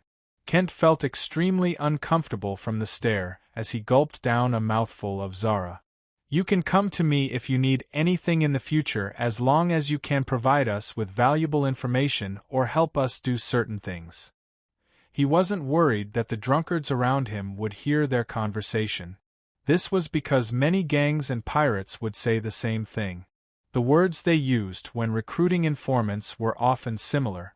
All right. Klein really wanted to ask if the cost of disguising as Elaine to assassinate Vice Admiral Ailment could be reimbursed, even though it was paid for by Donnas. However, it was just a thought. Oz Kent chuckled in a seemingly drunken manner. "I've heard Erland mention some things about you, but I still have to remind you that you can't be that crazy at sea. You have to take note of one thing. Try not to provoke pirates. I mean, don't fight them head-on. It's not a problem for you to provide us with information in private. We will keep it a secret for you." This time, he clearly suppressed his voice. Seeing that German Sparrow did not respond, he added, "Pirates won't talk about chivalry with you, nor will they abide by the laws and rules of the kingdom. Burp, if you settle down in any port city or island colony, they will definitely attack your family." "Family?" Klein fell silent for a second before calmly saying, "I have no family." Kent did not know what to say, so he changed the topic. "They will also attack your friends." Then he heard German Sparrow reply in a flat tone, "I have no friends." Wesley Kent suddenly felt like he was choking. He subconsciously drank a mouthful of Zarhar beer before he recovered. He coughed twice and said in a low voice, "They will also ambush you and bribe people to figure out your itinerary and intercept the ship you're on. On the sea, the power of an individual is often insignificant." Klein said rather calmly, "That's right. I won't refuse money from others. This is courtesy." "Money?"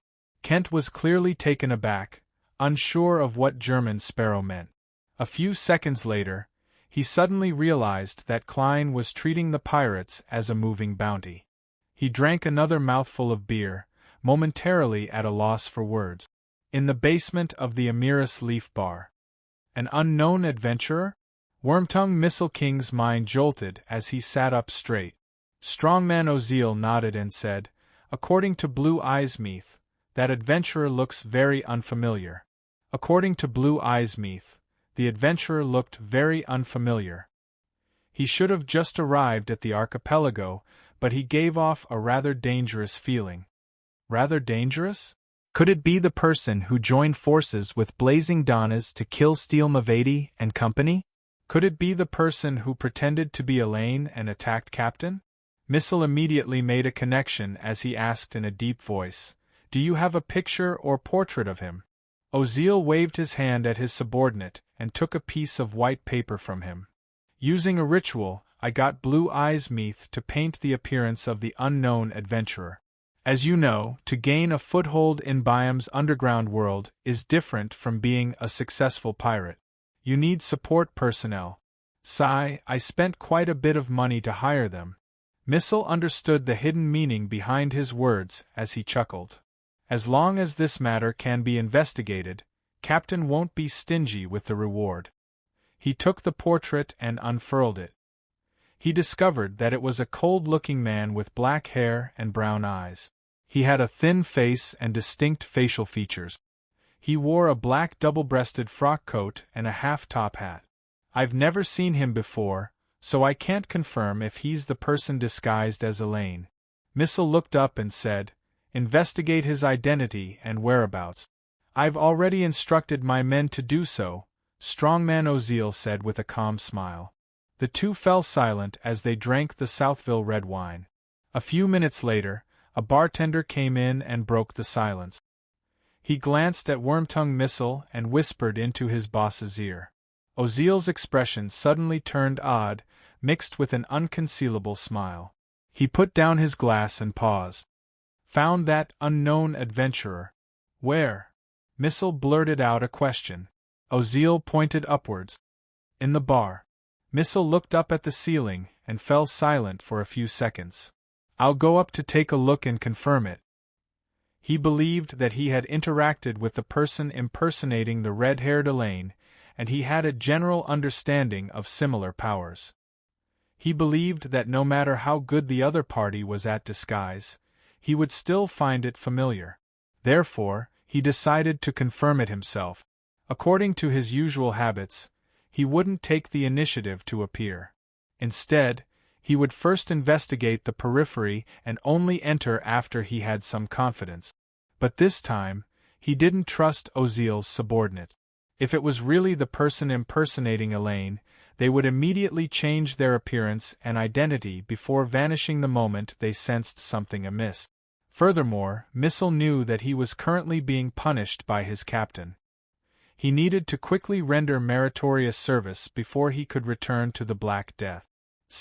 Regardless of whether I'm lacking in ability or caution, the outcome can't be changed. I was fooled by the impersonator and brought her onto the Black Death, nearly killing Captain. If it were the Zillings of the past, he definitely wouldn't have spared me. He's always been greedy and has been yearning for my beyonder powers for a very long time. Captain didn't believe that I was cooperating with the attacker just because Zillings can use creeping hunger to change his appearance. He didn't gather others to surround me and kill me on the spot.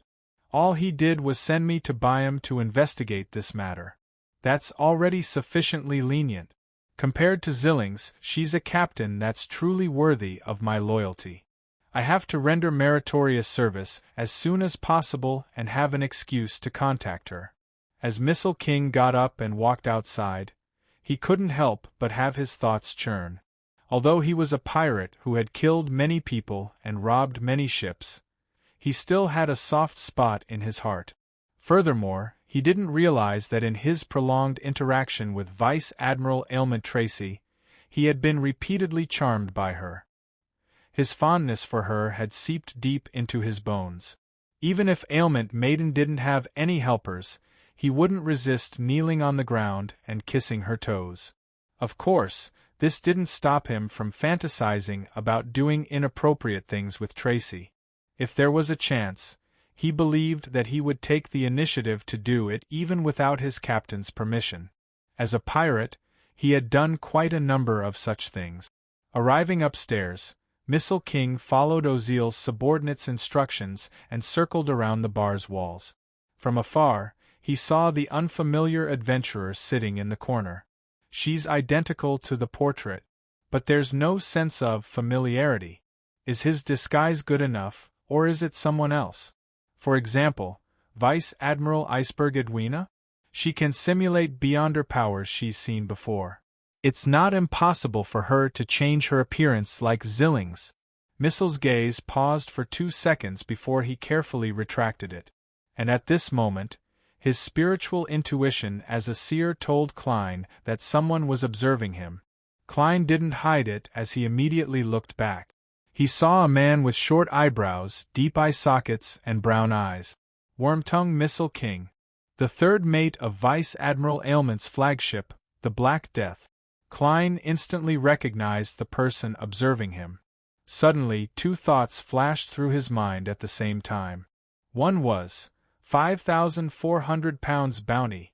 The other was, why is he observing me? He started with Donna's and found me? The military liaison, Oz Kent, noticed German Sparrow's abnormality. He traced his gaze, but due to the angle, his line of sight was blocked by a few drunkards. At this moment, Klein instinctively came up with a countermeasure. It was to pretend that he didn't recognize Missile King, retract his gaze, get a glass of alcohol, and secretly observe where he went. Then, he would use his faceless powers to sneak into Missile's hiding spot and silently hunt him. As this thought flashed through his mind, Klein suddenly discovered a problem. This is me being myself.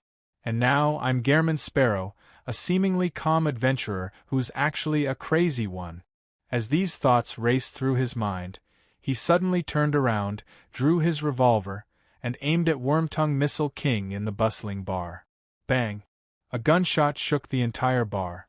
Many of the guests reflexively hugged their heads and squatted down. They were extremely experienced. Many drunkards slumped to the ground. More than 10 people threw themselves to the side or rolled to the side to dodge. Their actions were extremely well practiced, and one of them was Missile King. However, Klein didn't actually pull the trigger because he was afraid of accidentally injuring the innocent. There were many guests between him and Missile. The gunshot was a result of his ability to create illusions. At this moment, there was an open space in front of him. People had fallen to the ground like stalks of straw. Therefore, he casually aimed at Missile, who had just landed to the side, and pulled the trigger. Bang. P.S. Update before fixing. Chapter 608. Bang. The brass bullet tore through half the bar and shot straight at Wormtongue Missile King's body. But just as it was about to hit him, Missile's brown eyes suddenly turned dark. The bullet made a turn and aimed slightly upwards, accurately hitting a glass cup filled with golden beer. Amidst the intense sound, the cup instantly shattered as the alcohol splattered everywhere. At the same time, Missile grabbed a customer's cup beside him, opened his arm, and threw it at Klein. What's the point of that? Klein only needed to turn his body slightly to dodge the glass cup, allowing it to smash into the wall. At this moment, Wormtongue Missile scrambled to the entrance of the underground area in a bid to enter and seek help or escape through a secret tunnel. He had initially determined that the unknown and crazy adventurer was the one who had disguised himself as Elaine and boarded the Black Death to assassinate Vice Admiral Ailment Tracy. And the other party's near success made him realize that he wasn't his match in a one-on-one battle. This was a powerhouse at the level of a pirate admiral. Tap, tap. Klein chased after Wormtongue Missile at high speed. His figure was fast and agile. In such a chaotic bar, he didn't step on anyone. Seeing the guards of the underground area approach him with pistols in hand, and seeing Missile King about to pass through the entrance, and seeing the guards around the bar approach him, Klein didn't hesitate as he clenched his left hand. His black glove was instantly covered in a layer of dark golden scales. His dark brown eyes instantly turned pale as though they were turning vertical. Right on the heels of that, an invisible wave swept out in all directions with him as its source. Wherever the wave passed, the customers who were hugging their heads and squatting down went limp as they trembled. The military liaison, Oz Kent, also clearly lost his mind. It was as though he had encountered the most terrifying thing in the world, and all he wanted to do was escape. It was the same for the guards of the bar who were approaching him. They were overwhelmed by immense fear as they ran around aimlessly, causing greater chaos. Clang! Dang dang dang! The guards in the underground area dropped their guns and either ran to the corner, huddled together, or stood trembling on the spot. Their crotches were visibly wet. Wormtongue Missile also felt like he had been struck by lightning as he circled the entrance in fear. This was a psychiatrist's awe, also known as dragon's might or mass chaos. This was the only area of effect beyond her power that Klein currently had. At this time, Klein's high-speed running figure did not stop. In a few steps, he had already rushed to Missile's side. At this moment, a scene appeared in his mind. Missile, who seemed to be in great fear, suddenly raised his head, twisted his waist and swung his arm, and threw a right punch straight at his own head. Without thinking, Klein fully trusted the clown's sense of danger. He immediately bent down and turned his body sideways. Almost at the same time, Wormtongue Missile suddenly looked up. His brown eyes were dark and clear, without any signs of chaos. At some point in time, he had already extricated himself from the influence of dragon's might. This was something that exceeded Klein's expectations. Bang! Missile's muscles bulged as he twisted his waist and swung his arm, throwing out a punch that resembled a cannonball. However, it failed to hit its intended target and hit the wall at the entrance. Clang! The spot where his fist touched shattered the bricks, quickly producing a huge hole that resembled a spider web. The entire bar seemed to shake. The power of this punch was many times stronger than a revolver's bullet, and at this moment, Klein had already flashed behind him. His body straightened again as his glove seemed to be covered in a layer of gold. 2 bolts of lightning flashed in his dark brown eyes as they shot out like bullets. Interrogator's psychic piercing. Ah! Missile King immediately let out a tragic cry, but he didn't fall to the ground or roll around in pain. All he did was raise his hands in an attempt to cover his head. He soon miraculously recovered from the pain of having his mind pierced, but he felt his forehead being pressed against an ice-cold metal barrel. He saw the cold and thin adventurer pull the trigger. With the two of them being so close, even if the psychic piercing effect only lasted for a second, it was enough for Klein to raise his right arm and press the revolver's muzzle against Wormtongue Missile King's head. Bang! Missile King's half-open mouth shrank back into his throat as the wall behind his head formed a scene that was formed from specks of red and a small amount of white. It was tragic, bright, and messy. The light in his eyes faded as Missile fell back, leaning against the wall as he slid to the ground. At noon on the 1st of February, 1350, Wormtongue Missile King was hunted. Klein looked at the bar that was still in chaos as he suddenly closed the door to the underground area. He rapped the chains that were already there and forcefully tied a knot. He bent his back and dragged Missile King a few steps into the underground area, but he didn't directly enter. As he was wary of any enemies that might rush out, he spread out his left palm and raised it high, aiming it at Wormtongue Missile King's corpse. He didn't have any psychological burdens about grazing the third mate of the Black Death. He believed that he was definitely a sinner. Firstly, it was because Missile was once a subordinate of Vice Admiral Hurricane Zillings, and the deceased pirate admiral had even slaughtered ships. He was a rather cold-blooded person. It could be seen from the red glove nightmare inside Creeping Hunger. Secondly, Missile was now working for Vice Admiral Ailment, which was equivalent to working for the Demoness sect. It was unknown how many human trafficking cases he had participated in. Creeping Hunger returned to its thin human skin state as its palm cracked open, revealing 2 scarlet eyes. In the blink of an eye, a bone-chilling wind blew in the passageway that led underground. It constantly swirled around Wormtongue Mither's corpse, slowly outlining a blurry figure with short eyebrows and sunken eye sockets. Black but not dim points of light surged out from the corpse and fused with the same kind in Missil's spirit body. Together, they entered creeping hunger and burrowed into one of the empty fingers, forming a certain connection with the surroundings. Creeping hunger first turned dark, sinister and noble. Following that, it returned to its original state, emitting a thirst for flesh and blood. Klein silently sensed it for a few seconds and was pleasantly surprised to discover that the powers he had drawn were rather useful. Although there were only two, they were better than the 3 zombie powers from before. Only at this moment did he know that Missil was a Sequence 6 Baron of Corruption of the lawyer pathway.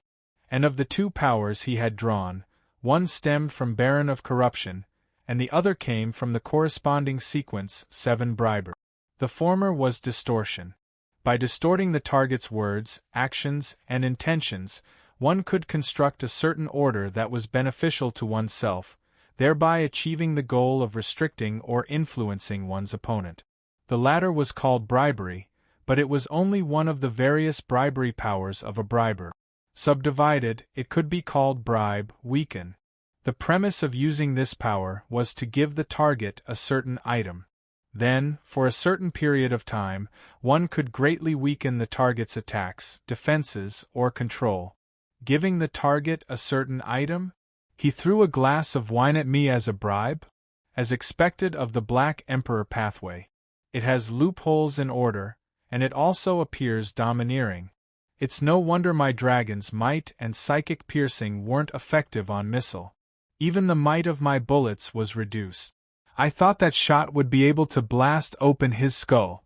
Klein was instantly enlightened. At the same time, he understood why he had involuntarily flown towards the Black Emperor, towards King of the 5 Seas Nast. It was because the other party had distorted his intentions, preventing him from stopping. Not bad.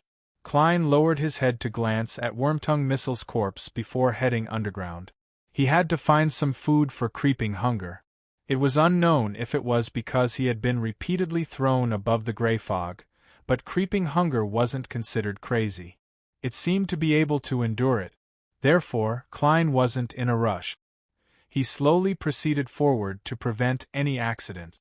After taking a few steps, he saw Strongman Ozeal leading a group of subordinates out. There were Beyonders and gunmen among them. There were quite a number of them.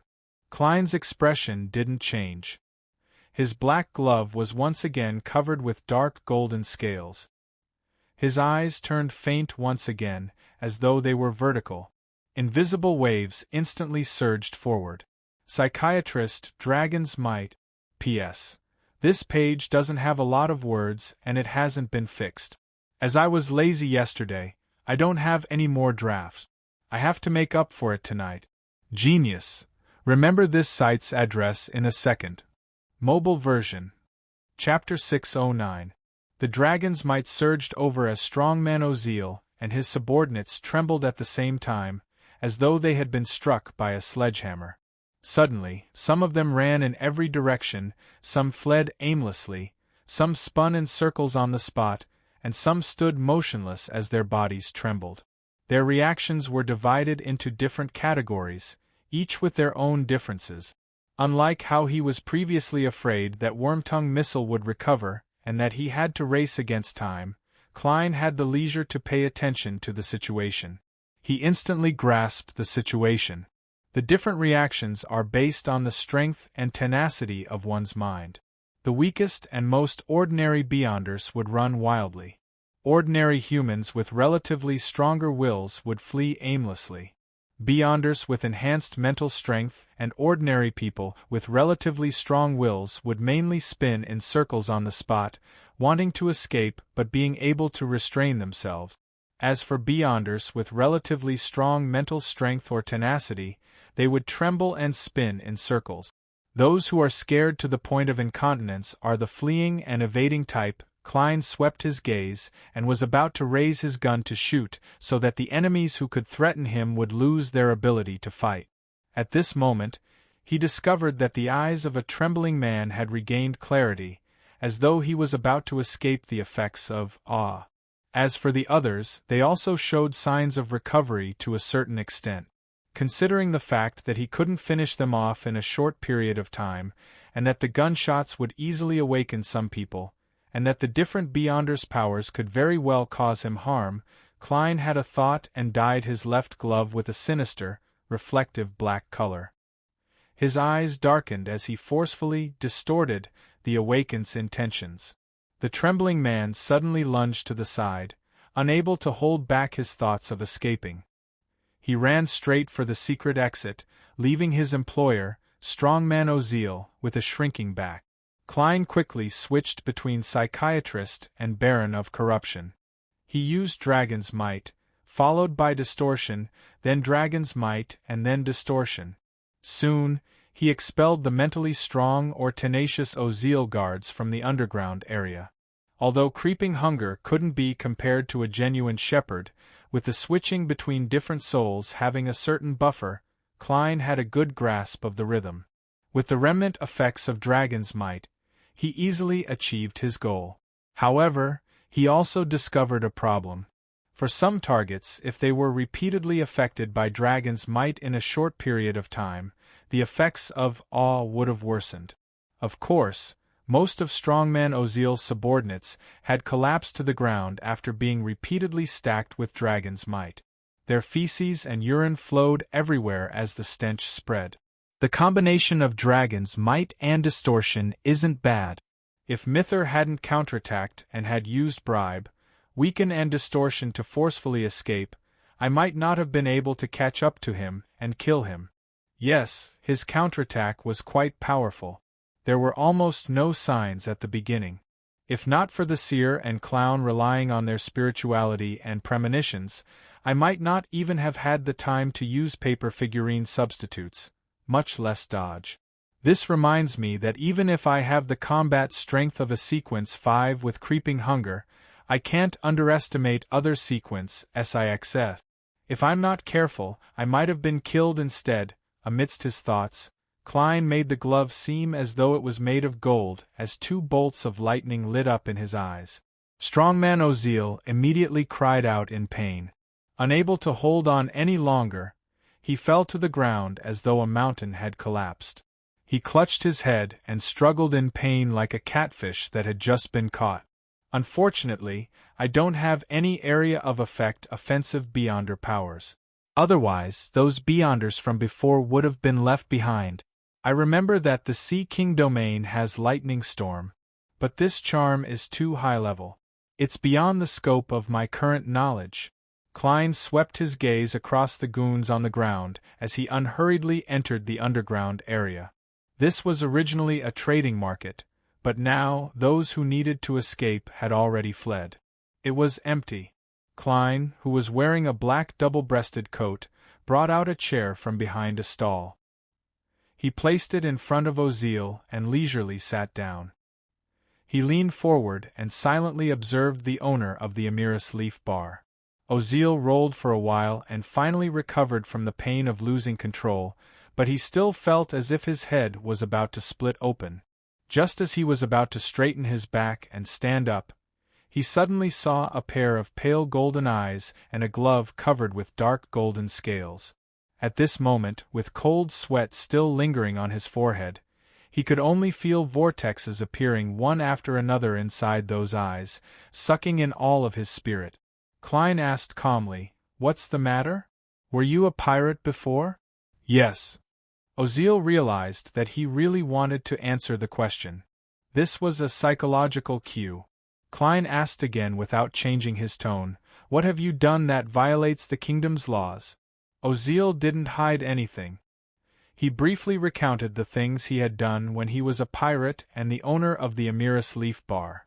It included pillaging a liner, humiliating female passengers, killing the innocent, and kidnapping a competitor's family. He even set up an ambush, causing the entire family to sink to the bottom of the sea. Klein silently listened as the corners of his mouth curled up. He patted his left palm with his right hand. What a competent pirate, a qualified mafia boss. Amidst his praise, he extended his left palm as a hideous mouth tore open on the thin human skin. Shrill screams immediately resounded in the underground area, but they only lasted for a few seconds before coming to a halt. All that was left was a lingering echo. Klein sat in his chair as he silently watched the bright points of light slowly converge in front of him. Around him, the thugs, who were cowering in fear, instinctively distanced themselves from him as they crawled on the ground, leaving behind filthy traces. After a while, Klein slowly stood up and bent down to pick up the pure ball of light that was the size of a baby's fist, as well as the wallet in Ozil's clothes. Glancing at the thickness of the cash, he put away the two items, put away his revolver, took off his half-top hat, and bowed to the trembling thugs who were hiding in a corner. After doing all of this, Klein checked the underground area. Regrettably, he didn't find anything like a safe. All he could do was return to the passageway, pick up Wormtongue Missile King's corpse, and walk to the entrance. He paused for 2 seconds as his mind naturally outlined the scene outside. He realized that the guards, who he thought would attempt to open the door and enter to rescue him, had long disappeared. The dragon's might from before made them understand that this was a battle between Beyonders, so they retreated? As expected of a place where pirates run rampant. Even ordinary people have the chance to understand Beyonders. It seems like such things happen here often? A wanted criminal was suddenly arrested by the mandated punishers? Klein untied the chains and touched Missile's pocket in passing, transferring the other party's cash to himself. Holding back the urge to earn points, he ignited a paper figurine and threw it outside. Then, he opened the entrance door and walked out with Missile's corpse. At this moment, most of the customers had already dispersed, leaving only 7 or 8 people hiding in different spots to await the outcome. Klein surveyed the area without any expression, making the gazes hurriedly retract. The only one who dared to look him in the eye was Oz Kent. This military liaison frowned as he watched German Sparrow slowly walk over with a corpse in his hand. Bang! The corpse flew in front of him and knocked over a table.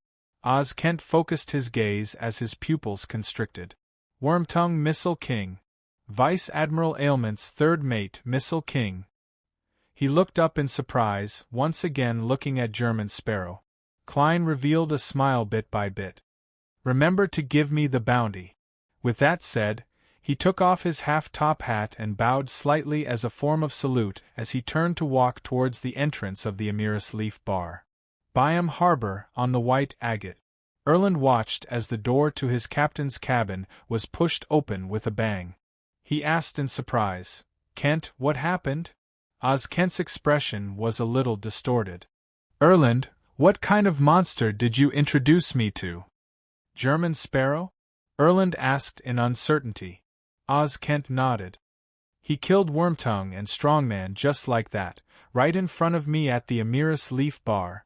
It didn't take more than 5 minutes. He felt like he was going crazy." "Missile King?" Erland said the name as though he was muttering to himself. Following that, he revealed a wry smile. "From the looks of it, we have to report this to the higher-ups." He didn't mention Blazing Donna's, nor did he mention Steel Mavadi's death. "All right." Oz Kent was waiting for this sentence. 3 in the afternoon, in a garden house near the Byam Governor-General's office. Erland and Oz Kent sat in an elegantly decorated living room, waiting for the important figure's response. After an unknown period of time, a young man with neatly combed blonde hair came down the stairs.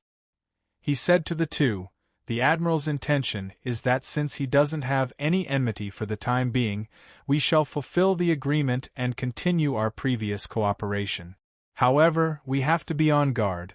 Also, send a telegram back to Bakeland to secretly investigate his true identity and his intentions at sea. Also, spread the news of him killing Missile King. Spread it to the pirates." "Yes, Mr. Luan." Erland and Oz Kent heaved a sigh of relief after receiving clear instructions. Inside the inn, Klein did a divination and counted the cash.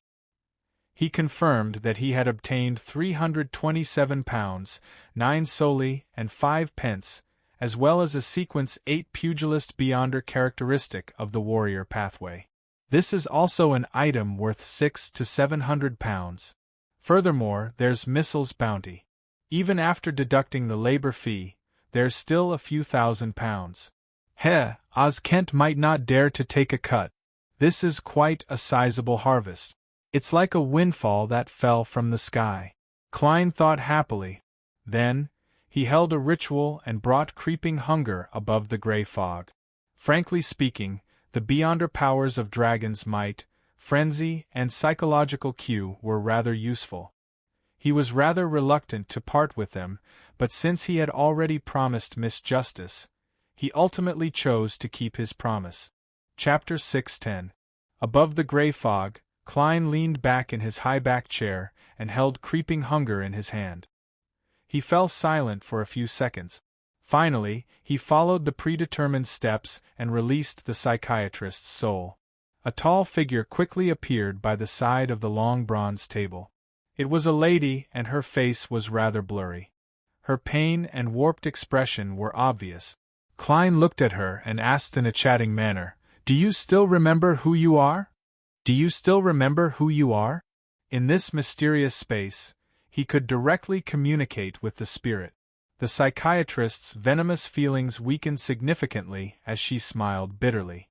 "Of course I remember. I'm a member of a secret organization. I planned on meeting a friend in Toscarter Island, but I ended up encountering pirates on the way. Although I used my powers to resolve that disaster, the pirates who escaped informed Zillings of the corresponding situation. In order to obtain my powers, he deliberately changed his voyage plans and blocked our ship. You should be able to imagine what happened after that. Thanks to his cautiousness, I was directly killed. I didn't encounter something worse than death like the other female passengers."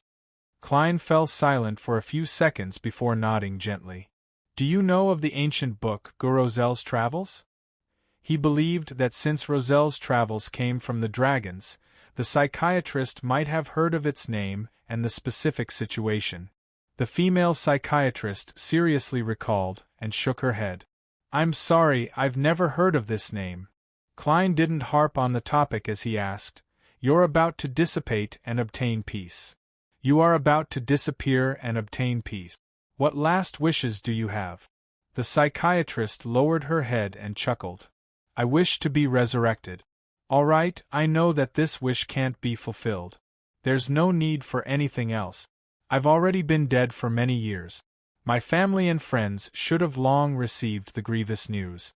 Passing the news of my death will only make them recall the pain." "All right, thank you.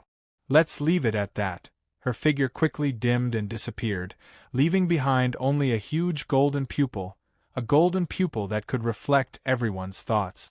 This was a beyonder characteristic left behind by a psychiatrist. Klein sighed and pondered over the details in the psychiatrist's words. She went to Tuscany to visit a friend, alone, without relatives.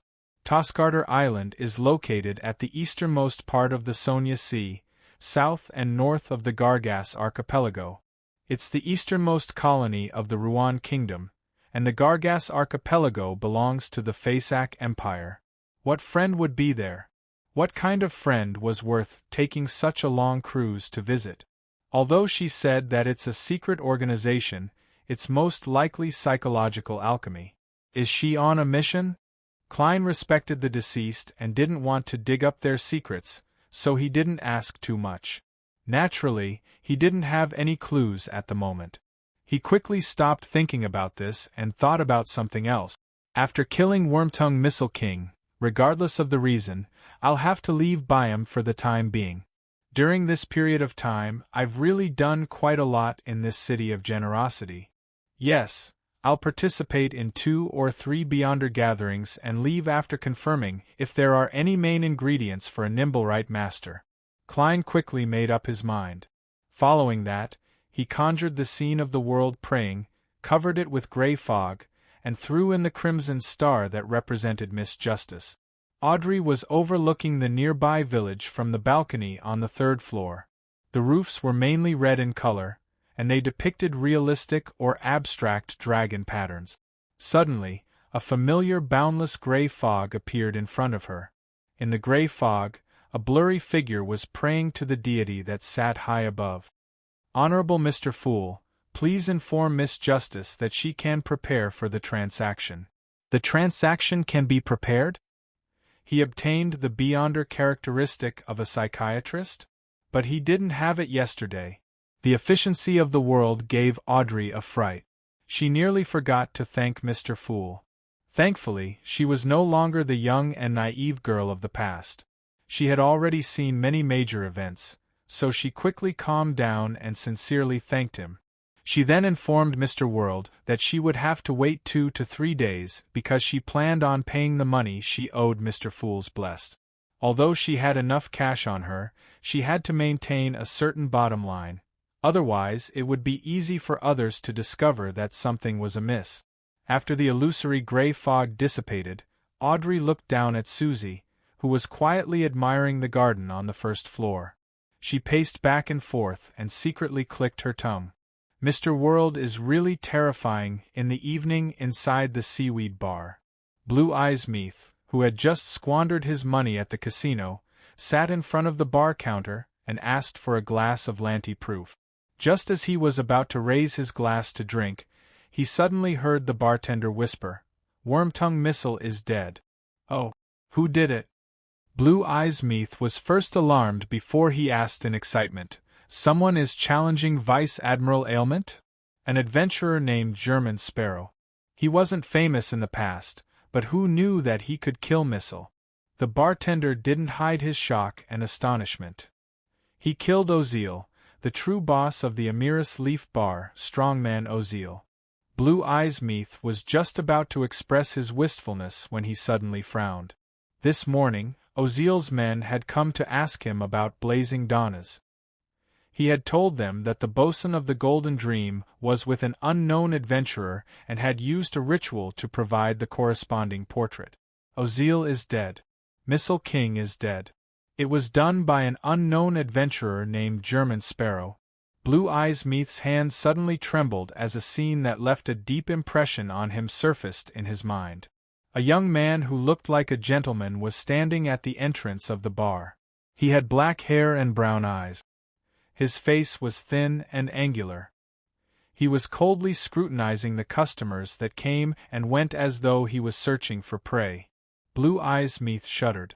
Without bothering to drink, he got up and strode out of the bar. Too terrifying. That fellow is too terrifying. Even Wormtongue died at his hands. He's definitely a powerhouse at the admiral level. He's definitely looking for me and wants to kill me as well. No, I can't stay in by him. I have to immediately return to the ship and leave this place. Blue Eyes Meath went straight for the Red Theater and forcefully pulled his companions away. He headed for the forest outside the city and took a detour to the private harbor controlled by the Resistance. The herb store in the alley diagonally opposite the Red Theater remained open. The chubby apothecary Darkwill sat behind the counter. He looked calm on the surface, but he was feeling anxious on the inside. He had already contacted the members of the Life School of Thought through various means to seek the necessary help, but he had no way of knowing who would come or when. All he could do was endure his fear and anxiety and continue opening the store, pretending that nothing had happened. "Darkwill, you look very uneasy." The chubby owl flew back out of nowhere and landed on the counter. "There's no need for you to remind me. I know my condition very well." Darkwill waved his hand impatiently. He still remembered that back when he was studying under his teacher, he was always warned to be careful of official organizations and true sanguine. For this, Roy King had given many examples. There was the eternal imprisonment underground, where he didn't see sunlight or women. There was the act of becoming a researcher, using his body to test the dangers of certain sealed artifacts. There was also the act of undergoing all kinds of experiments and mutating into a monster that only had instincts left. There was also the act of being fed on by the sanguine and being turned into a puppet. These examples were deeply imprinted in Fatty's mind, causing the courage he lacked to vanish. After leaving his teacher, he would only stay in a city for a short period of time. He would immediately leave when there was a risk of being exposed. Darkwill tried his best to rein in his horror as he turned his attention to the problem of how to save his teacher. Old Man has been captured for quite some time. Why is he still imprisoned in the Governor General's office? With the military's capabilities, they should have long figured out what they need to know. Be it directly executing him, harvesting the materials, or placing him as a researcher, they must have already transferred Old Man. Could it be that Old Man has used some means to hide the secret, or do they want Old Man to become a spy? Sigh, I should have directly agreed. Darkwill scratched his head as his thoughts wandered. Gradually, he recalled the last letter he had with his teacher, Roy King. The old man always likes to give hints in seemingly ordinary places. Could there be a similar message hidden in the letter? That letter didn't say anything. It only arranged to meet near the Red Theater and flaunted his gambling skills. Pooey. It's clearly based on luck. He even told me to head to Mabel's grocery store on Matt Street to buy a die and prepare to receive an education. I was thinking of buying it when we met, but I never went. Perhaps there's a secret there? Darkwill was like a drowning man who had grasped at the last straw. Many of the streets in Byam were named after cities in the kingdom of Ruan. Darkwill used a few minutes to muster his courage. He brought the owl with him, closed the door, and walked out of the alley. While waiting for a rental carriage, he bought a copy of the news bulletin from a newsboy and flipped through the international, national, and archipelago news out of boredom. Suddenly, he saw a familiar face. It was none other than the adventurer who had informed him of Roy King's whereabouts. Gairman Sparrow killed Wormtongue Mither King, who has a bounty of 5,400 pounds this afternoon. I actually entrusted such a powerful adventurer to do it. Darkwill clicked his tongue in amazement. He quickly threw the matter to the back of his mind and boarded a rental carriage. He headed straight for Matt Street and found Mabel's grocery store. The shop owner was an amiable old lady. She sized up Darkwill a few times and said, "That's right." She sized up Darkwill and said, "The die you need is worth £1. You're robbing me." Darkwill roared inwardly, but this made him even more certain that the die might be hiding clues. After paying, he received a tiny ring box and opened the lid. There was a milky white six-sided die inside. The number facing up was a red 4. Although he was puzzled that the die was very ordinary and that the ring box was filled to the brim with almost no gaps, Darkwill cautiously didn't study it on the spot. He placed it in his pocket and walked to the other side of the street. When he came to a secluded spot, he couldn't help but take it out to take a look. He didn't find anything wrong with the die. At this moment, a carriage quickly drove past, giving him a fright. His wrist trembled as he dropped the die to the ground. The die continued rolling until it finally stopped with a red 1 facing up. Darkwill cursed the carriage driver and took a step forward, preparing to pick it up. Just as he took this step, his body suddenly faltered. Without any obstacles, he slammed to the ground with a thud, leaving him dizzy. He was momentarily at a loss as he lay there. In front of him was the milky white die. P.S. My family's elder is critically ill. I have to make a trip back. There might be a funeral after that, so I can only do one update for the next few days. It'll be at 12:30 in the afternoon. I'll only resume after I'm done. Sigh, at my age, my grandparents really leave whenever they want to. Please remember this book's original domain name. 9 Heavens Divine Emperor Mobile Version.